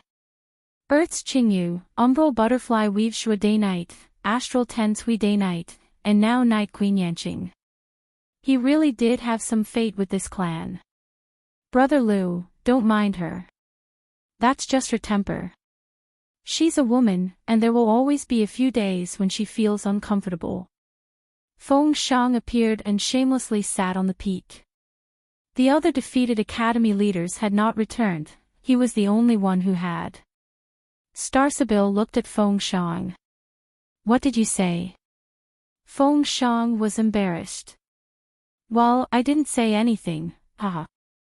Starsabil looked at Lu Yin, but she did not say anything. Lu Yin took a step forward and appeared on the plains, facing Night Queen Yanqing.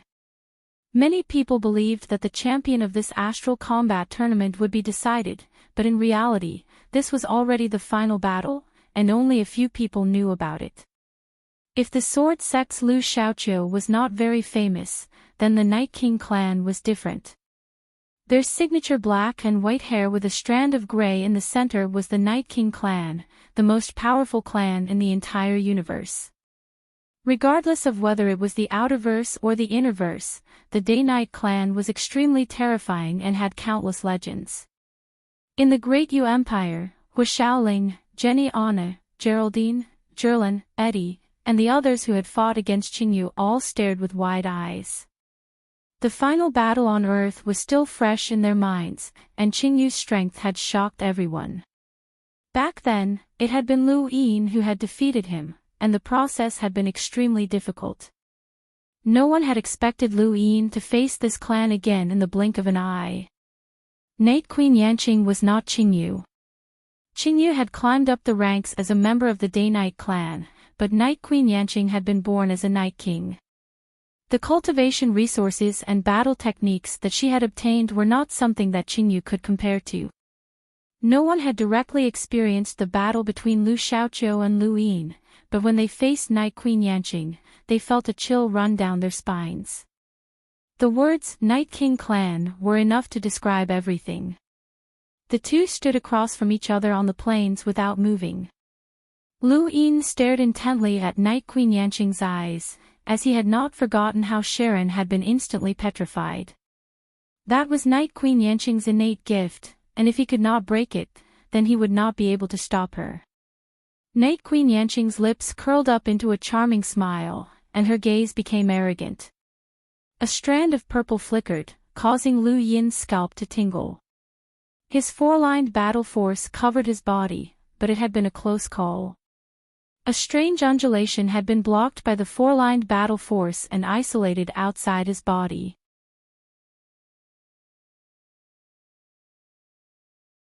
Is that so? Let's try again, Lu Yin growled and let go of Night Queen Yanqing's fists. He pulled his right hand back, causing his muscles to swell as an intense pain spread through his nerves. He gritted his teeth and growled, 9 stacks, 17-fold shockwave palm. Night Queen Yanqing was stunned. Impossible. There was a thump as Lu Yin's right elbow sent shockwaves through the void. He struck out with his palm and sent Night Queen Yanqing flying out of the ground. 17 explosions rang out from her body, and her four-lined battle force almost shattered. Night Queen Yanqing spat out a mouthful of blood, and her face turned deathly pale as she floated in the air. Lu Yin slowly rose into the air as he panted heavily. His right arm was dripping with blood. The 9 stacks, 17-fold shockwave palm was practically the limit of his right arm, and it would be difficult for him to unleash a similar attack in his current state. In front of their screens, everyone was silent as they watched without blinking. This battle had already caused everyone's blood to boil. Who would emerge victorious in a clash of four-lined battle force? In a dark room in the Innerverse, a youth swirled his wine glass as he stared at a screen. His black and white hair was breathtaking, and a single strand of gray hair hung down to his shoulders. Behind the youth, Lu Xiaoge was also staring at the screen. He looked at Lu Yin with a twinkle in his eyes, and there was a strange glint in the depths of his eyes. In the sky above the plains, Night Queen Yanqing wiped the blood from the corner of her mouth. Her charming purple eyes turned cold as they swept over Lu Yin. Your physical body's strength has exceeded my expectations. 17-fold shockwave palm is something that even an explorer can't achieve. Lu Yin's expression turned serious. You're not bad either. You actually managed to survive.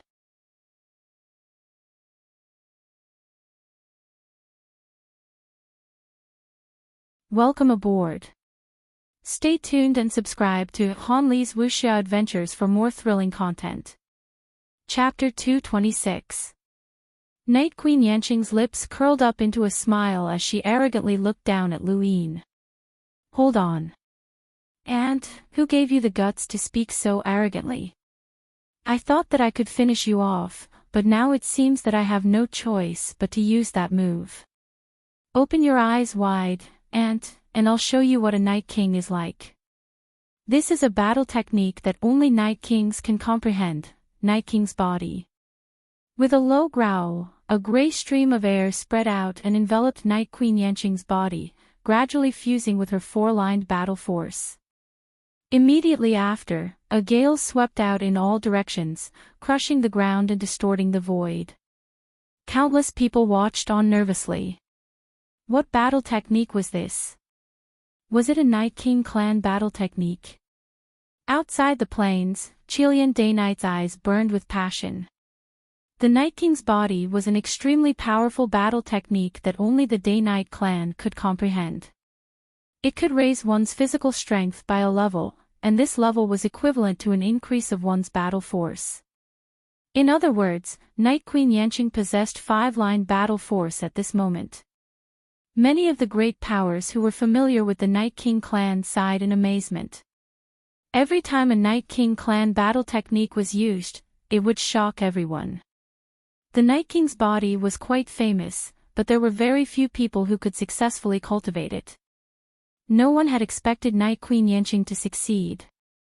In the sword sect, a white-robed elder exclaimed, "The Night King's body. I never thought that a little girl would be able to cultivate it. It's comparable to the third sword of the 13 swords, and it's a battle technique that can overwhelm those of the same level. This little brat is immune to the third sword, but I wonder if he can withstand the Night King's body, which is on the same level as the third sword." At this moment, Starsabil, Han Chong, and Grandaini all had solemn expressions. They could all sense Night Queen Yanqing's strength. This woman had hidden her strength well. From the moment Night Queen Yanqing had displayed the Night King's body, she had already reached the same level as Starsabil, Han Chong, and Lu Xiaoqiu. In the eyes of many who understood the 13 swords, Lu Yin had only been able to defeat Lu Xiaoqiu because of his special constitution.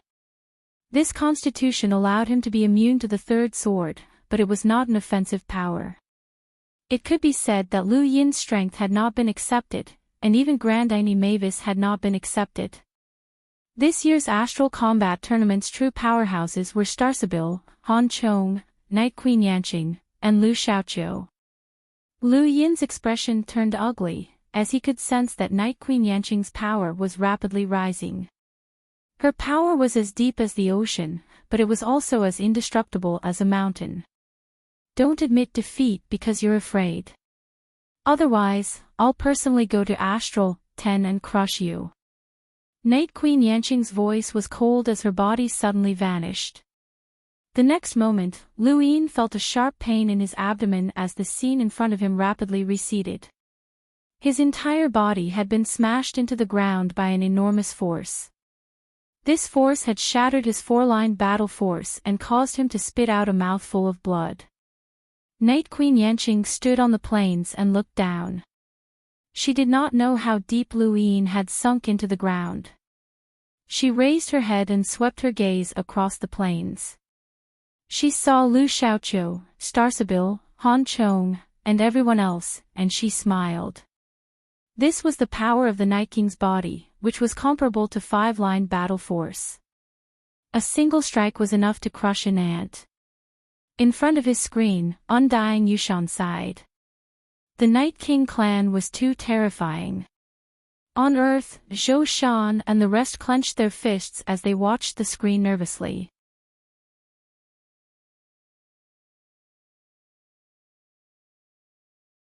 However, things had changed in this tournament, and four-lined battle force users were nothing more than foils.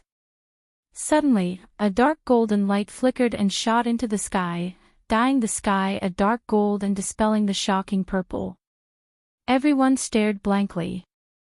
That was five-line battle force. Starsabil and the others narrowed their eyes, and they subconsciously took a step forward. They looked down at the ground in disbelief. How was this possible?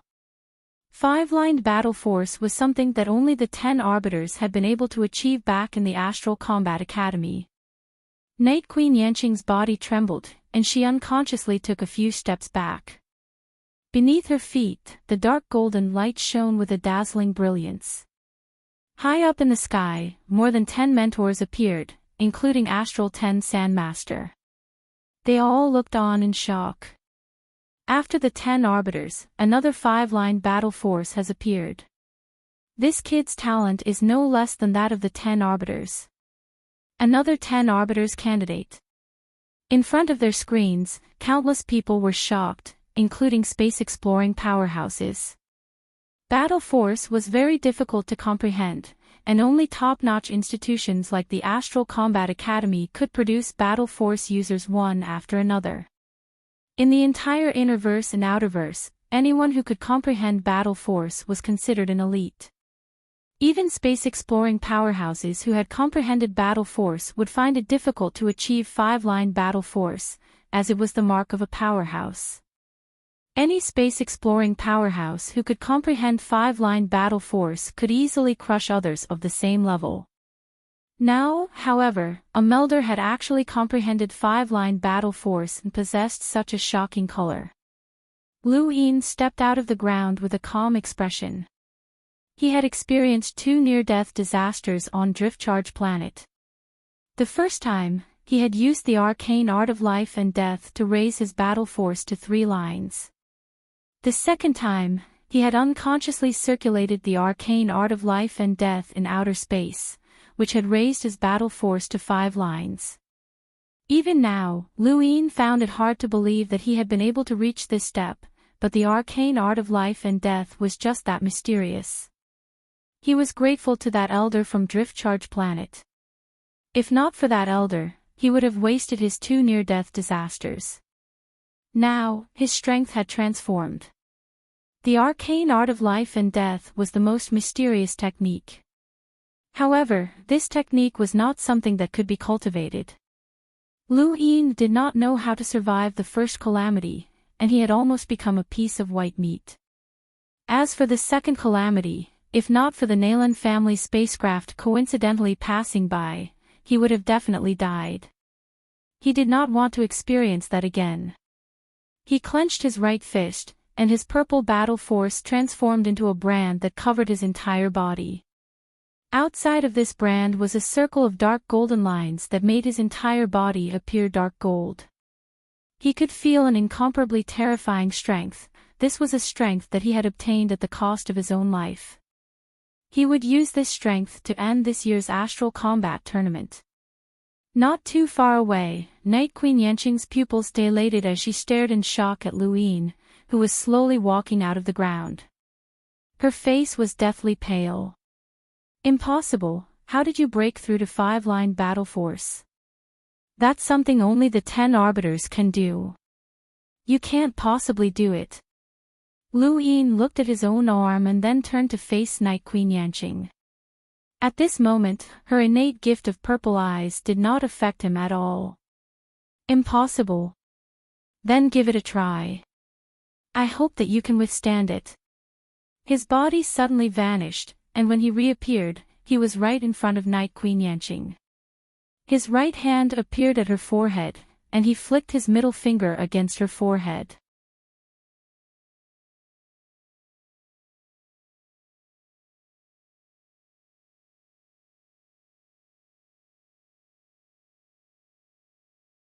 Who said that there were no miracles in the universe?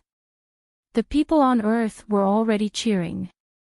They couldn't understand what was going on, but they knew how shocking this battle was. After all, it was a battle of the top 4. In San Dios, Wendy Yushan was similarly shocked. Lu Yin was only a melder, but once he broke through to become a leader or even an explorer, he would quickly rise to prominence and challenge the top 100 rankings. In a dark room in the Innerverse, a wine glass shattered. Trash. Behind him, Lu Xiaoge stared at Lu Yin on his screen, and his eyes gleamed. In the Life-Seek realm, inside and outside the arena planes, all the students looked up at the sky. This was the first time that an Astral Combat Academy mentor had appeared. The Astral Combat Academy's teachings were very liberal, and the ported battles and trial zones were all controlled by the students themselves. The mentors would occasionally give guidance, and many students had never even interacted with the mentors before. Rather than calling them mentors, it would be more accurate to call them protectors of the Astral Combat Academy. All students, listen up. The following is a decision made by all of the Astral Combat Academy's mentors and the 10 Arbiters Council. The Astral Combat Tournament is temporarily over, and the Astral Combat Academy will respond to the call for a battlefield in the human domain.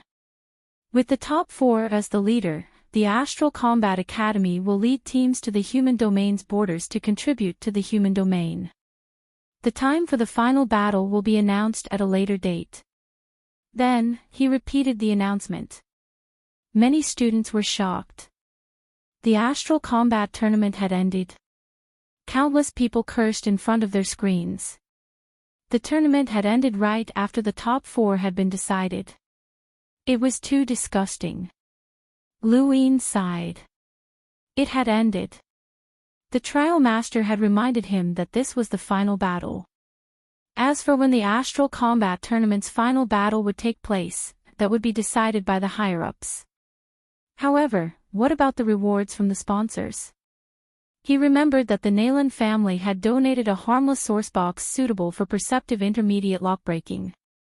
It was said that there were also top-notch techniques and so on. Many people had come for this. Starsabil, Han Chong, and Grandaini appeared on the plains and walked up to Lu Yin.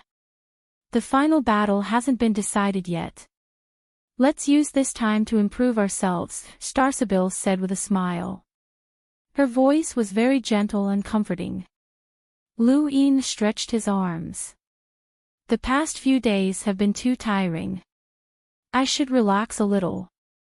Grandaini sneered. Relax? Little brother, you probably haven't been to the astral battlefield before. Every day, space-exploring powerhouses die. Do you really think you can relax? Lu Yin was shocked. We won't be going to the front lines, right? It's hard to say. With our strength, we're qualified to go to the front lines. At the very least, even explorers won't be able to defeat us that easily, Han Chong said. Starsabil looked at Lu Yin and smiled. Let me remind you that Night Queen Yanqing is very petty. If you beat her, be careful of her revenge. She then waved and left the Life-Seek realm. Han Chong nodded. That's right. That woman is very petty. He then left as well. Grandaini Mavis stared at Lu Yin with a serious expression. Lu Yin was surprised. Are you here to remind me as well? Grandaini shook her head. Let me ask you a question. Go ahead. What's your relationship with Lulu? Lu Yin was puzzled. What do you mean? Are we classmates or friends? Grandaini was disappointed. I thought that you two were lovers. What a pity that I didn't get to see you two break up. Lu Yin was speechless. What do you mean break up? Grandaini laughed strangely. It's very difficult for the Mavis family to marry outsiders. What do you think? Lu Yin rolled his eyes and left. When he opened his eyes, he saw that Xia Luo and the rest had already left the trial zone mountain. Only Hui Day Night was left behind, and he looked at Lu Yin with a complicated expression. Lu Yin looked at him and asked indifferently, "What's the matter?" Hui Day Night shook his head and left the trial zone mountain. Lu Yin seemed to have thought of something and hurriedly left the mountain to head towards Astral 10 space station. Unfortunately, the Nalan family spacecraft had already left, and he didn't have time to bid farewell to Madame Nalan. A message came from his gadget, telling him to meet Old Kai at the treasury. Old Kai. Lu Yin bowed respectfully in front of the treasury. Old Kai looked at Lu Yin strangely. You're very surprising, kid. Lu Yin smiled. I had a fortuitous encounter. Old Kai nodded and didn't ask any more questions. There's been a summons from the astral domain's borders. The top 4 will lead a team to train. Rest for a bit and you'll leave tomorrow. Luin was shocked. So soon? Old Kai rolled his eyes. This is a summons from the astral domain's borders. How can the military order not be fast? Did you think it was a mission? Where are we going? Luin asked. Erudite Flozone's border warfront, planet Conan. Old Kai then thought of something and tossed a cosmic ring to Luin. This is the reward for the top 4. You're lucky, kid. Luin's eyes lit up, and he was just about to ask about the reward. There's no need to look. There's 500,000 star crystals in a harmless source box inside, Old Kai said enviously, his tone a little sour. The 500,000 star crystals were one thing, but Luin was more surprised by the harmless source box. Old Kai, who provided the source box? Luin had some guesses. Old Kai laughed strangely. The Nalan family. Speaking of which, kid, when did you get involved with that rich widow? This is the reward for the champion, but the Nalan family gave it to you. Madame Nalan's figure appeared in Lu Yin's mind, and his heart skipped a beat. When he saw Old Kai's wretched mustache, he hurriedly said, "She's my savior. It's all thanks to her that I was able to return this time." Is that so? Forget it, your personal matters have nothing to do with the academy. However, I have to remind you that that woman has some connections to the sword sect. Take it easy, Old Kai said. Luin didn't mind, as he already knew about this. Otherwise, Madame Nalan wouldn't have known about Lu Xiaoqiu and wouldn't have brought Lu Xiaoyun along. Her connections to the sword sect were deep, but that had nothing to do with Luin. Right, speaking of the sword sect, they sent a message yesterday saying that the sect leader is willing to accept you as a personal disciple. What do you think? Do you want to go? Old Kai asked. Luin was shocked. The sword sect leader. Personal disciple.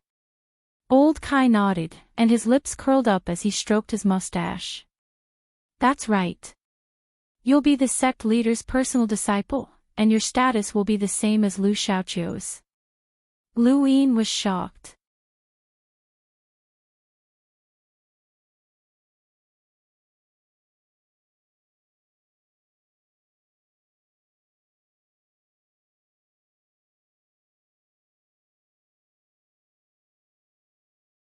Luin had a feeling that every single one of them had been stained with blood. The two of them were brought to the lowest level of the dormitory by a soldier.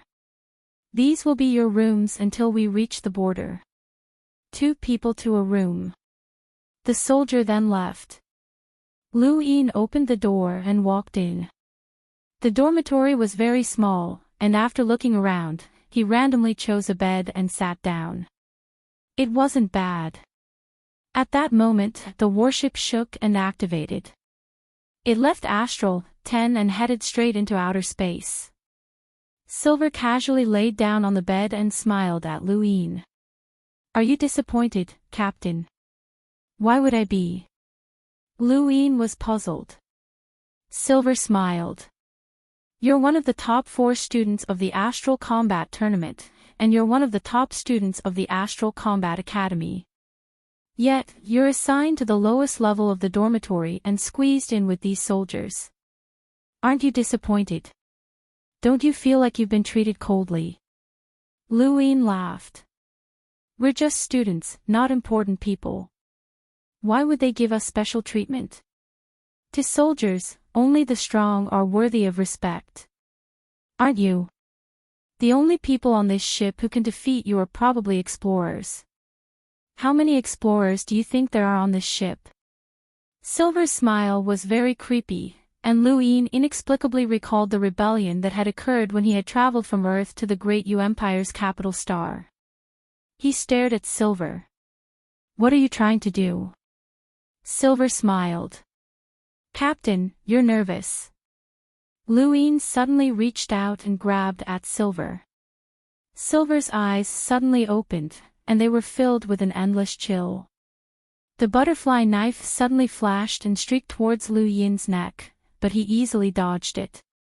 Four-lined battle force appeared in his hand as he grabbed Silver. "I'm warning you, don't do anything rash."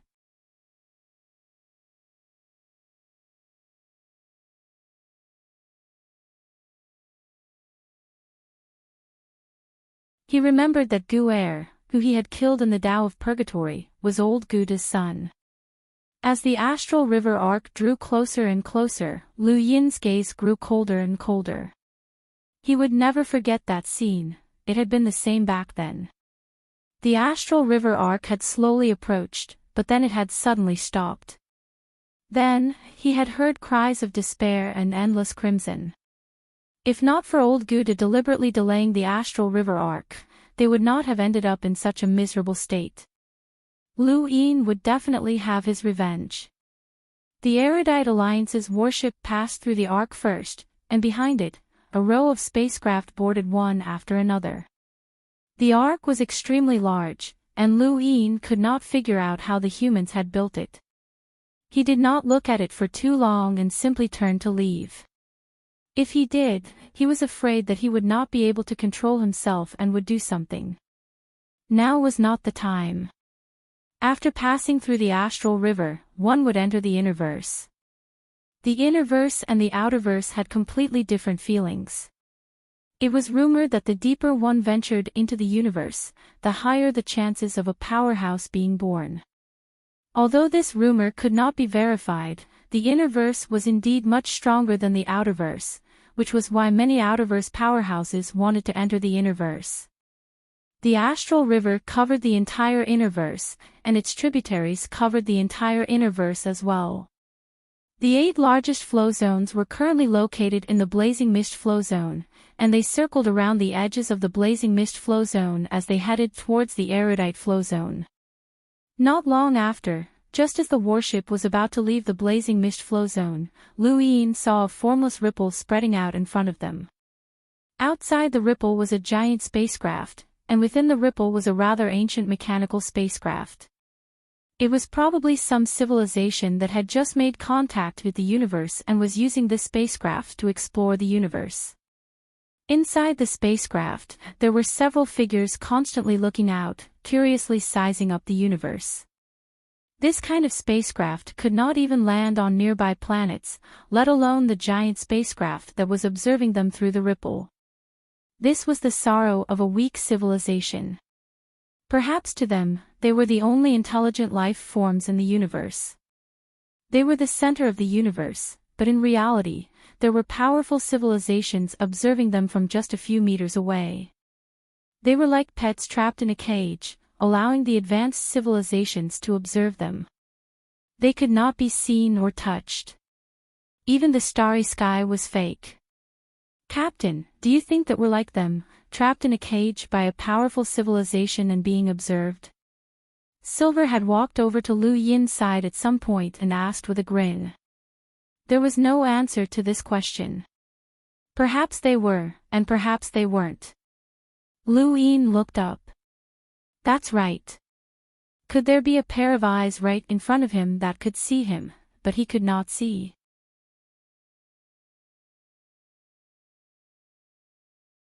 Under everyone's astonished gazes, Lu Yin walked to the innermost gravity room and saw that the multiplier was 130.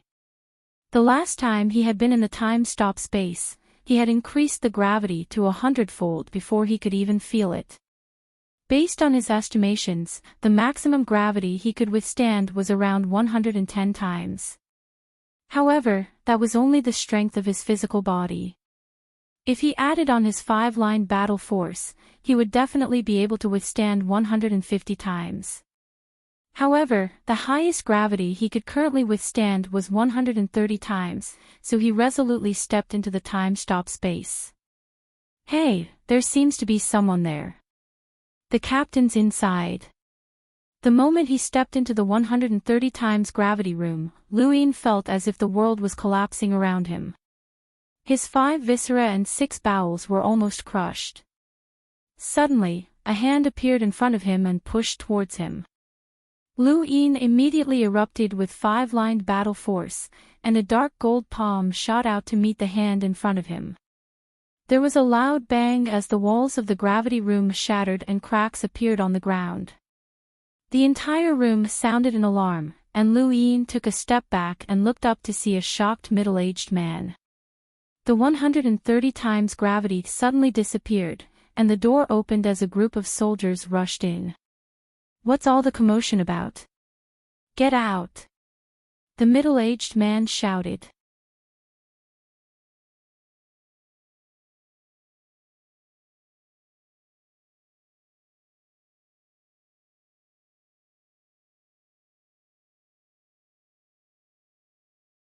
Her movements were elegant, and she carried a fragrance that made people feel good about her. "And you are?" Lu Yin asked. The woman smiled and extended her hand. "I'm Mandy, the bank manager." Lu Yin extended his hand as well. "Lu Yin, is there anything I can help you with?" Mandy took out a purple crystal card and handed it to Lu Yin. "This is an account that the Mavis Bank has opened for you. Please accept it." Purple. Lu Yin was shocked. He had never seen a purple crystal card before. Purple is a currency that is calculated in star essence.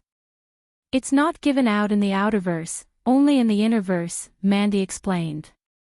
Star essence was a pure energy structure formed by compressing a star crystal to a certain degree and removing any impurities. Its quality and purity far surpassed that of a star crystal, and the two could even be said to be incomparable. It was like iron and gold, and the exchange ratio was exaggerated. "Manager Mandy, I don't have any star essence to store," Lu Yin said with a wry smile.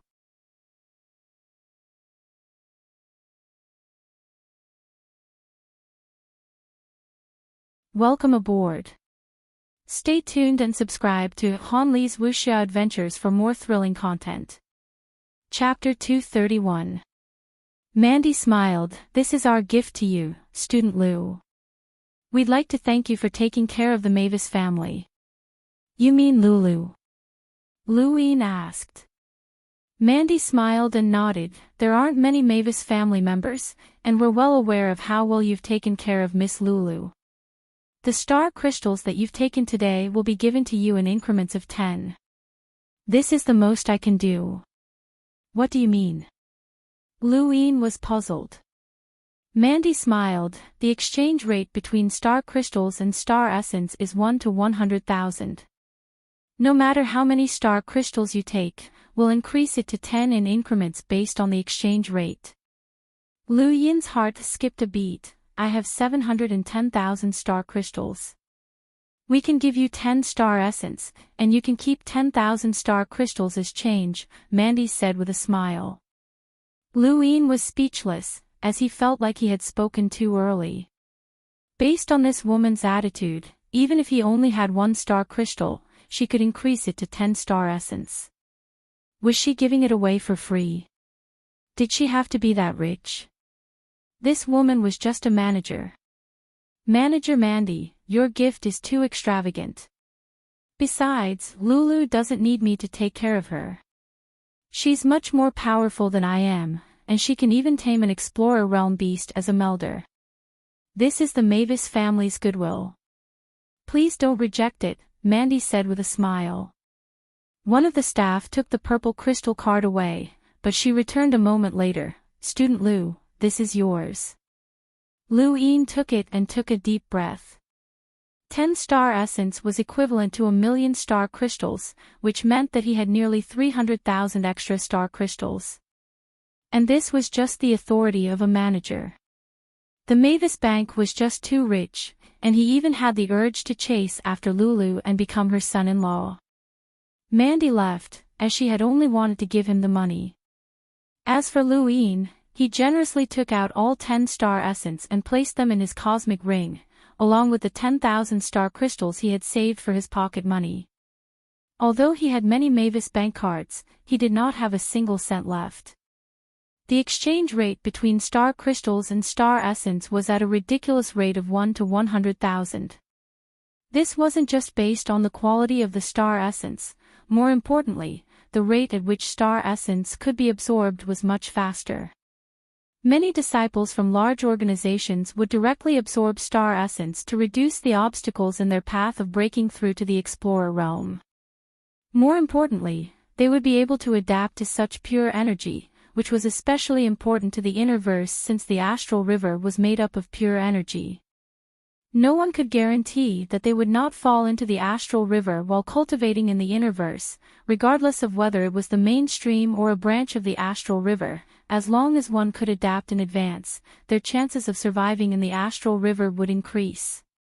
Lu Yin had wanted to obtain some star essence before coming to the inner verse, but he had found that he didn't have enough money, and he didn't have the means to do so.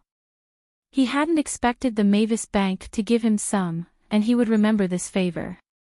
He looked back at the Mavis Bank and couldn't help but admire them. They used universal currency to show off their wealth and reduce the bank's risk. They would occasionally show kindness to talented cultivators like him, which was an alternative investment. Even if they lost money, they wouldn't lose much, and if they made a profit, they would make a huge profit. The Mavis Bank had invested a small amount of money, but they had earned a favor that could never be repaid. The Mavis Bank had been able to survive in the universe for so long not only because of money, but also because of their methods. Just as he walked out of the bank and was about to head back, his gadget beeped. Lu Yin looked at it and saw that it was an unfamiliar number. He thought of something and quickly answered, "Hello. Little 7. Uncle Reuben, you finally contacted me."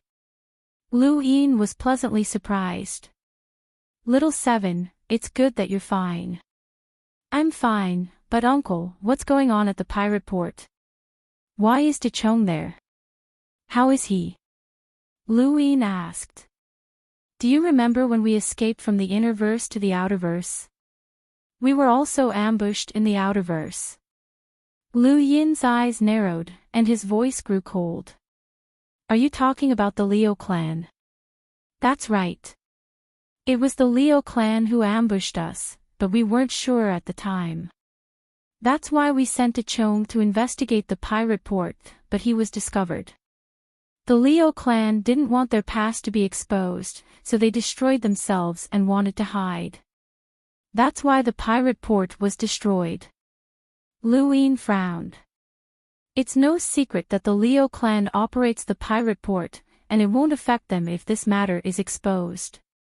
They're probably trying to hide the person behind the scenes." "That's right. It's also possible that the person behind the scenes told them to do this, but there are no clues for now. The Leo clan has also been destroyed. Do you know who did it?" The old man's figure from Driftcharge Planet appeared in Lu Yin's mind. "I don't know that senior's name, but he single-handedly killed all the explorers from the Leo clan. However, I was the one who destroyed the Leo clan spacecraft." "I see. It's good that you survived. De Chong has always regretted not being able to save you. As long as he's fine." Lu Yin smiled. "You're going to the warfront?" Lu Yin nodded. "Yes, I'll be there soon." The person on the other end was silent for a while. "Try your best to survive. Don't think that 5-line battle force can save your life. It's normal for cruisers and even hunters to die at the warfront. Your defense won't even be able to withstand a single claw from a powerful beast." "I understand, Uncle. Also, if possible, try your best to obtain glory." "Glory? That's useless to me. I'm a lockbreaker." "I know that you're a 1-star discerning junior lockbreaker, but being a lockbreaker is only a guarantee. Glory is power. Don't ask too many questions. Try your best to obtain glory, but don't push yourself too hard. If you have a choice, don't overthink it. Just choose glory." Uncle Reuben's tone was very serious. Lu Yin nodded. "Got it." The call was cut off. Lu Yin put down his gadget. He had finally solved some of the mysteries in his heart, but it also reminded him of some unpleasant memories. He shook his head and left to follow the soldier back to the space station. After 15 days, the warship finally arrived at the Interverse Erudite Flow Zone's border from Frostwave Weave's Astral 10. The speed of the express passage was astonishing, and it showed how much importance the various powers of the universe attached to the astral wars. They had even specially constructed express passages to recruit soldiers.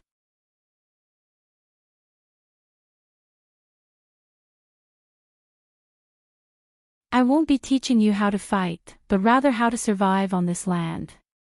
Yes, instructor, Lu Yin replied seriously. Yes, instructor, Silver also replied with a smile on his face.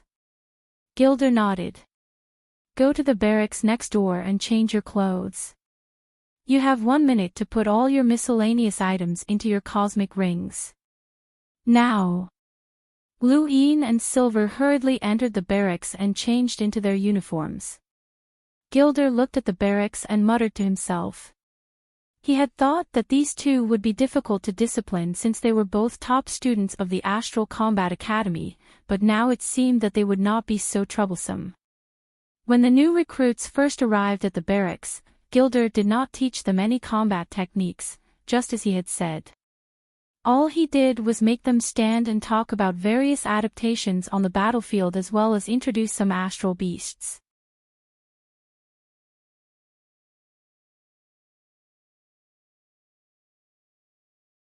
Welcome aboard. Stay tuned and subscribe to Han Li's Wuxia Adventures for more thrilling content. Chapter 232. Some of these new recruits had signed up voluntarily, while others were disciples of large organizations or families who had come here to train. There were also some like Lu Yin and the others who had come from academies. Their individual combat power was not bad, and they were only lacking in terms of adapting to the battlefield. Have any of you seen blood before? Gilder suddenly asked. One of the new recruits shouted, reporting to instructor, I'm Trifa from the Beast Tamers Flow Zone. I've killed astral beasts before. Reporting to instructor, I'm Kuyao from the Beast Tamers Flow Zone. I've killed astral beasts before. Reporting to instructor, many cultivators had grown up in cruel environments, so Gilder's question was unnecessary. Everyone here had seen blood before. Have any of you killed anyone before? Gilder asked again, his tone much harsher this time. Many fell silent, and Trifa spoke up again. Reporting to instructor, I've killed 2. Reporting to instructor, I've killed more than 10 pirates. Reporting to instructor, I've killed villains. Many people looked at Lu Yin, waiting for him to speak. Lu Yin calmly answered, reporting to instructor, I walked out of a planet's evolutionary trial. Many people were shocked, including Gilder. The evolutionary trial had been cruel, and the fact that Lu Yin had walked out was simple. He was a native, and it was shocking for a native to reach such a stage. Gilder looked at Lu Yin deeply before turning to the rest. I'm asking this question because I want to know if you'll be able to kill your companions if you're forced to do so. Instructor, why do we have to kill our companions? Someone asked. His name was Feng Tao, and he was from the Tempest Flow Zone. The Tempest Flow Zone was only a small one, but it had strong winds all year round, and the environment there was very harsh. Gilder answered, because you're often faced with 2 choices. 1. Kill your companions, and 2. Let your companions be eaten by astral beasts. Tell me your choices. Everyone fell silent. Lu Yin's eyes narrowed. That's right, this was a battlefield with astral beasts, so it was normal to be eaten. Reporting to instructor, I can let my companions die happily, Silver said with a smile, his words chilling the hearts of many. It was only then that they remembered that there was a top 4 in the astral combat tournament here, as well as a homicidal maniac. Silver had killed more people than the other 2 combined during the Astral 3 challengers, and his domain was terrifying, even though they had no idea what a domain was. The first day of training passed peacefully. When it was over, Lu Ying walked around the base. The defenses were very stable, but the soldiers were still patrolling every corner of the base, especially the dark corners. Nowhere was safe, that was what the captain had told him. "You're Lu Ying, one of the Astral Combat Academy's top 4. Let's have a match." The man called Trifa appeared in front of him and looked at him provocatively. A group of people had gathered behind him, all of them from the previous batch of recruits. Most of them were curiously sizing up Lu Ying. "Why?" Lu Ying asked. Trifa clenched his fists. "Everyone says that the Astral Combat Academy is the best academy in the universe. I want to see just how strong you are. Didn't you guys watch the Astral Combat Tournament? What can you see through the screen? Especially since some of them were able to determine the winner just by standing still. What a joke. I think the Astral Combat Tournament is more like a show put on by your Astral Combat Academy," Trifa said proudly. Many people behind him nodded in agreement. Lu Ying was speechless. These people didn't even know what a domain was, which meant that they probably didn't have a deep understanding of battle force.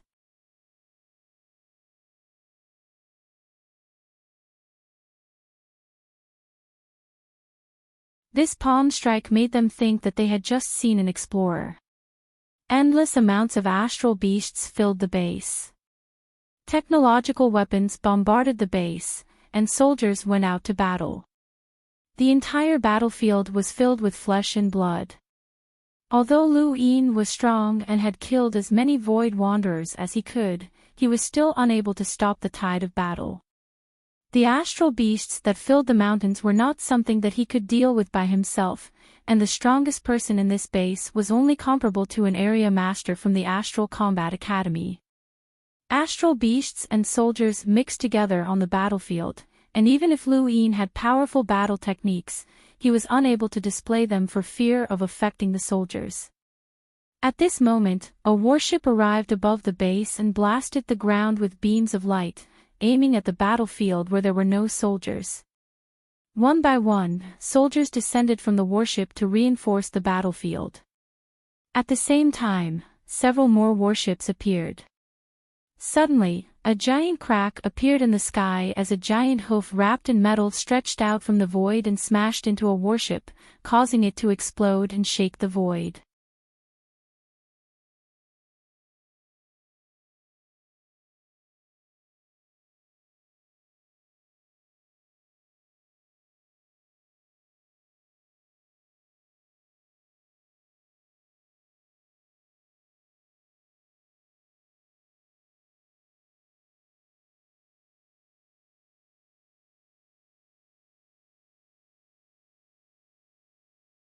Lu Ying and the others walked out of the barracks and looked up at the sky in shock. Something was wrong, and there was definitely something wrong. This was a massacre targeted at them, and their identities had been exposed. The Astral Combat Academy was one of the top academies in the human domain, and they were the ones who had made it into the top 32 of the Astral Combat Tournament. These people would not be something that an explorer like Nappa could compare to in the future. To the Astral Beast domain, these people were a great enemy, and they would rather sacrifice some to eliminate them. Lu Ying, in particular, had also made it into the top 4 and had grasped 5-lined battle force as a melder. He was publicly recognized as one of the 10 Arbiters candidates. An alarm rang through the sky, and Nappa immediately appeared in an attempt to exterminate the Void Wanderers. However, he was stopped by Z-Tai. This giant astral beast tore through the void and forced Nappa back while also pressing down on the base. Underground, a giant beam of light shot towards Z-Tai and forced it back slightly. This was a weapon that could threaten an explorer, but Z-Tai's defenses were too strong, and Nappa could not do anything to it. The weapon could only push the beast away, but this gave Lu Ying and the others a chance to catch their breaths. They all distanced themselves from the barracks and avoided Z-Tai's attack while simultaneously attacking the void. Spatial cracks spread out, and even though many people had taken action to exterminate some of the void wanderers, there were simply too many of them, and they were definitely not any less than the previous large-scale attack. There were even larger void wanderers that tore through the void and released countless astral beasts. You're tuning into the Journey of the Soul YouTube channel.